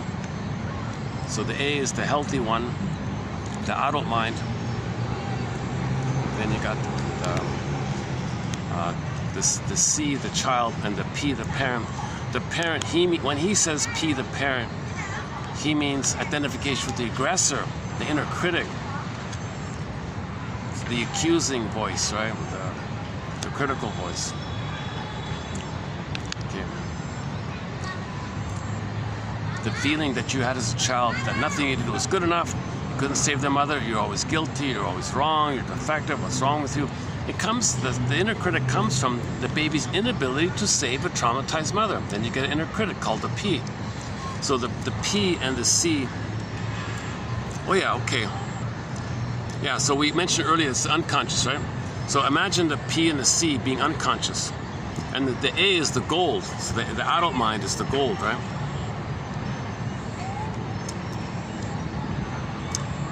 So in Miss Alan Golem's version of it, identify, are you coming from the frozen child place, like the clinger and the pleaser, no guilty and always wrong, my fault, like that?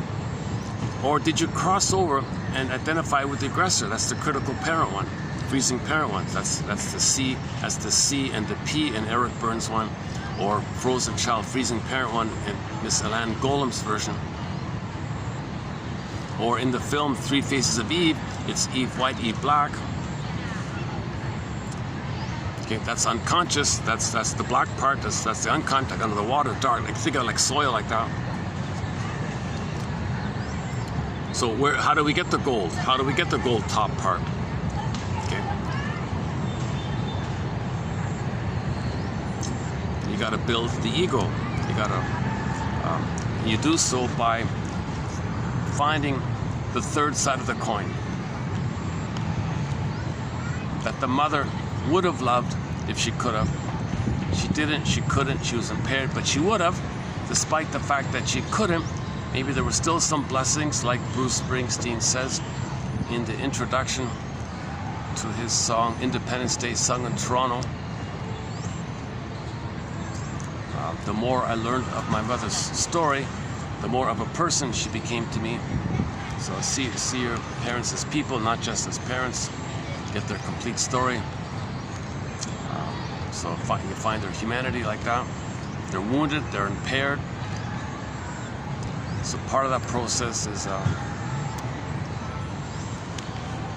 identify what personality pattern did they have. You can look at their humor. Did they have dark humor? That's stinger mode. Was their humor more playful and helpful? That's clinger mode.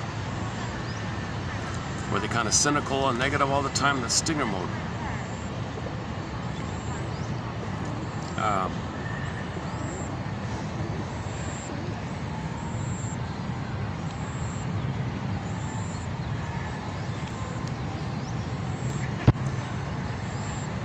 Still recording? Okay. Okay, so the third side of the coin, a perspective that holds the two sides, something that embraces both sides. You got to get out of this either-or mentality. So in the film Three Faces of Eve, the film starts off with Eve White, Eve Black. Okay, so sometimes she played the wounded child one, the depressed wounded child one, that's Eve White. Sometimes she played identification with the aggressor, the critical parent, Eve Black, the critical, dangerous one. That's both unconscious. That means there's trauma, and when there's trauma, we're repeating, and it's unconscious, it's under the ground like that, so she's not aware of it. So when you do therapy and find the third side of the coin, that's the Jane mind. Jane. So after 3 years of therapy, the woman went into therapy for 3 years. Now we don't see the process. All you see is some pompous guy chomping on a cigar, meaning he's Mr. Freud or something. So unfortunately, we don't see any therapy process. All we know is that he said to her, well, Eve White and Eve Black should dialogue with each other, get to know each other. Okay, that means you have to know the two sides, in other words. And if you know the two sides, well, that you know that they exist, kind of thing. So ultimately, in the mourning process, something new appears. Some kind of new perspective that's three-dimensional, it's vertical, it's broader. Okay, everything's love or a cry for love. Members of Homo Traumacus. When people cry for love, it can be very coded. People can cry for love by using proxies to cry on their behalf and then shaming them to tell you what happened to them, what had happened to them. It's a very convoluted way of crying for love. So you're more broader like that. You can look at psychosomatic symptoms. The body tells the story as well. I'm sitting here trying not to tip over.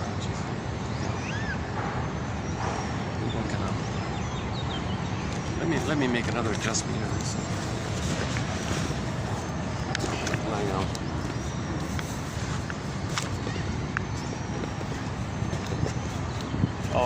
Okay, hang on, let's do this. All right.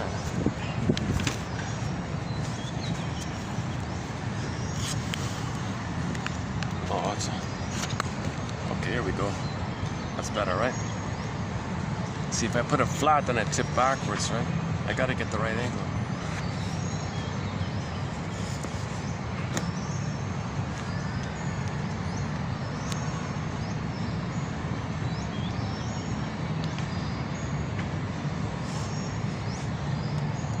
Now, in the film Inside Out 2, we don't see Baba Yaga, as a gatekeeper about this, but we do see the conclusion, if she were there, where Riley had to face the opposites. So one side was delusional joy, mother was a goddess. The other side was she's always no good, she's always wrong, she's guilty. That's the anxiety one. The mother was so critical and dangerous. So Riley was dealing with these opposites. Is she innocent? Is she allowed a modicum of happiness? Or is she always guilty? Like either or. So she had to finally get to a place of. So you saw the embrace there. She's the characters are doing like a group hug kind of thing. So that's holding the tension of opposites. And then you saw a new sense of self appear. This diamond-like symbol appeared, which was three-dimensional and broader like that.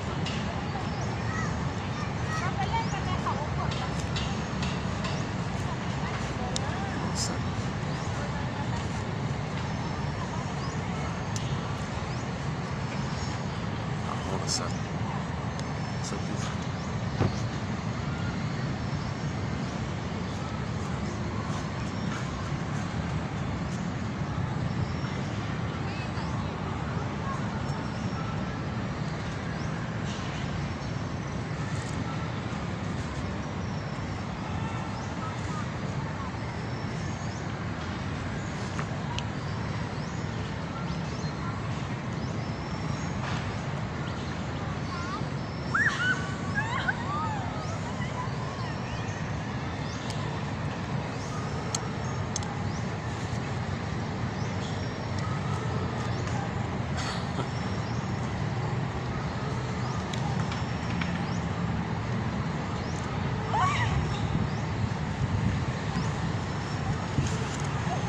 Okay, yeah, the guy walked right behind me, just like a centimeter. He could have gave me a little space. Where's this park etiquette?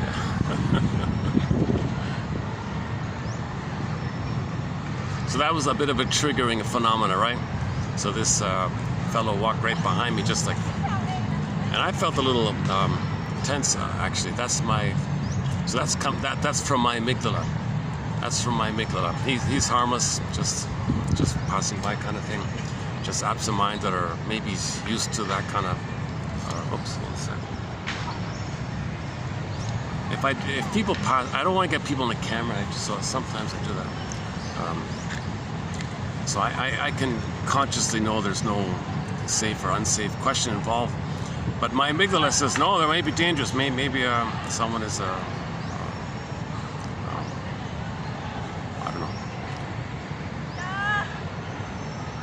So how does one work with that? Yeah, what do I do with that?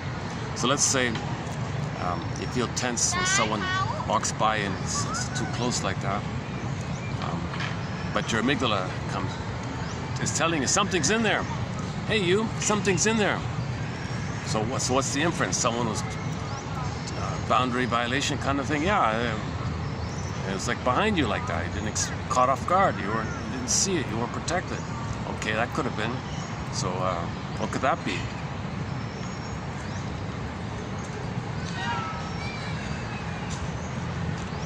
An hysterical mother, you know, barging in, grabbing you when you weren't expecting it, or waking you up or something. Like what could have happened?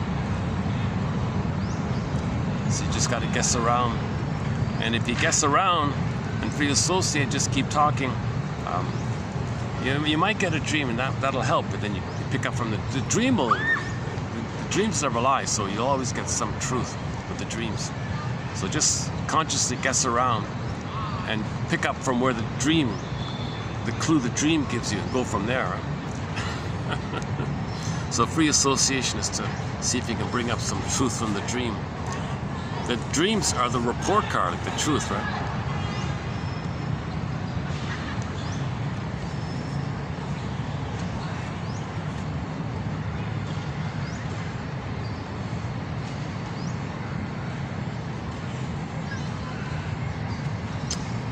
It could be any number of things, you know. It could be any number of things. My hippocampus is too damaged. I don't have much. I have a fair bit of childhood amnesia myself. So that's. If I had the funds, my goodness, play Joni Mitchell's song "This Flight Tonight." I'd be on this flight tonight. Okay, now made popular by Dan McCafferty. And do the analytic process and show you, dear viewer, the after. What you're seeing here is the before therapy. I'd love to show the after, a calm, embodied, healthy one. One sec.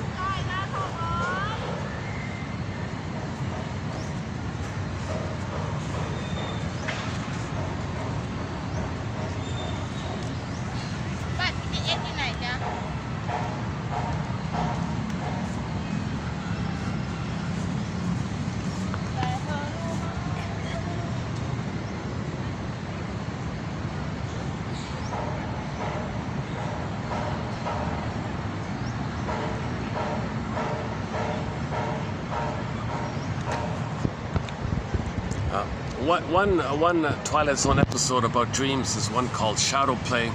The guy was having a Groundhog Day nightmare. So he was trying to bring up the feelings that he thought he was guilty. He thought he did something wrong as a baby. He made the conclusion that he was wrong, that he was guilty. He wasn't, but he thought that. So he turned out that he didn't know this, but it turned out that the father didn't want him around. So he was guilty. Did I do something wrong, Father? Well, the father was jealous that his wife was spending all of her time with him. He didn't want her around like that. Father, really? Did I do something wrong when I was born? And she did that?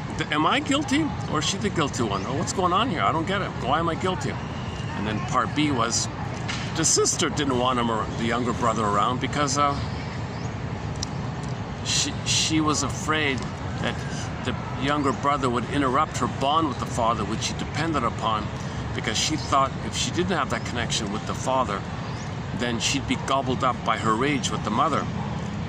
So the father provided some sense of protection and hope away from the mother, even though the father can't make up for what they failed to do. So when the younger brother came on the scene, hey, you're interrupting things, brother, go away. Sister, did I do something wrong here, really? So in the nightmare, okay, the father one was displayed in the nightmare one. So it took the form of a courtroom. I guess he watched a lot of TV as a kid. So he had a nightmare that he's in a courtroom thing. And oh, what is it?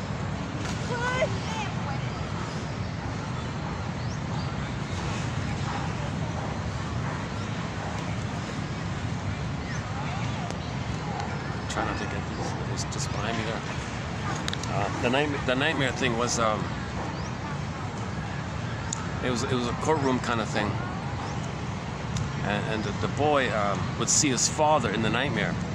In one round, the father was the judge there, And the judge said, "Oh, you're guilty, kaplunk, you're guilty." Whoa. And the next night, the father was district attorney. You're guilty, you're gonna get you or something. Oh, whoa. The next nightmare, the father was the minister guy. "Yeah, you're a sinner, you're gonna all this stuff." Whoa. He's having all these nightmares that he's always guilty.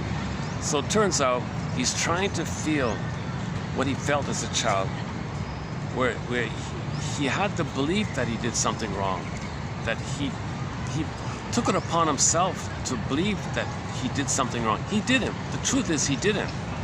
See, he's got to face him at midlife. He didn't do anything wrong. All babies are human beings. They're all lovable. They all expect a parent to be there.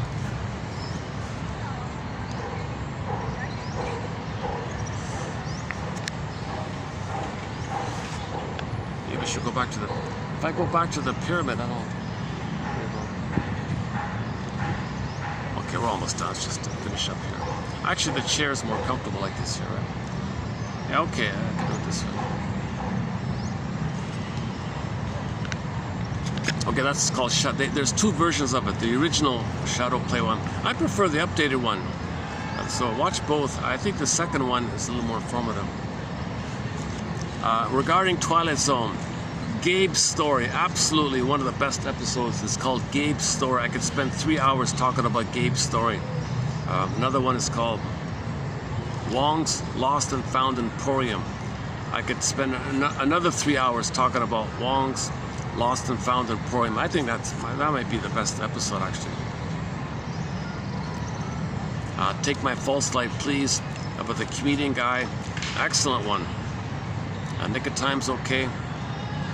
Saturday is okay. One Life Furnished in Early Emotional Poverty. The closing narration is excellent. That one there. The episode itself is mediocre, but the closing narration on that episode is excellent. One Life Furnished in Early Poverty. Yeah, I don't have Wi-Fi here. I can't play it.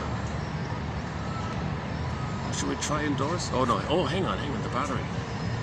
Oh, whoa! Okay, I gotta close it up here. Okay, thanks very much. Let's close it up here. Okay, so your mission. Okay, go to the ending of any of the other videos, and you'll get the mission to pick one quote, use it as a springboard to free associate. For the love of narrative medicine, thanks very much. I'll see you in the next video. Oh, jeez. I have like barely 2 or 3 minutes left. Oh, jeez. Should we play the mission? Should we play the Mission Impossible theme song? I think we can quickly. If I can dig it up here. So let's see if we can dig up Mission Impossible theme song here. So we can close up with your mission. Should you choose to accept it, of course, submit it for your approval and consideration. Oops, hold a sec.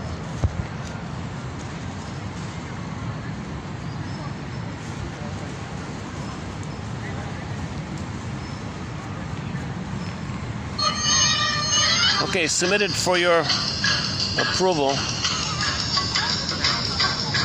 and consideration, should you choose to accept it, is to read the quotes